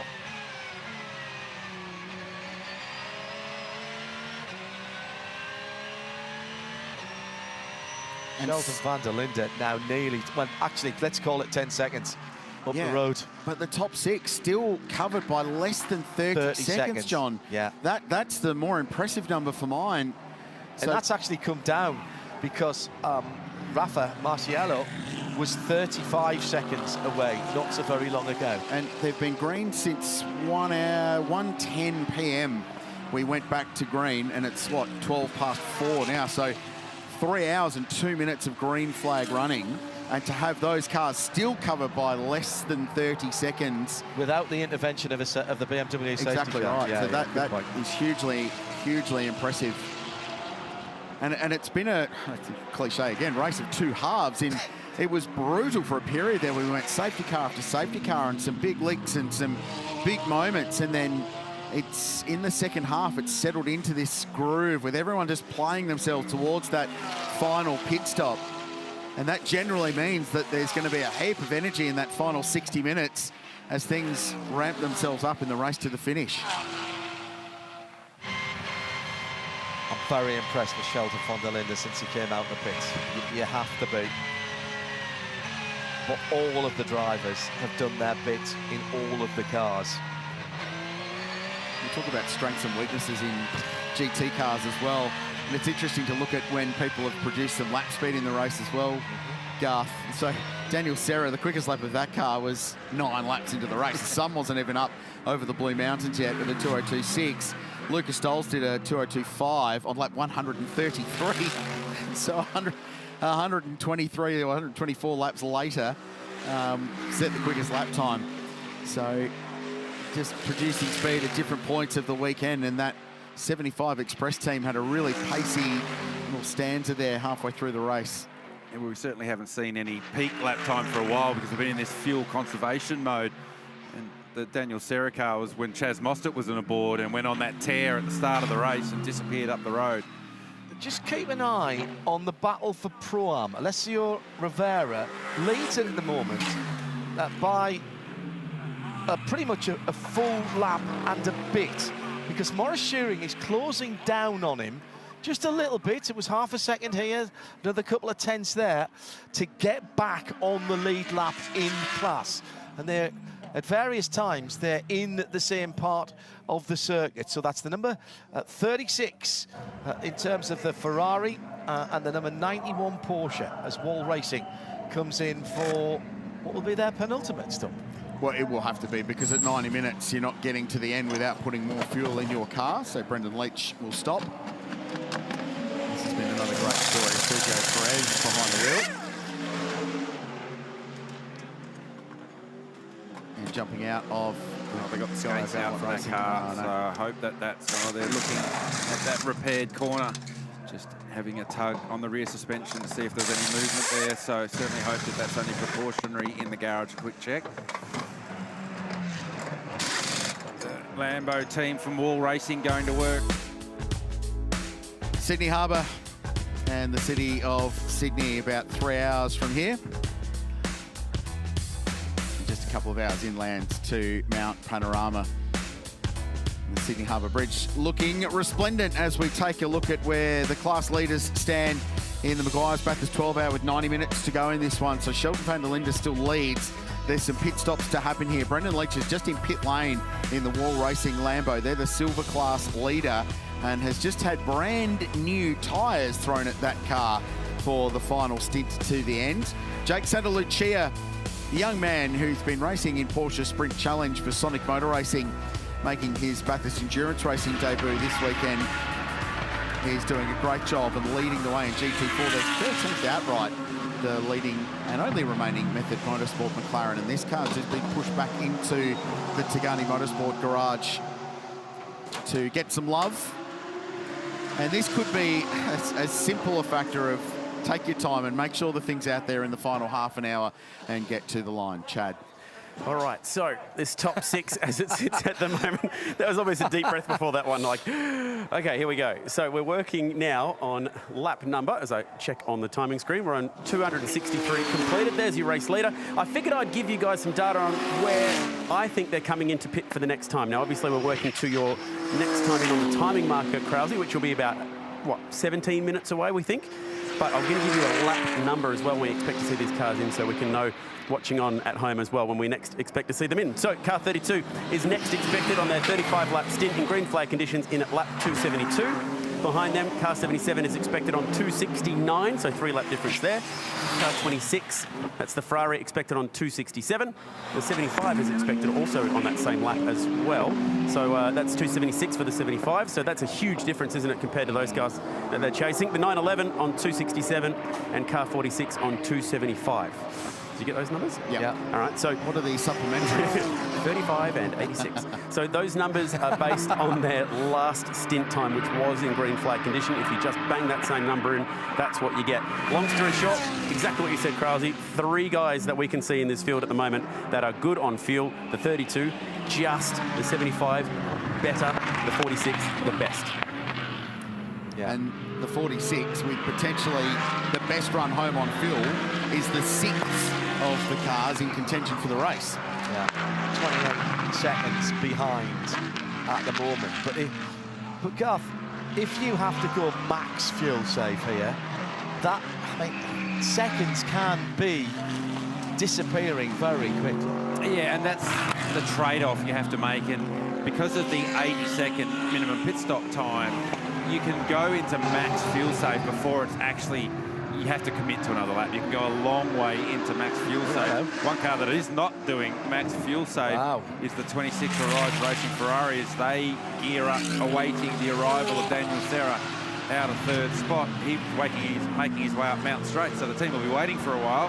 He's got to get his way all the way across the top of the mountain. This strikes me as being perhaps a lap or 2 early from where I would have expected them in. So I wonder if they've made a call about, we've got to get the thing in, we've got to fill it up, and then we're going flat out. Yeah, potentially. 32 laps it will be next time around for that Ferrari. That's actually close enough on a 32-lap stint. They've not done any. They did a 34-lap stint, and that was aided by the BMW safety car. So that's bang on for them in a green flag stint. I could see the fuel ready, and I could see brand new Pirellis ready, but I couldn't see a Chaz Mostert ready at that time. He might be just lurking at the back of the garage. You don't tend to come forward until you know the car is basically leaving the chase. On board here with Daniel Serra as he makes his way out of Forest Elbow for his run down Conrod Straight. Let's hear from Chad in Elf Pit Lane. They'll have to do a driver change on this car, Garth, because if Serra was to stay in it, he would just go over his maximum continuous driving time by a minute. So, mate, moving pieces. It is a game of seconds, this race, and it is every year. And you have to be a rocket scientist to try and work out how all the moving pieces, fuel and tyre and driver time, fits in. The Lamborghini trying to warm its tyres. They were brand new Pirellis that went on that Lamborghini. So Brendan Leach is about to go really fast. And into the lane comes the first of our contenders, and the Porsche follows. So this is on brand for the race from what we've seen, in that these 2 cars have been inseparable. But with an hour and 20 minutes to go, they're going to need serious fuel saving, serious help, or another pit stop to get to the checkered flag from here. And that's a good story. That puts a smile on everyone's face, the guy of Valmont Racing Audi back on the racetrack. If it's green from here to the end with an hour and 24 to go, they're not making it. You can't save that much fuel here. So you get Chaz in now, for example, and Matt Campbell in the Porsche, and you blaze, you go as hard as you possibly can, you hang on for as long as you possibly can, awaiting the potential of a safety car. When everyone's going to pit anyway, you're back on even kill, or you just roll the dice. And you run it till it goes dry. Yep. Yes, basically. Normally you would say you want to make your last pit stop first, just in case you get the wrong side of a safety car, but this is too far out for that. So these guys, minutes. these guys are basically they've got no choice at this point. This is a 32-lap stint for both of them. That's what they've been doing in between their visits to the Alfoil pit lane, all through the, 10.5 hours so far. The irony of this is that if any one of the safety car periods we've had in the race was a lap longer here, a lap longer there, that could have been the difference between them pitting with an hour and 20 to go or coming in with an hour and 5 to go when you could make it to the end. So it is a game of inches, and they are so close to being in the window, but frustratingly right now, they're not in it. And compounding the pain for the 911 Absolute Racing Porsche, their pit stop then. Remember, it's a minimum of 80 seconds stop time, 84 seconds versus 81 for Chaz Mostert and Arise Racing. So not only are they stopping earlier than they like, they stop for longer than they would have liked. And you say it's only 3 seconds. We can't see Chaz Mostert up the road. He's gone because it extrapolates so much more when the cars are only doing 40k an hour in pit lane. So what have you said to those two drivers that have gone in? Let's have a think about that. Let's head back down to the Alfoil pit lane. Shay Adam, who have you been staring at, Jay? What information have you scared out of people? Well, I was staring at that pit stop for the Absolute Racing Porsche, the number 911, and Matt Campbell actually revved the car, tried to get it to go, and it didn't, and then took a second, breathed, as it turned out, took 3 seconds, breathed, and then finally got the car engaged in gear, left in a very smoky, beautiful burnout. But that was the difference in that pit time. It was Matt trying to ask the Porsche to go, and the Porsche saying, Interesting. Yeah. That car has had a new gearbox this week. Yeah, I think it's just sometimes with these gearboxes, potentially with the paddle shift, because it's an electronic signal that then goes to generally an air actuated gear selector that gets lost in translation sometimes, or it goes dog on dog inside mechanically in the gearbox and it won't select, and that's what Shay made the point where Matty Campbell just let the car breathe, let the revs come right back down again, then try again, grab a gear, but all that takes time. And as it turns out, it's north of 3 seconds to get all that done. Yeah, let everything spin back down again. Yep. So we're now waiting for car 77. The car that sits in second place for Craft Bamboo Racing. And Lucas Auer, who so superbly yesterday scored the Alan Simonson Pole Award. There's some hustle going on from the race leader as well, by the way. Yeah. Smacked the curb on the left-hander at the top of the hill at the chase. He did that yesterday in qualifying, and I thought, yeah, that's a quali thing. Yeah, you do that in quali because it doesn't matter. It's not 12 hours. But Rafa Marciello last time around, a 2:03.7, 2:04.5, 2:04.5, 2:05.2 for the cars in front of him. Lelo's got the hurry up. Yeah, well, he's got a lot of fuel. Correct. Compared to the 32, he's got much more fuel. So probably deciding I can burn a bit now and find myself a bit of track position ahead of this final stop. Maybe just close that gap that was number 30, just over 30 seconds between him and the leader. It's down to 26 now. Doesn't sound like a lot, but that could make a big difference in an hour and 20 minutes. Pulling it back. The Craft Bamboo car is the next one due in on the numbers we've been working to, and 11 seconds around, and they are in a conservation mode at the moment. The 2:05.0 last time round, unaffected by traffic in clean air. They're getting to the back of the Aston Martin now. Next lap. That car back out there. Next lap, I reckon, for the back seat. You talk about staring at people. Well, I'm staring at cars, and I'm listening to cars, because going into turn 1, Sheldon van der Linde is lifting fairly early, going in, coasting, making it through. But here's the interesting thing. Raffaele Marciello is lifting at the exact same point, and he's finding more lap time. So maybe Lello just has the ability to save fuel and go a little bit faster, which is a weird thing about this GT3 BMW M4. Yeah. They do tend to go better the easier you drive them. But as far as staring at people, well, Jules Gounon is finally starting to get ready for his final stint in the 75 Express Mercedes and the 77 Mercedes, the Craft Bamboo car that you guys were talking about. That will be Lugi taking it to the end. Lucas Auer, they have new tires ready, and they're ready for him on the pit lane. And for the Arise Racing Ferrari number 26, if ever there was a sign that they don't think they're going to get their own fuel, it's that they're putting more ELF fuel back into the fuel rig. So that's a dead set sign that they're pretty confident that they're not going to make it. The exact words from the crew was they only think one car can make it in the entire race so far. So maybe some different numbers that they're seeing. Did they say which car they thought? Yeah, exactly. I couldn't quite get that information out of Adam. Don't bury the lead, Jay. Don't want to give away the game here. Here comes the Lucas car. Remember Valentino Rossi telling Shea earlier on in the L4 pit lane that they were getting better lap time, the smoother and the more relaxed they were driving that car. That is an exceptional piece of engineering, that BMW. Right, gents, an hour and 18 as he came in. It's going to be about an hour and 17 when he comes out. Lucas, oh man, that's tight, Chris. It's not enough. No, not enough if it stays green. It's too tight to the wrong side, John. They're in better shape than the Porsche and the Ferrari we've just seen, but they're not as in good shape as the BMWs or Car 75. So what do you do here, Garth? Then you're better off than the two that's just off. You're not as good as the two BMWs. It's max save for this car. It's got to be, hasn't it? You've got a podium finish, or do you go all out and say to Whatnot with it, we want to win this race?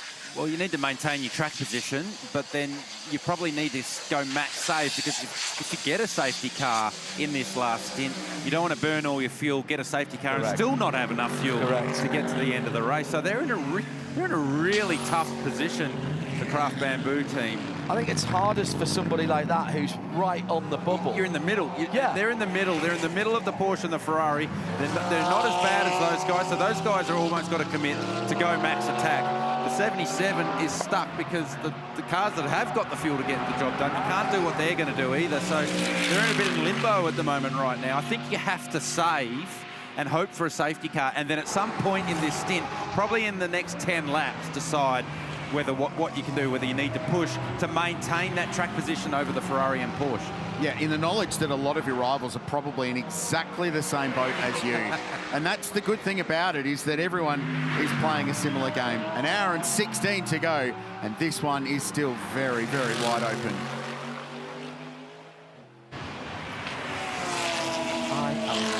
I am absolutely loving this. This is 21st century old school endurance racing, because what we've had here is everything. We've had pace, we've had side-by-side racing, we've had strategy, we've had people working the tyres. Remember, only 12 sets of Pirelli tyres from free practice one on Friday, and we've still got cars in it without having to artificially... Sorry, that sounds wrong, but without having to close the field up by a neutralisation. We never bring the safety car out when it isn't required. That is for safety reasons. But you know what I mean, Trailsy? This is genuine performance.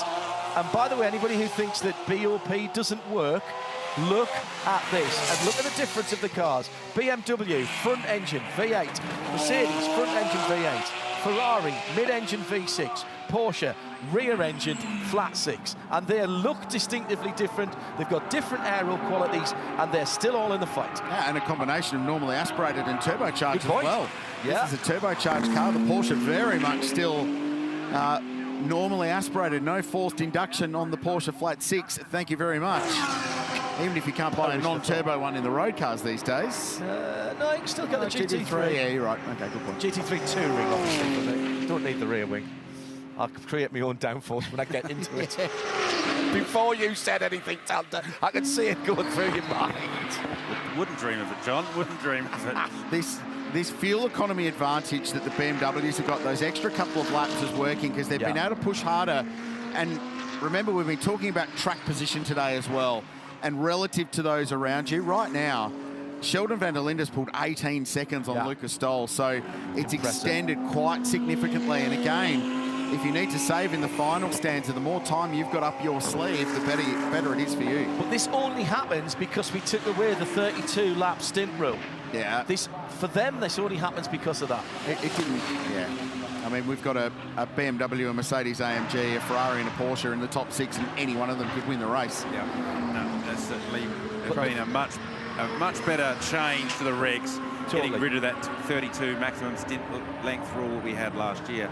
We've got all sorts of variability, the ability for the drivers to save fuel as we watch the field make their way up Mountain Straight. There goes Lucas Stoltz in the 75 Express AMG Mercedes. Here comes Raffaele Macchiello making his way up Mountain Straight, and the Hallmark Audi that currently has Lee Holdsworth aboard, second in the bronze class. Chaz Mostard's just put in a 202 in the 5th place car. Yeah. That's not fuel saving. And he's on it. They've sent it, and he's now up the rear wing of Lucas Auer. So they're about to come into shot. Actually, That'll tell us. I think they're still coming down Conrad Straight. That'll tell us whether the 77's saving fuel, whether he wants to maintain the track position or not. We know Chaz is going to send it. We know Campbell is going to send it. So I think Chaz is about to pass him. So that's the sister Ferrari coming through.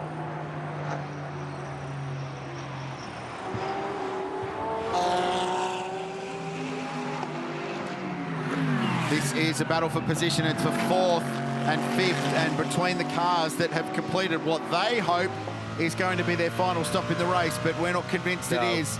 They're running out of time.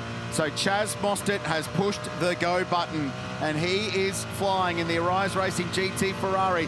The pole man Lucas Auer in front. Mostert looking to go around the outside at turn 2.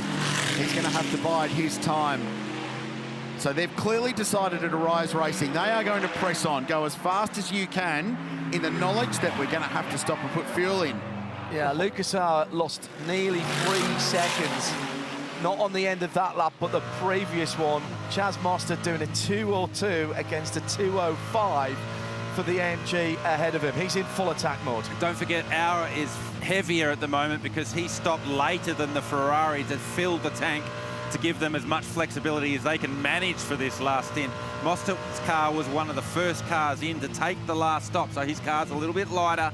They've clearly decided they're going to try and get up the road. And we saw earlier with Lucas Stoltz, the AMGs are a little bit lazy for the first 3 or 4 laps while they're full of fuel, and then they start to come to life. And for cars 32, 75 and 46, so the 2 BMWs split in the middle by the car that's finished first twice and was runner-up last year. The window is now open for them to get home on one more pit stop. So that's the race. There's 3 cars that can and 3 cars that might. And here's Chaz in the tow, looks down the inside at the kink and will take that position away. The Ferrari will move to 4th. Yeah, he's 5 laps worse off on fuel than the car that he's just passed. That's the calculation there. All right, if you reckon you're in there, 70 minutes to go, and that, as we've seen throughout the day, that has been achievable. Do you make your pit stop straight away? Do you make your last pit stop straight away? No, you go as long as you possibly can, because you may still get that free safety car as well. That, or the further you go into the race, as Chaz Mostert completes his Elf Oil slick pass down at the chase, uses the toe nicely, and then side drafts his way past Lucas Auer as they make their way down to the kink. Just there, stays nice and close to the rear quarter panel of the Mercedes, gets track position at the kink, and there's nothing Lucas Auer's able to do about it as Chaz closes it down. He was 8 k's an hour quicker at the speed trap down there, so the toe, massive influence in helping that pass. So these cars are in the window. No, push on as long as you can, and it means it's less fuel you can put in at the end. But more importantly in this race, it's less fuel saving. Basically means you can push on harder. So right now, car 32 hasn't stopped. Chaz Mostert has, and they're 1 minute and 32 apart. So it's 1 minute and 20 to do a pit stop. So there's 12 seconds in there. What it means is that Mostert's going to be on the road second. And closer to Van der Linde, and flying, but he's going to have to stop. But has to stop, So, and they'll be weighing track position and all that up in the garage at WRC now. So that'll all come into their calculations about when they take that stop. 69 minutes to go, gentlemen. Bathurst bending time again. Where has the last 11 hours disappeared to? I literally have not moved because I didn't dare, because I didn't want to miss anything. I think Arise Racing are taking this stop soon. Yeah. The crew were just starting to glove up, do their helmets up. Well, I get that. Unless that's for the 36 car. Could be. Let me have a look. Shall I check, sir? There's the pro car, it goes through. Standby corner. It may be for the 36. Alessio Rovera behind the wheel of that car. They're in 8th outright, the sister car, leading the Pro-Am class. by 1 lap. They've only been out about 13 laps in the 36, the second car. So here we go. Limbering up, doing a stretch. Kelvin van der Linde, who for many a year has been one of the fastest and most electrifying internationals to drive a GT3 car. Here we go. This is the clutch moment. Right on the edge of their pit window to get to the checkered flag without stopping again. Sheldon van der Linde attacks the pit lane. He's going to hand the race-leading BMW over to his teammate for what could be their final pit stop. And how excited were we in the booth here? Well, Meguiar came together there as we pointed at the screen at the same time. They've been side by side as we were pointing at the screen. Brand new green stickers. Look, they're just going to be fast. And it's brother for brother as Kelvin van der Linde will get into that car and be told, you've got about 67 minutes, 66 and a half minutes. And that's what separates you from the top step of the podium. Now, banging on the front, started up. Trying to shake all the leaf debris out of the front grille and out of the air intake. So you can see they've blown it out as much as they can. Pretty fat with fuel now. But I don't think it'll be completely full. They would have only had the fuel rig connected enough to get to the end under full push, like full green, full push. Yeah. Their window was 1 hour and 12, we thought, so they've come in at 1 hour and 6 to go. So there's 3 laps. Yeah. 3 laps of fuel they won't have put in the car. It's enough of a safety margin. Crosses the line. What's the pit stop time? 80.7. 80.7, again, like clockwork. And out he goes. And there is Chaz Mostert. So this is what we were talking about with the Ferrari that's going to have some overlap here and be up to speed. But Kelvin will make this quite difficult for Chaz Mostert, who now finds himself in 4th place. So Lucas Stolz has gone through. 75 assumes the lead. Pit stop still to come. It's looking even better for the Mercedes-AMG at the moment. If they can go a little bit further, their economy isn't as good as the BMW, but they're in a really good place. And then we think the last car to stop will be car 46, which is Raffaele Marciello behind the wheel of Valentino Rossi's BMW Team WRT entry. When we were talking about the variety, I actually gave the BMW 2 extra cylinders and put it in a V. It's a straight 6, of course it is, in the M3, not a V8. Thank you, Punishlessness, for reminding me of that. But it actually adds to the variety because it's another configuration of engine. Inline 6-cylinder engine. 8 is great, but... My bad, it was the team car, John. Sorry, I got that wrong. It was the sister Arise racing car, so the Pro-M entry with Alessio Rivera, so not in the same race. And Van der Linde's gone through on that, which is pretty sensible on all accounts. So it's about 11 seconds back to Chaz Mostert from Van der Linde, who's on his out lap. So we think it'll be another 3 or 4 laps for the 75 AMG Mercedes. So if they do that, they're within an hour to go. Yes. And they're in really good shape. Oh, yes. This is fascinating stuff. 4.9 seconds between Stolz and Marciello. And then what can Kelvin van der Linde do? So it's got 1 minute and 2 seconds behind the 2 leading cars right now. And every lap that goes by between this BMW on screen pitting and its sister BMW plus the 75 Sun Energy Mercedes is a critical part of the race. If any BMW safety car was to come out right now, it would essentially give them a free pit stop while they're up the road. So it's a hugely important couple of laps here before they pit. Yeah, really good point that Chad makes, and that's why we always say the wider your pit stop window at the end of the race, the more flexibility that you have. And you might say, gee, God, the 75 and the 46 were lucky to get that late race safety car. No, they weren't. They've been working for 4 hours to get themselves into position to take advantage of that late race safety car, should it come at the right time for them. You can't win the lottery without buying a ticket. And that's what they've effectively done. They've put themselves at the front of the queue when it matters. And look, it might not happen, and they might not get that ultimate safety car right at the right time. But if you don't put yourself in the position, you can't take advantage of it. into the pit lane for what is the leading car. The BMW will follow it in. So Stoltz and Marciello come in for what will be their final stop at 63 minutes, grazing the edge of the grass as they come in. Drivers standing ready. It will surprise no one at all here or anywhere else in the world to know that the ultimate plug-and-play performance accessory around this place is about to be installed on the number 75 Express AMG. Jules Gounon gets ready to take the last stint here at the mountain. Oh, I love this for us. This is great, isn't it? The final stops to decide this race.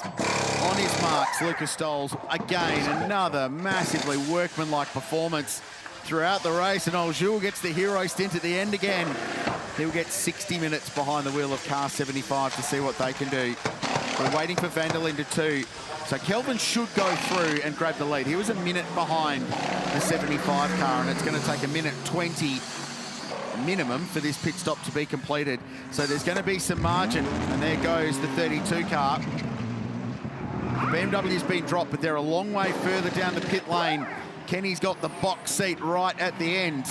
Helps being an ambassador for the Bathurst Regional Council, I suppose, but also probably winning this race a bunch of times. So Mostert through as well, as predicted, gets himself to second, but almost certainly can't make it to the end on fuel. I don't think...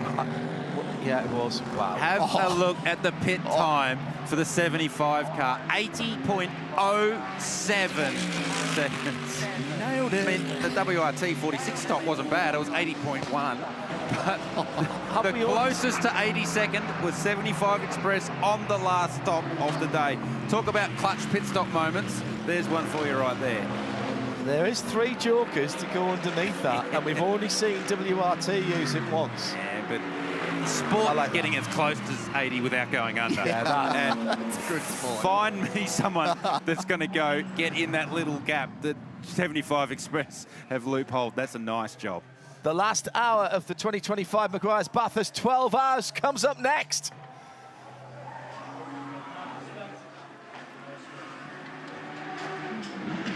You ready? I'm ready. You ready? I was born ready. 11 hours leads to this. And it's not been a boring 11 hours. We've had plenty to talk about. We've had incident, accident. We've had a bit of controversy. We've had things to talk about all the way through.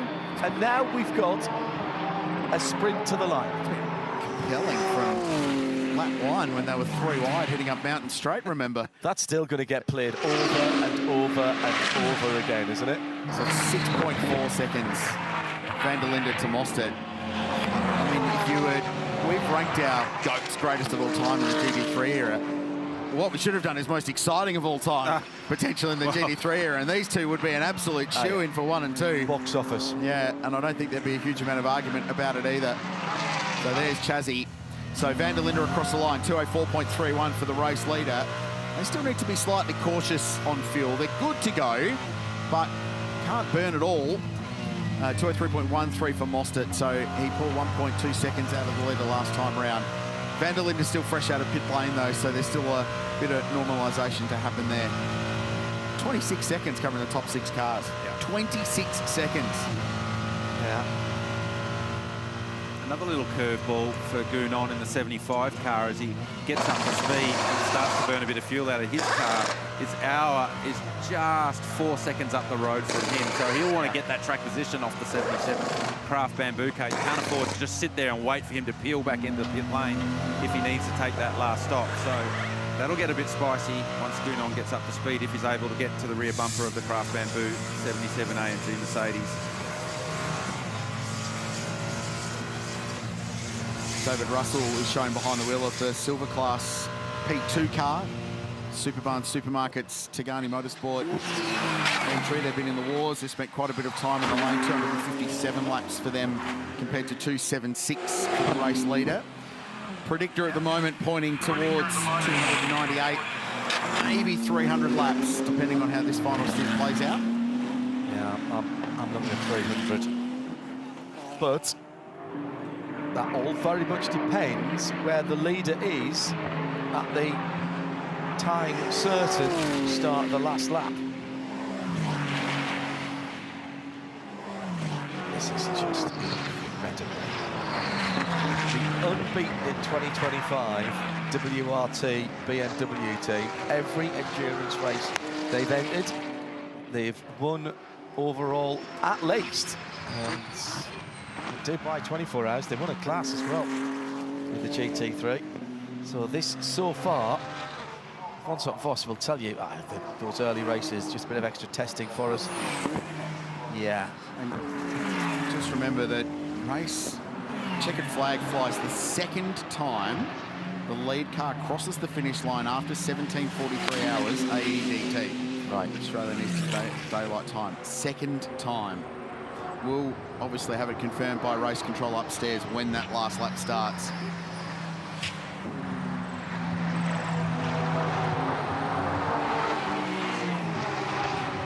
...277 laps into the Meguiar's Bathurst 12 out. There's 57 minutes to go, and the situation is this. Kelvin van der Linde leads for BMW. They have never won here in the GT era. They won twice in production cars in 2007 and 2010.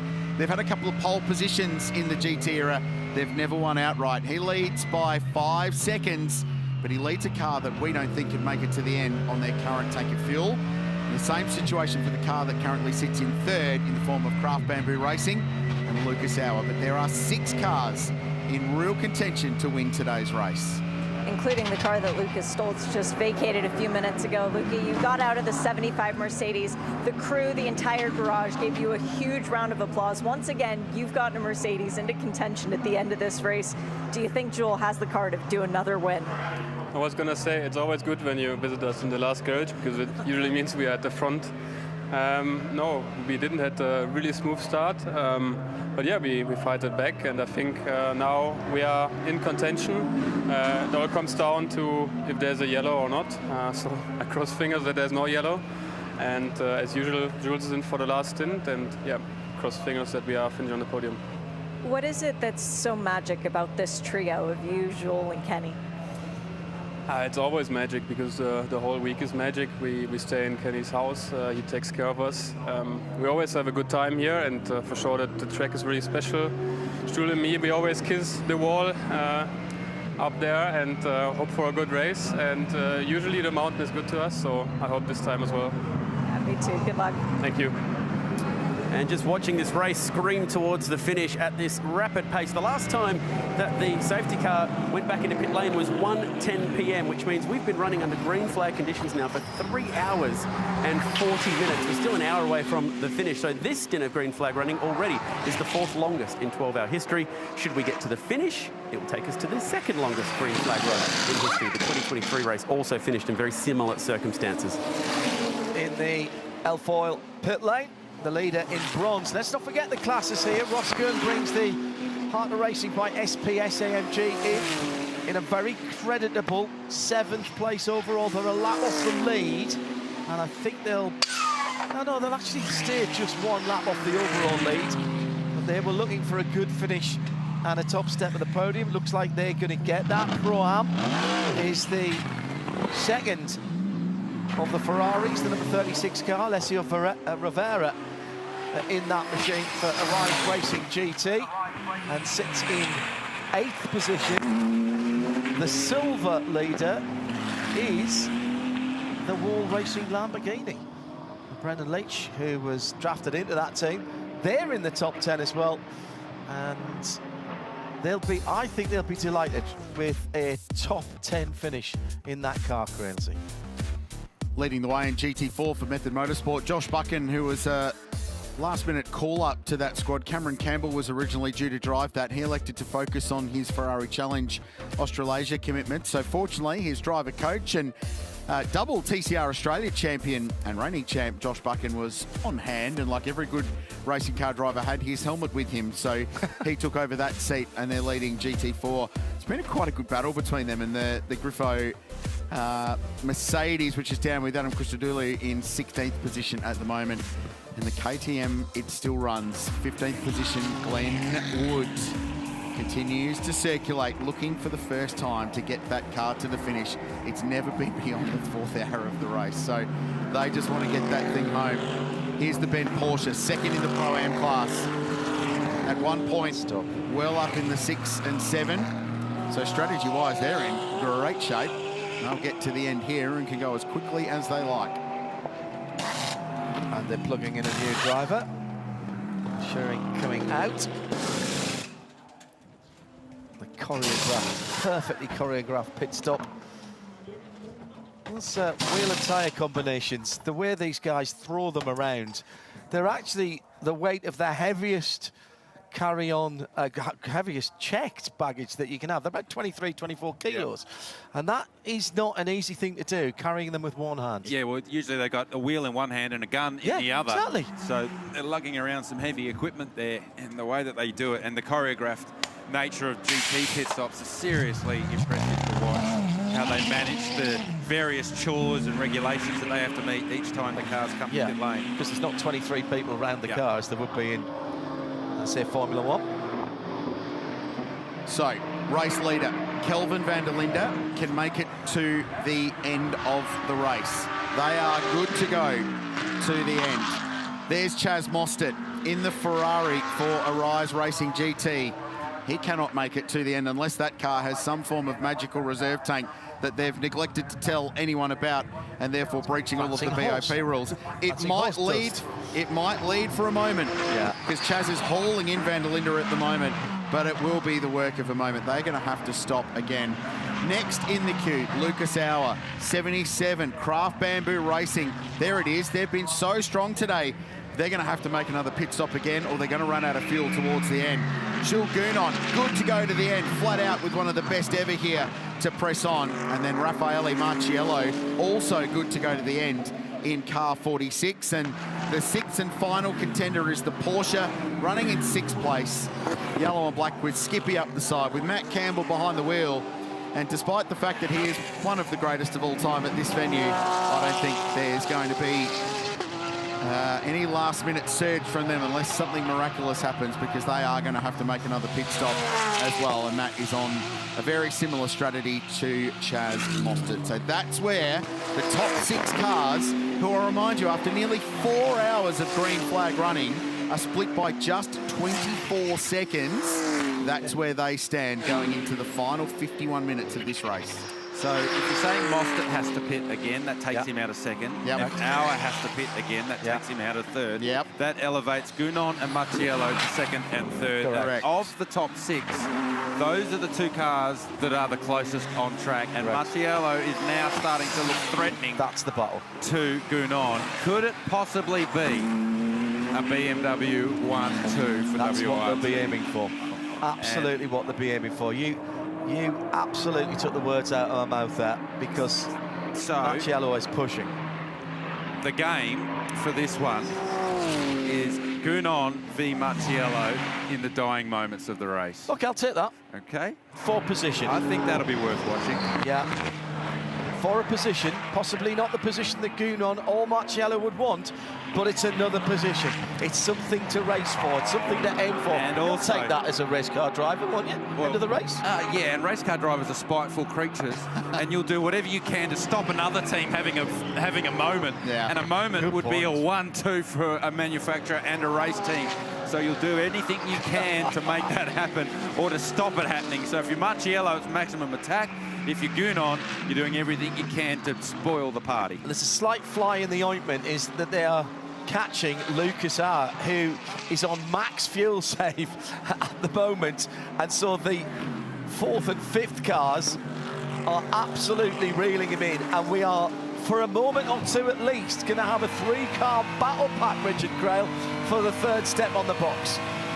And van der Linde's responded to Mostert coming at him as well, so it's exactly 2 seconds, but Kelvin, the leader, 2:03.7 last time by to Mostert 3:5. So they're only a couple of tenths apart, and the Ferrari's rapid rate of climb towards the race lead has been halted. It was a 3.8 for Gounon and a 3.5 for Marciello. So they're now starting to turn the wick up. It was Auer who was the slowest of the top 5 with a 5.0 on that lap. So Gounon and Marciello closing in on the back of the 77 Craft Bamboo AMG Mercedes as they make their way past the tree, onto the top of the shelf and across the top of the mountain. I don't know why I breathe in there. I'm not making any of those cars any narrower, but I do every time. Jules Gounon's drinks tube has come disconnected, and I thought I saw a moment or two ago he was pressing the button and spraying the steering wheel. No, what happens there? So Jules has decided he doesn't like straw in his helmet, so he's got it velcroed to the bottom of his helmet. So that's why it sits there, and he just grabs it, sticks it underneath the chin of his helmet. But what I saw the water coming out of it too. What happens is they have a one-way valve in the drink straw to stop it vacuum emptying itself every time you jump on the brake pedal. The one-way valves never work. So he'll be getting soaked at the moment, but he'll have no idea what's going on because his focus at the moment is out the front window looking at the 77 and in the rear vision mirror keeping an eye on the 46. 48 minutes to go. And here is the battle for the moment for 3rd, 4th and 5th. Coming down to Elfoyle Murray's. They'll click off another lap and complete lap 282.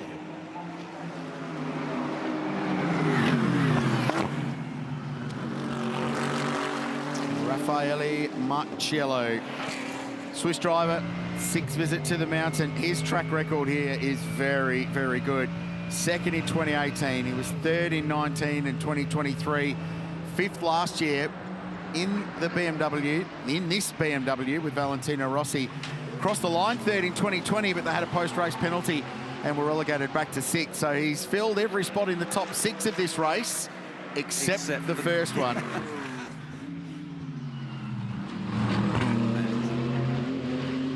He might be disappointed there again today.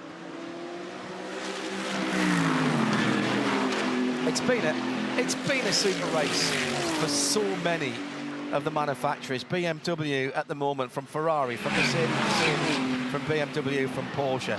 We've got the spread of the major manufacturers here, with due respect to Lamborghini and to Aston Martin. That is impressive, all within that 25-second spread that Richard was talking about early on. Now this is really interesting to me, Garth, because they've caught Lucas out, but they haven't been able to put a move on him. Yeah, because they've got to the dirty air. So Gilles Gounon's got to within 6/10 of the rear bumper of Lucas Auer and then can't get any closer because of the dirty air and the loss of front downforce in particular across the top of the mountain. I actually was going to make the point that I thought Raffaele Marciello did a very nice job of being much closer to the rear of Gilles Gounon. The Gounon was able to be close to Lucas Auer on that previous lap across the top of the mountain. They'll know as we do, surely. Sorry, Gounon and Marciello will know as we do that Auer and Mostert probably have to stop. So they realise, surely now, they'll have been told by the team that they are racing each other for second. Yeah, but they want to get through on Auer as quickly as they can so that they can resume what Gounon's wish list in the next 5 minutes is to get by Auer and then Auer make it really hard for Raffaele Marciello for another 10 minutes or so. But whether that happens or not, like Lucas Auer, he doesn't care. He's got his own race to play. They're all doing low 4s on the last lap, so they've all locked in on the same lap time.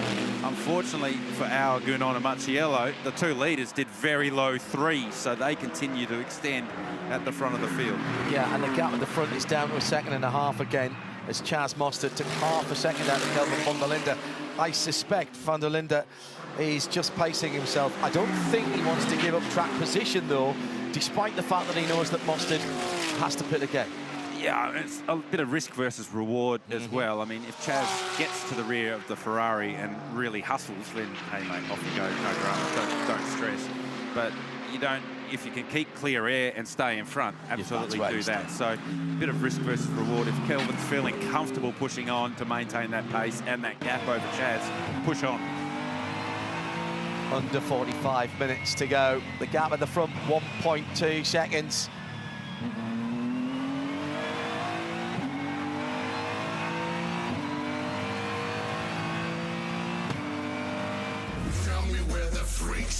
Sydney, get ready for an unforgettable start to the 2025 Repco Supercars Championship. A new season of Supercars begins with 3 big days of racing action, plus a huge pit party on the main straight Saturday night featuring one of the world's best DJs, Timmy Trumpet, and special guest, the Sunset Brothers. Sydney Motorsport Park, Feb 21 to 23. Race by day, party by night. Book now at Ticketek. It's a massive start to the Repco Supercars Championship. It's a massive finish to the Meguiars. Bathurst 12 hour. 43 minutes remain in this edition of Australia's International Endurance Race. It's 0.9 of a second for the lead, with Mostert, who we believe cannot make it to the end on the fuel they have, against Kelvin van der Linde, who certainly can for BMW. And then 20 seconds down the road, you've got this fight among some cans and maybes, with Lucas Auer in the 77 car in third place, feeling the pressure from Jules Gounon in fourth, and Raffaele Marciello in the other BMW in fifth place. And then just clinging on, just grappling at the back of the pack is the Porsche, with Matt Campbell behind, trying to find a way to deliver some of their magic that they've had in the past. There are 6 cars that could still win this race. Sure, some are more likely than the others, but it's also Mount Panorama, and crazy stuff happens here. Heads-up driving by Josh Buchan, leading in GT4. He just needed to give that away, and he had this little trio of battling GT3s coming up as he was heading up into the cutting. He just gave them a little flash to let them know which side to go by, and lifted out that McLaren ease off as he was climbing the hill. Again, this time across the top of the mountain, Gounon was not able to stay close to Auer, whereas Raffaele Marciello was able to stay close to Gounon. John Hindhaugh takes a very deep breath as they leave Forest Elbow. Still pretty pointy, that BMW. Run up against the concrete wall on exit. So whether Gounon's doing that on purpose to manage front tyre temps, or he just can't get close enough because of the loss of front downforce. Yeah, because he's got damage there, and that's been there for a very long time. And maybe in clear air it doesn't worry him so much, but you know, you don't have sticky tape on there without it being damaged, and actually that's getting worse.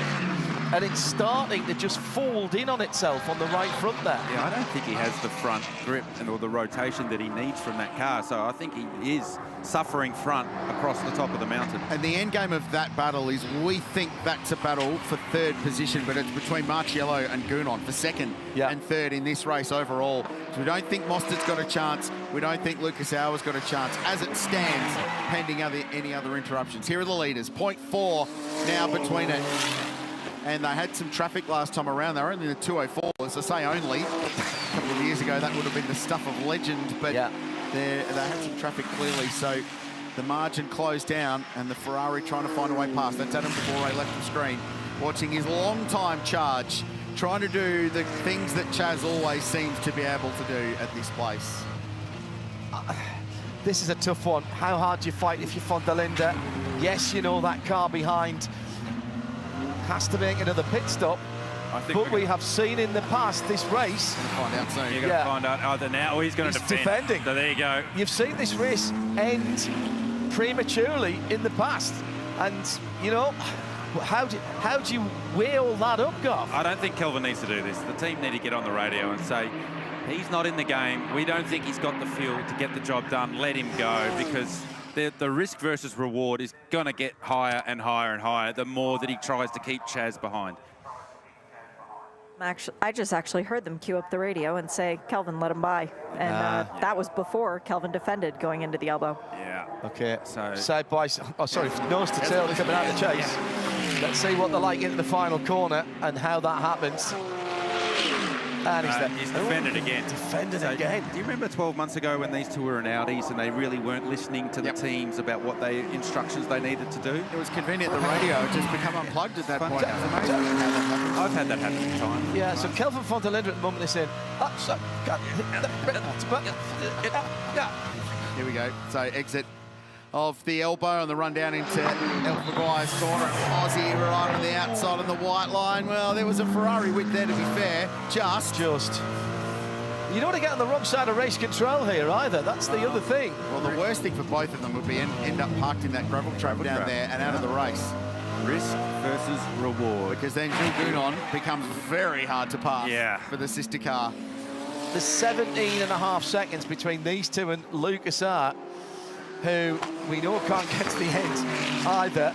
And then there's another 3/4 of a second back to Jules Gounon, and Raffaele Marciello. The gap between the top 5 now under 20 seconds. The top 6, 22 seconds as Matt Campbell is closing in as well.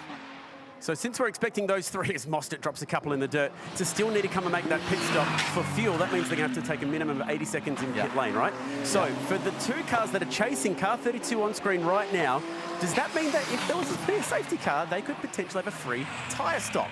Because they're not racing those other cars. So who's got tyres? Well, up the road at car 46, they've got some. And check it out, sitting in the sunshine. Car 75's got some fresh Pirellis to go, just in case. They might get a late race safety car. Then it'll be up to the 32 to make the decision. Stay out or give up track position. And the key point about that is there's no 80-second minimum. It's as fast as you can change those 4 Pirelli tyres. Here we go again for the lead. And this time, Van der Linde backs out of it, but he's not making it easy for Chaz Mostert. He goes wide. He's on the dirt there for a moment, and that's what Garth Tander was saying. Do you risk what you have when you really don't need to? The team will have been going bonkers there as he was kicking up dirt coming out the chase, Garth. I've been Kelvin van der Linde's teammate many, many times, and I've watched him drive race cars, and I've sat there with the radio on, listening to him, disregarding radio calls, and he did not need to do any of that. Just open up the steering, let Chaz go. You don't need to fight back here. We saw a car crash there today on the outside of exiting the chase. So on board here with Chaz. Chaz, he's got less to lose, so send it, see what you can do. He sent it all right, but he got it stopped nicely. It was a really good job. But Kelvin didn't need to do the crossover and try and come back around the outside. So I think Chaz was the same. Martin who went off there doing exactly... We're not talking about a rabbit driver, by the way. Maxime Martin went off on pretty much exactly that line coming out of the chase. Absolutely. Ended the race of the number 888 Mercedes. Chaz he's going Chaz now. has gone full Bye-bye. Chaz. Bye-bye. What's the fastest lap at the moment? 2:02.4, set way back on lap number 78. That's going to be under threat here. I'll tell you that right now. This car said its fastest lap on lap 9. Some isn't at that point of the day. The energy just ramps up. So Ferrari leads the Meguiar's Bathurst 12 hour with 36 minutes to go. But as far as we can tell, they can't make it to the end. They're going to stop again. The question is when. How late do they leave it? Oh, you've got to go. Yeah. You've got to go till the fuel alarm comes on, because if you do get the intervention of the BMW safety car, the M safety car, then, all right, he's going to need quite a lot of it. Maybe 3 or 4 laps, 4 or 5 laps. But my goodness me, that could still work in their favour. What year was it? 2019 that the race stopped short due to a red flag? 18. And it was the WRT Audi at the time that ended up winning the race? Correct. Yep. So Arise putting all their eggs in that basket. I mean, live by the red flag. You don't wish a red flag to end the race or anything, but it has happened in the past. There is a precedent.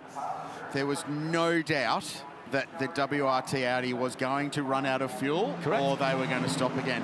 And the car that was in second that year, which if memory recalls may well have been Luke Stoll's, they were going to run out of fuel and had to stop again. And the Porsche that ultimately finished third that year were probably going to run out of juice. And the way that race played out, it looked like the car that was running fourth, the Porsche, was probably going to win it. So the example has been set in the past of rolling the dice and just seeing what happens. And I don't pay the bills, so far be it for me to say, why not just try and run the thing out and see what happens? But, gee, sometimes rolling the dice might work here, and it worked for WRT that year. Yeah. They got lucky. So, Chaz Mostert lining up the pass on Kelvin van der Linde. We've seen that done nicely. Gets the job done up the inside. Makes the apex nicely. Just a little bit of over-rotation as he turns in off the dirty part of the track. And this caught my eyes just when we watched it, and that's just Chaz saying to Kelvin, I am now position 1, thank you very much. You are position 2. He's Tommy Mildener. That's another Tommy Mildener. Is that 3 we've had in this race so far? 0-0-1 on the Lumi rank on the top right-hand side of the screen in the white numbers. That means the pro leader, the overall leader, C. Mostert for Ferrari. And he will be for the next 6 or 7 laps. Yeah. That's all the fuel that he's got. Yeah. Good point, Shea. But strange things can happen. It's 12 minutes. Yeah, 6 or 7 laps. I was just doing this. 12 to 14 minutes. And unfortunately, time remaining 33 and a half. So those numbers do not add up. Another shot of Chaz exploring the limits at the exit of Reed Park. So Mostert, 3.4 seconds. Has to pit again. Just over 30 minutes remain in the 12-hour.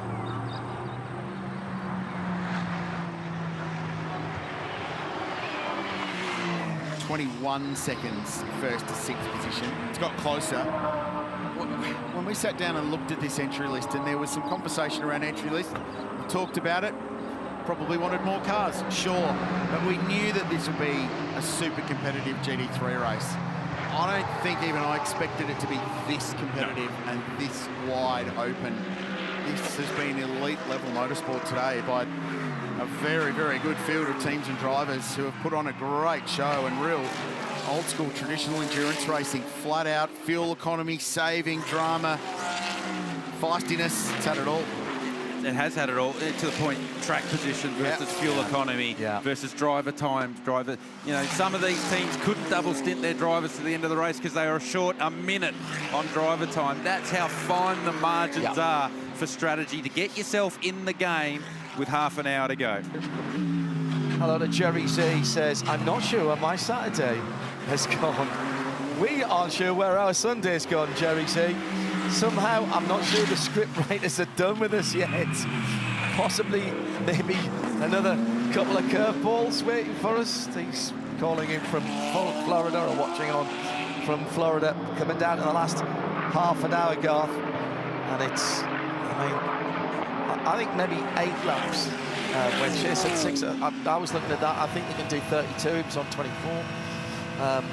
But it's still too short for Chazzy. He's pulled out 4 seconds. It's going to have to be the safety car of all safety cars for Chaz to save enough fuel to get to the end. Van der Linde is being caught by Liqui-Moly, Gilles Gounon and Rafa Marciello. They've taken about 5 seconds out of him in the last few laps. Well, Chaz and Kelvin burnt a heap of time when they were battling for those couple of laps. So Chaz has scurried up the road a little bit on Van der Linde, but you'd have to say that the metronomic pace of the 32, and it's just been at the front of the field, it feels like since the first hour, that they have everything under control, but Bathurst is Bathurst. Things are never certain until you cross the line at the end of 12 hours. The mountain decides. Is it your day? Is it not your day? You can plan, you can scheme, you can even execute, and then something totally bizarre could happen.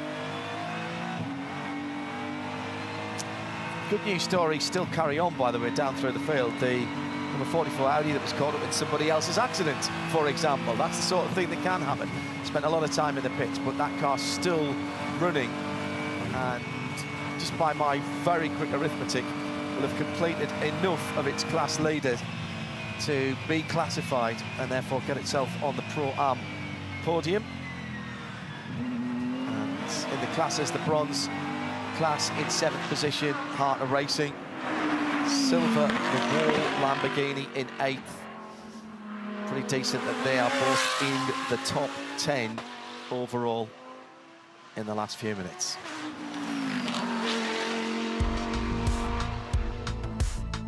Sydney Harbour, about the only thing that'd make it better is if it was plonked right next to Mount Panorama, Bathurst. What a part of the world. We're about 2 hours and 45 minutes inland from the capital of New South Wales in Bathurst town, and we're seeing a thrilling conclusion to the Meguiar's Bathurst 12-hour for this year. The maths are simple. Chaz Mostert's thing is going to run out of fuel. He's going to have to pit again. He leads by 4.8 seconds, and he is pressing on as hard as he can to try and find something, anything, that might be able to save them at the end of this race. Kelvin van der Linde sits in 2nd position. as in the lip. sister. No, that's the sister car. Pro-Am leader. Yeah, excuse me. That'll be their final pit stop. Kelvin van der Linde sits in second place. Good to go to the end. The South African who has shared today with his brother Sheldon. There's a point I want to make about that in just a second as well, because there's genuine history there. And Augusto Farfus, who did all the heavy lifting stuff in the middle of the race. They have been very, very good. They can go all the way to the end.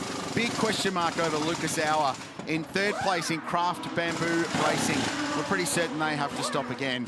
And they're involved in a huge arm wrestle with Jules on behind and Rafa Marciello in fourth and fifth on the road. We think that could be the battle for second and third by the time the checkered flag dropped. Alessio Rivera will jump out of the Pro-Am leading Ferrari and will be replaced by Jackson Evans, a young star who's in supercars, who's come out of Carrera Cup, and will bring that car to the line. Slight misstep on the right rear of that Pro-Am leader. There was a bit of confusion about who was bringing the tyre, who was getting the tyre. Lauren Heinrich is fueled to the end of the race in 10th position and has just gone through effectively onto the back of the lead lap in Pro-Am in the number 91 Porsche. So that's another little battle we're just going to have to keep our eye on now. The Ben Motorsport Park number 91 car back on the lead lap as Jackson Evans gets going and rolls back out onto the track. Before we get into too much of the intensity around how this final half hour plays out, I'll talk about a bit of history at Mount Panorama, and we've touched on the fact that the brothers van der Linde are sharing that BMW, and there's genuine BMW and family history at this place, dating back to the Super Touring Bathurst 1000 in 1997.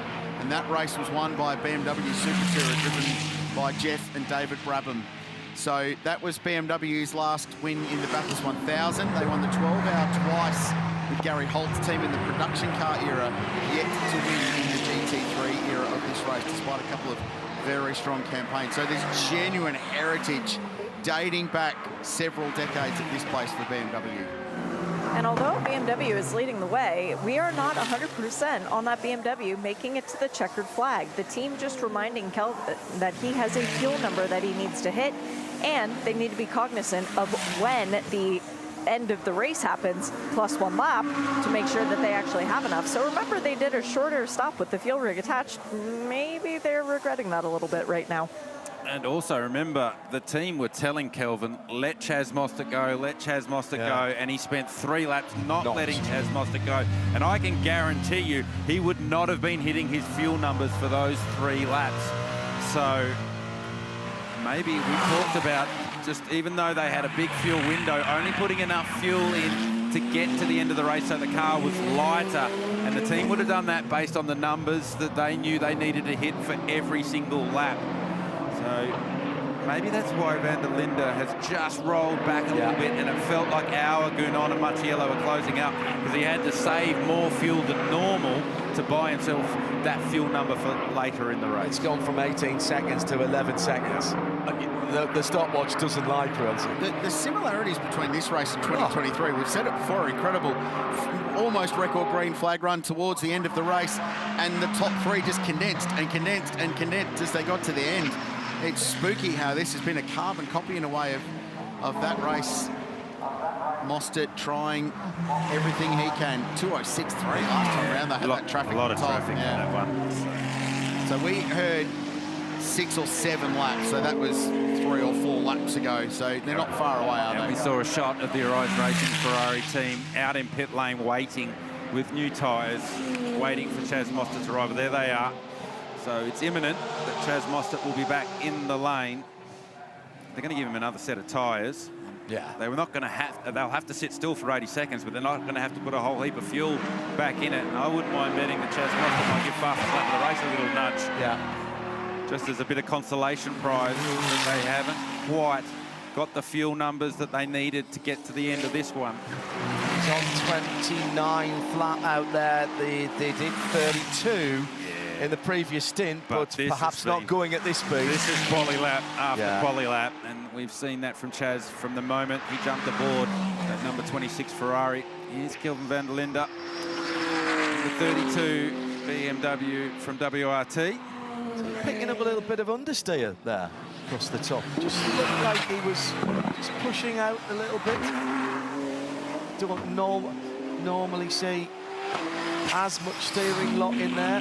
Could have just burned his front tyres before when he was fighting away. He was offline a lot, certainly. Yeah, well, traditionally, as the track rubbers here at Bathurst, that you do get more and more rear grip, and now as the shade starts to come over the racetrack, the track temperature starts to come down, so the grip level comes up.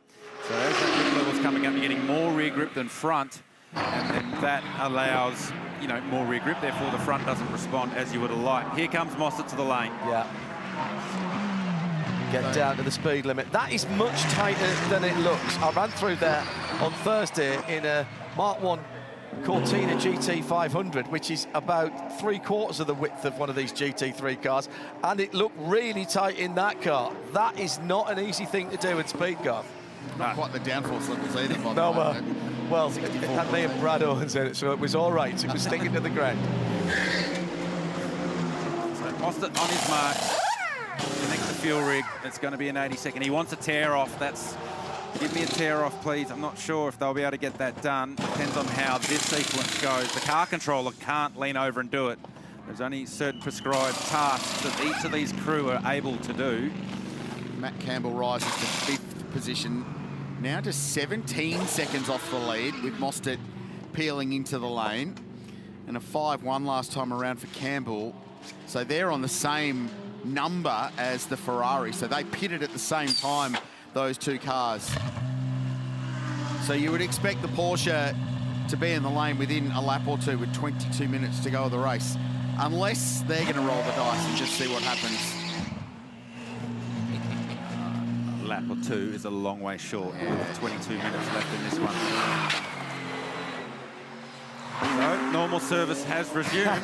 The 32 WRT BMW returns to the top step. 2 more laps potentially for the Porsche. Watch it pit this lap now. We've just said that, but... Oh, well, I mean, if you know you're coming, you don't have to stretch it. Yeah. Yeah. So Kelvin van der Linde's gap now under 12 seconds. 11.8 seconds, and he's... Marciello. This is a spicy run down, Conrad. Marciello getting into the back of the Sun Energy 1 car. Remember, this could be for 2nd and 3rd in the race. This is important. He goes to the outside of the kink. This is enormous. Can he get it done? And he gets it. The BMW moves forward. Spicy, spicy stuff in the closing stages of this one. And Lello has driven 46 up to what we think could be P2 in the race. Wasn't quite the pass on the grass, but it was the push in the dust, wasn't it, as he was going through the kink. That was extraordinary. Elfoyle's slick move for sure there, and that might be the 2nd step on the box. And a 1-2 for BMW and for WRT, but one thing we know, gentlemen, is that Jules Gounon, he's not going to let that lie. And he's got a good run out of turn 1 as well. So the Mercedes, with its bottom end grunt and torque, drags it up the hill. A little bit of aero assist on the run up to turn 2, but I think from that point, Raffaele has the position locked away, and he'll go after Lucas Auer now. And the BMW does have a straight line speed advantage, so see what he can do. We think Craft Bamboo are limping this car home. They're going to run out of fuel. So it was the lap traffic actually in front of Auer that then held the whole lot up, and then Marciello got in the rear of Gounon. So that's why these two are racing hard down Conrad. They chased each other all the way across the width of the track. Gounon wasn't letting him through there as they got past the lap traffic. Then they went to the other side. So Marciello said, fine, I'll just go to the other, back to the outside again. Drops 2 wheels on the dirt to the turn into the kink at Conrad. I've never seen that one before. And ultimately gets the job done. Look at this. 2 wheels in the dirt at 280k an hour around the outside of AMG's best GT3 driver. It was literally the pass on the grass. I thought it was just the dust from further down, but my goodness me. Well, stop the phone calls. Stop writing in. That is the Elfoyle slick pass in the race right there. And that meant something to everybody in there, including Vincent Voss in the white shirt. in the pit lane box. Wow. They know what that pass means. Yes, exactly. They know what it means. It's not a pass for third. No, that's a pass for set. That's a pass for 1-2. That's the Ilfoil slick move of the race, unless there's one for the lead to come. That was the pass of today. I mean, the pace. It's the fastest part of the track, guys. And he's got 2 Pirellis off the racing surface there.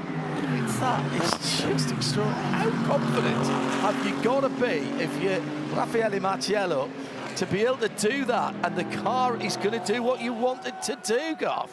You see, they were playing chicken effectively down Conrod, and Gounon was trying to second guess what Marciello was up to. Marciello's just like, well, I'm keeping it pinned. I am keeping it pinned this time.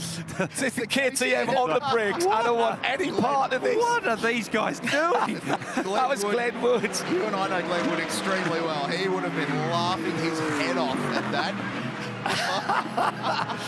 It's like, hang on, I'm within 18 minutes of getting to the checkered flag. I want no part of that in front of me whatsoever.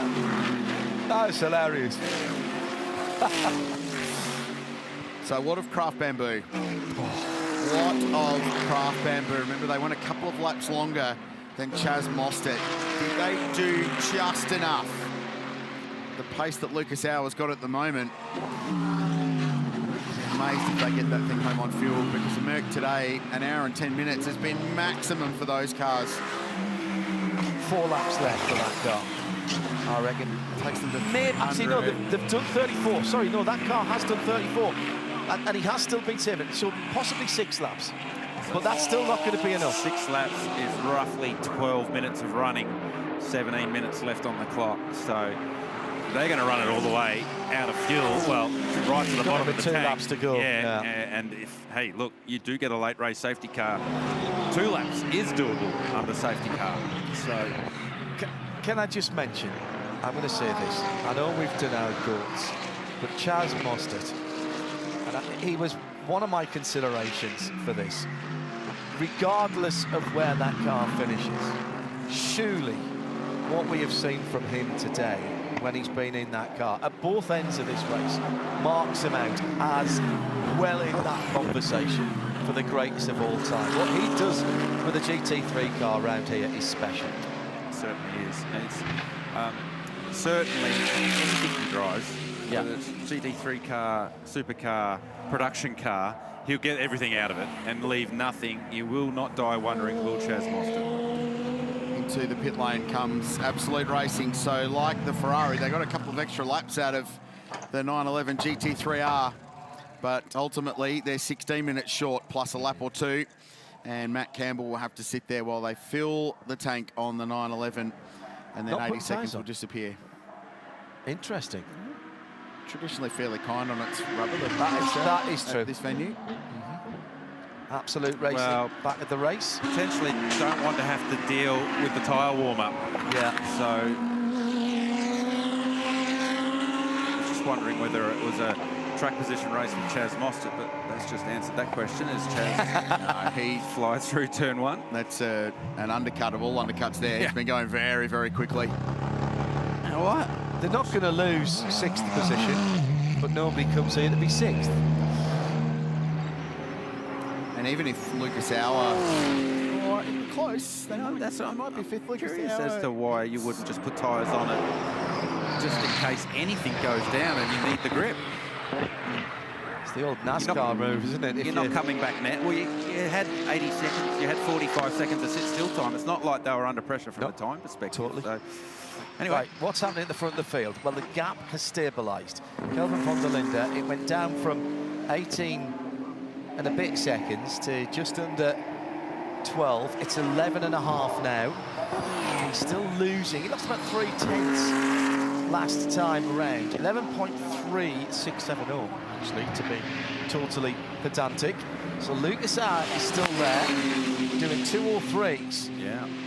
Fastest car of the top 4 on the last lap was Lucas Auer. The guy that's meant to be saving the most fuel is going the fastest, so also the lightest car at this point of the race. That's a good point. 4 more laps for Lucas Auer. to equal his best, that car's best fuel run of 34 laps around Mount Panorama. The drama is not yet over. BMW chasing a 1-2. WRT looking for a second victory with a second manufacturer. Remember, the last time they won here was pre their BMW days, and it will continue their winning streak in 2025. Every endurance race that they have entered with a BMW M3 GT3 and 4 GT3, they have won. The new car doing the business in the 24 at Dubai, the 6 hours of Abu Dhabi. I do still count 6 hours as an endurance race, even though it felt like a bit of a sprint after the 24 the weekend before. They weren't at Daytona, but the BMWs were very competitive there for Paul Miller Racing. Didn't get the result perhaps that they should have had in terms of their performance out there. But here we are today, and they have had the pace when they've needed. They've had the reliability to this point, says Heindorf. Really potentially putting the mockers on them, but they've had the economy and the fuel mileage as well. Just what are you counting up on your fingers? I'm trying to work out what Craft Bamboo are doing, and I think they're going to run the thing until... I think they're going to run it bone dry. Yeah. And I don't think there's any fuel saving going on anymore. And it's just gone 8:30 a.m. in the morning in South Africa, and somewhere there, Sean van der Linde is watching a moment potentially for his two boys to win. Wow. One of the biggest things for that family, surely. They have raced and won together as co-drivers in endurance racing, but this would be something else, and potentially a 1-2 result for Team WRT as well. Why did Chaz Mostert put new tyres on the Arise Ferrari? Well, there's no bonus points or money or anything up to grab for the fastest lap, but he's going to get it anyway. Pretty decent capper as well. In fact, he's getting sectors. It's quality spec. That is full qualifying spec. This could be somewhere in the ones. What's the lap record's a 1.5 set for Van Gisbergen back in 2016. Oh, 2.2. He's just warming up. Yeah, he'll get another lap out of that too. Yeah, no, his last sector was a bit off the pace, so there's more potential for Chaz. We did say that they whack a new set of tyres on, only just enough fuel for that Ferrari to get home and let Chaz off the leash and have a crack. And that's what he's up to back in 5th. He's a minute, 8 seconds off the lead of the race. Way to start your Sunday morning in Joburg, watching a race on the other side of the world as your two sons and Augusto Farfus, who was awesome, are so close to this.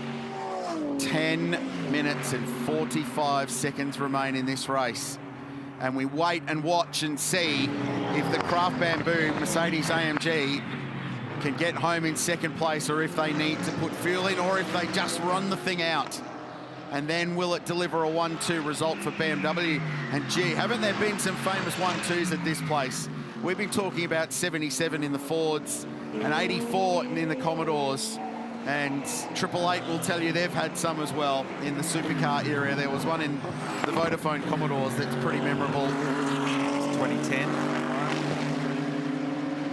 Been one in the GT3 era. So Audi Sport Team Jost, first year of the GT era, finished 1 and 2, and it was the internationals versus the Aussies in those cars at the time. That's the only 1-2 result in the history of this race as a GT race.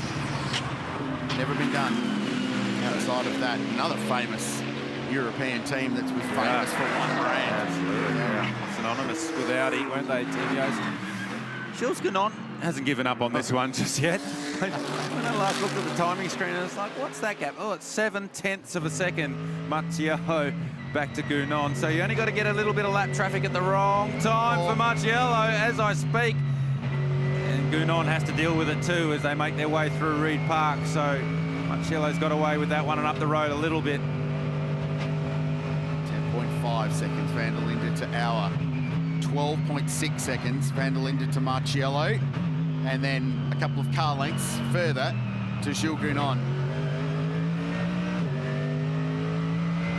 one more lap after this one for Lucas Auer, I reckon, as he completes 33 laps this time around.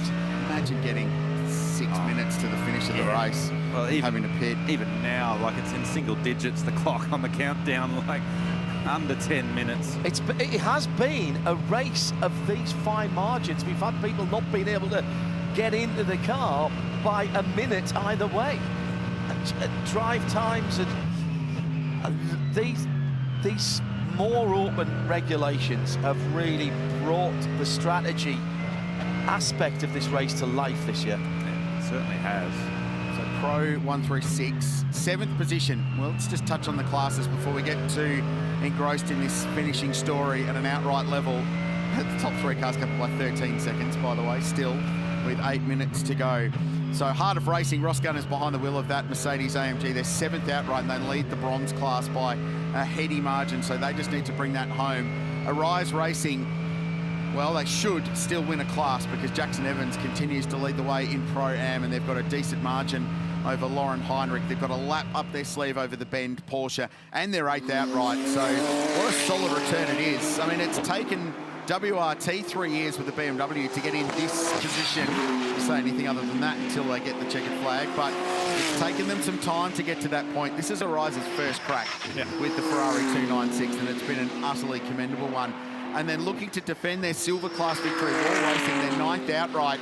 Tony D'Alberto behind the wheel, and they've got good margin over James and Theo Konduras to the matter of several laps. So they're looking to defend their win. And in GT4, the Josh Buckhead Method Motorsport car. So Chazzy May still well got a trophy as team boss for the GT4 class. And yes, Glenwood continues to circulate in the Vantage Racing KTM.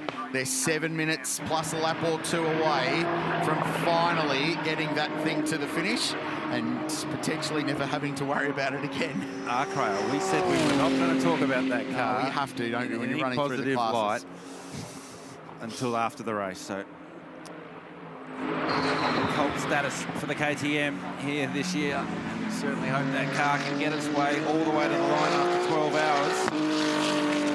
We took a shot of Sheldon van der Linde earlier on that lap, watching his brother Kelvin leading in the 32 BMW M4. And just starting to tighten up a little bit with Sheldon, just a little bit nervous as Auer finally comes to pit lane with 6 minutes and 20 seconds left on the clock. And that now promotes Raffaello Marciello to second. It's a 1-2 for BMW. And Jules Gounon elevates to third for 75 Express. Just trying to chase down a bit of information on the 2 chassis that are here for Team WRT, and I'm indebted to Juicy RP6 for providing me with a photograph that shows a WEC scrutineering sticker, which I think makes these 2024 cars the World Championship cars from last year, which, if it's right, that means they were the last 2 finishing cars at Bahrain in 26th and 27th position at the end of last season. So what about Sun Energy One Racing? 3rd place at the moment, still only 1.4 seconds. Jules Gounon to Rafa Marciello, former Mercedes teammate, now a BMW driver. And that car that they're racing was a car that Kenny literally craned out of his museum in upstate New York and put on the racetrack, and it won. And then last year it finished 2nd, and this year they're potentially on to finish 3rd, and that is all that car has ever done. It is a Bathurst special. And maybe on the cool-down lap, he just goes and parks the thing at his place on Conrod Straight, puts it in the shed, shuts the door, job done. I love the way in this part of the world you talk about your sheds. Now, a shed where we come from is somewhere that's probably big enough to stick your lawnmower in, like a little push-around lawnmower. When you talk about sheds, you are talking about a major commitment to construction. We have big lawnmowers in the shed. You have big lawns, in fairness. So, okay, no, I walked into that one. Absolutely hit me in the forehead with that one. God. This is still 2nd and 3rd place, and Jules Gounon will not give up until that checkered flag drops. How much is that damage hurting him in a straight line? It cannot be good for these guys. Well, the Megs haven't been particularly special in a straight line all weekend, so I don't know what the difference is. I mean, it's certainly not helping. 4 minutes to go. This is massive. It's massive for BMW, a brand, remember, with a remarkable heritage in motorsport in this part of the world. Oh, yes. Dating back, we were talking about the Group C era of touring car racing, and Alan Grice in the JPS Group C car, and then Jim Richards. And then in the Group A era, the 85 and 87 Australian Touring Car Championship wins. Never quite cracked it for a Bathurst win in the Group A era, but then Super Touring was their manner, wasn't it? And the 320s there run by Paul Morris and the Diet Coke team came along and won the Australian Super Touring Championship. Paul Morris and Craig Beck could have won the great race, Scott Ping, so their teammates won. They were technically 1-2 across the line that day as well, and David and Jeff Brabham won the Bathurst 1000. And then when this race returned in 2007, it was a BMW 335i owned by Gary Holt that was part of that process, and they won then, and they won again in 2010. And then in the GT3 era, they've been so fast. They've been on pole position here with Chaz Mostert. We've seen BMW Team Schnitzer, the great Charlie Lamb's outfit represented here in BMW M colours. And now WRT, there's been a brand new road car model launched to the Australian public. There's been journalists, there's been Valentino Rossi. The story is amazing. And they are a couple of laps around from winning the Meguiar's Bathurst 12 hour and doing it with a 1-2. What's the time here? 42. He's across the line. 2 laps remain, I reckon, Crailsey.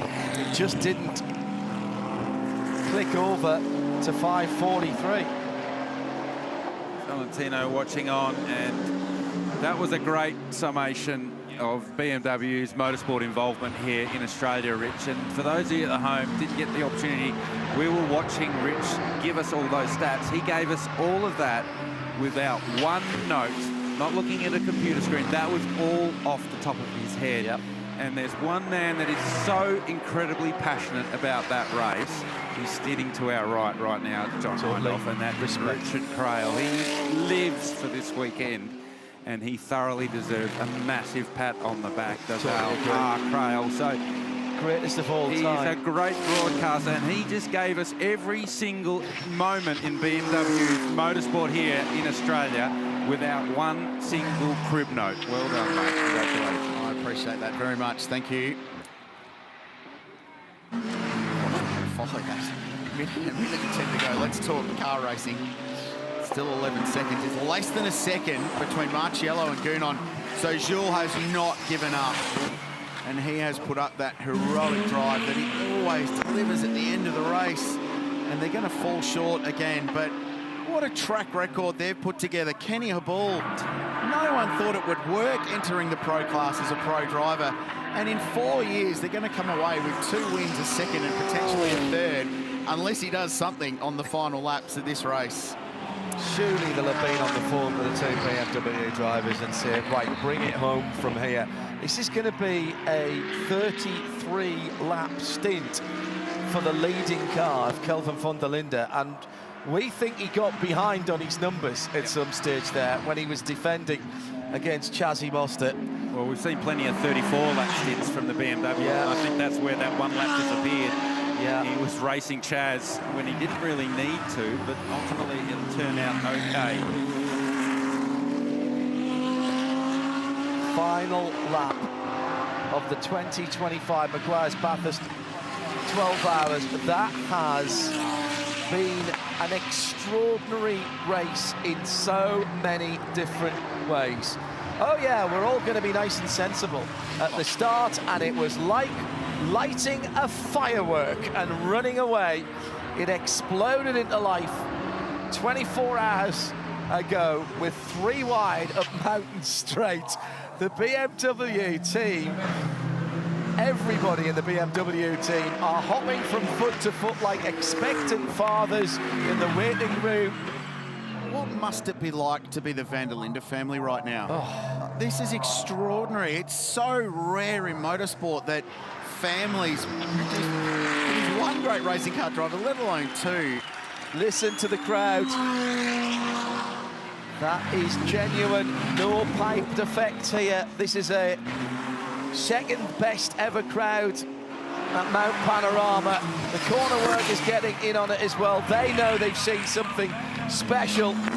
It's an audience here from the volunteers and everyone who's come to camp and come to watch that knows motor racing and knows what they have been watching is something quite extraordinary in terms of the brand, the race, the battles, and the scrap for the podium positions.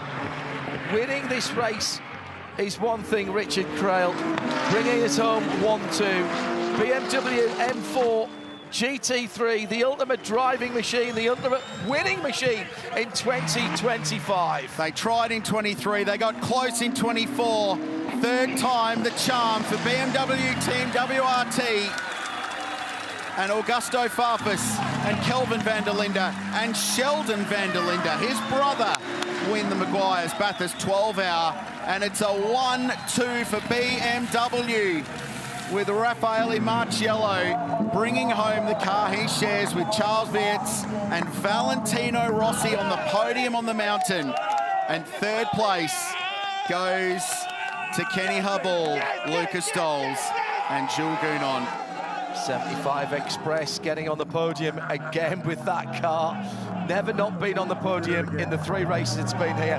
Right, where is the KTM? Wherever you are on the circuit, watch out for the orange and black KTM. I want you on your feet. I know you can hear. It's gone through. It's gone through. The KTM has finished Meguiar's Bathurst 12 hours. I reckon the BMW's out of fuel. It was walking up Mountain Straight. He's got to turn direct left, hasn't he? There's a very good chance that car has run out of fuel. Across the line, Chaz Mostert fourth for Ferrari. I think what he was doing, Rich, as Chaz Mostert comes over the line, was getting as much grass, rocks, rubble as he could on the tyres. One, to make sure the car's nice and high for the ride height test, and two, it's a little bit heavier than it should be, just to make sure it makes minimum weight as well, because there won't be a lot of fuel in the fuel tank of that 32 BMW. That's less dramatic than running out of fuel on the cooldown lap, but we'll take it. Across the line, Lucas Auer, Craft Bamboo have fought so hard today, and it's hard to say rewarded with a 5th place, but man, they were 3rd with 15 minutes to go. They had a real shot. They were 2nd with 15 minutes to go. Lamborghini wins the silver class. Back-to-back wins for Adrian Dietz and the Wall Racing team, who put their heart and soul into this finish race as well, Rich. Yeah, absolutely. Heart of Racing, 2nd time for them here. They're a winner now in their class. And Arise Racing GT will win in Pro-Am with Jackson Evans crossing the line.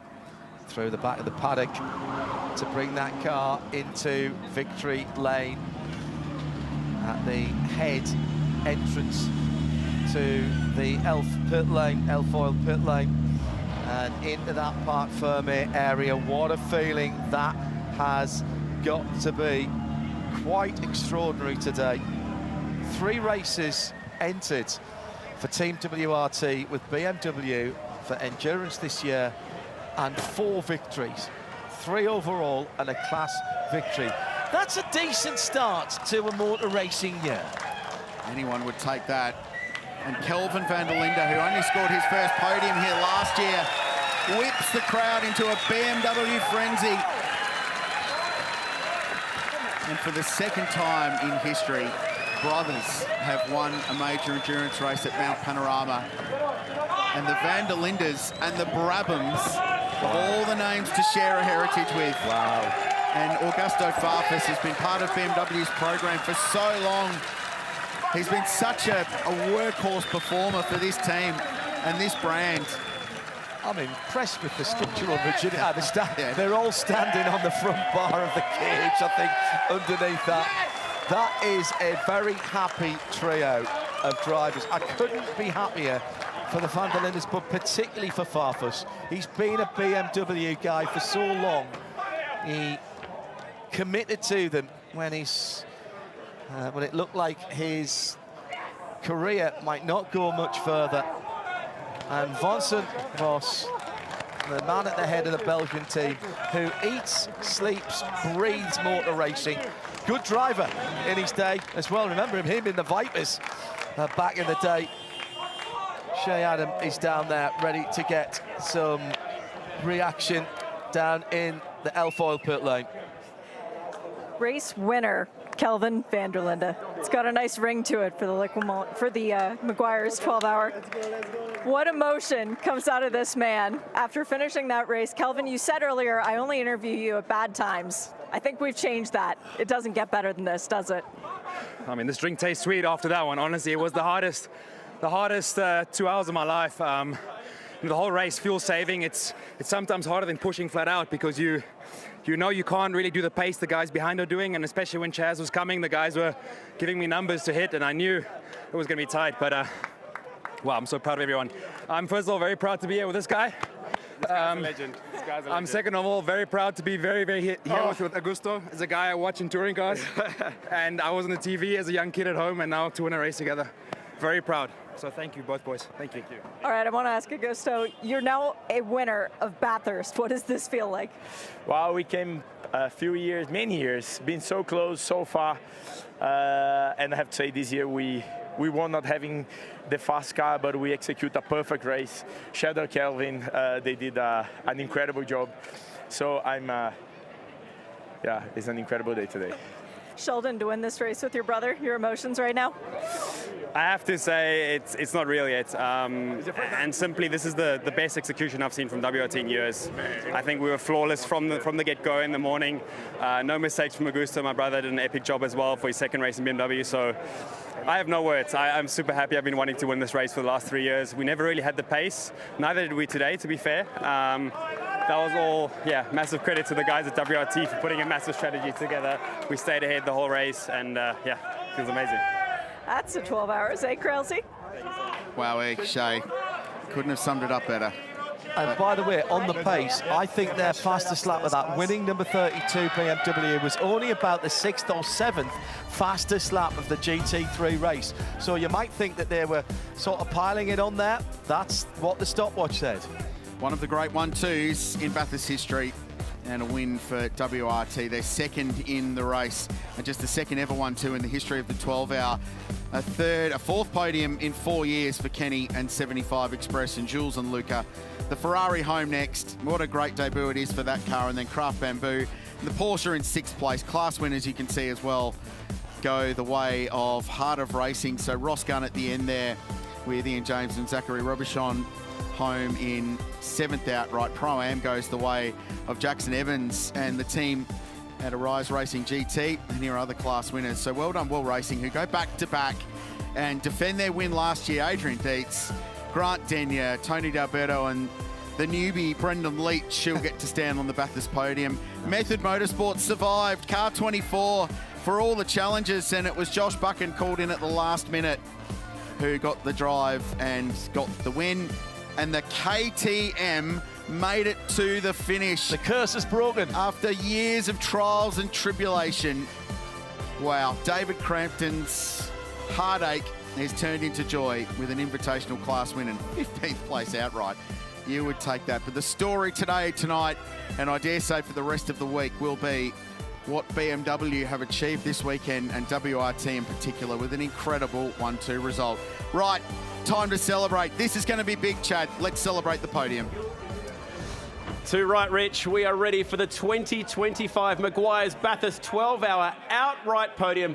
What an incredible day it has been here at Mount Panorama. We're going to start with our third place team here today, driving the Mercedes. It's 75 Express, including our drivers, Jules Gounon, Lucas Stoles, and Kenny Habal.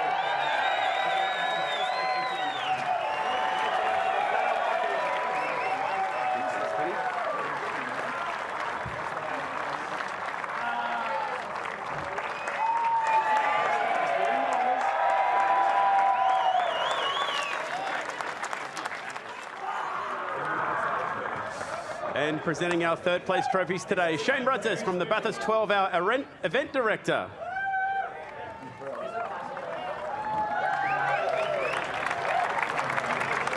Presenting the medals for the Intercontinental GT Challenge, Series Manager Abby Hay.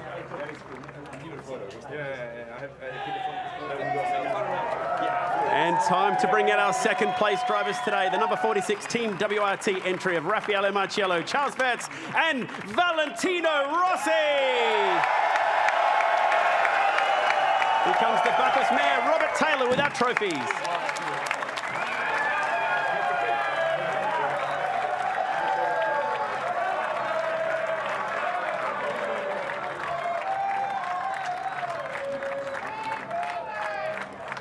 And let's bring out the medals for second place.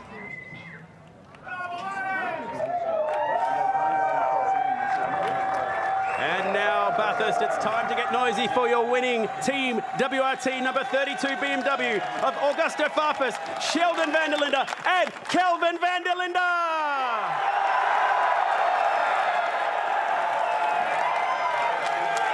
With our winning trophies and our Borzell winners watches, Bruce Morrison from Meguiar's.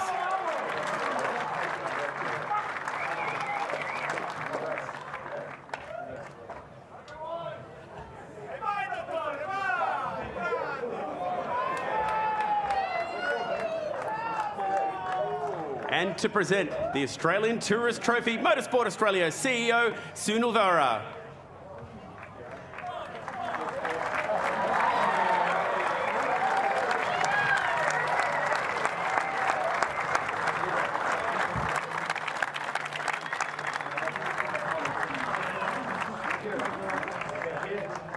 What a day it has been at Mount Panorama and Bathurst. It's just about time now to celebrate here at Mount Panorama, the Meguiar's Bathurst 12-hour.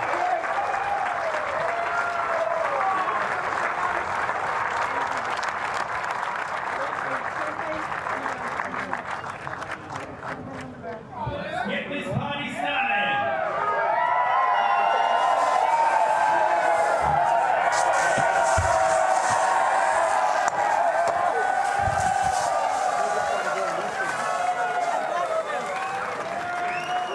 Shay, Adam, the excitement started within the first 100 metres of 12 hours of racing, and 12 hours later, there was just as much excitement at the end. I wasn't sure if the BMW was going to make it. They were really nervous about Kelvin potentially running out of fuel.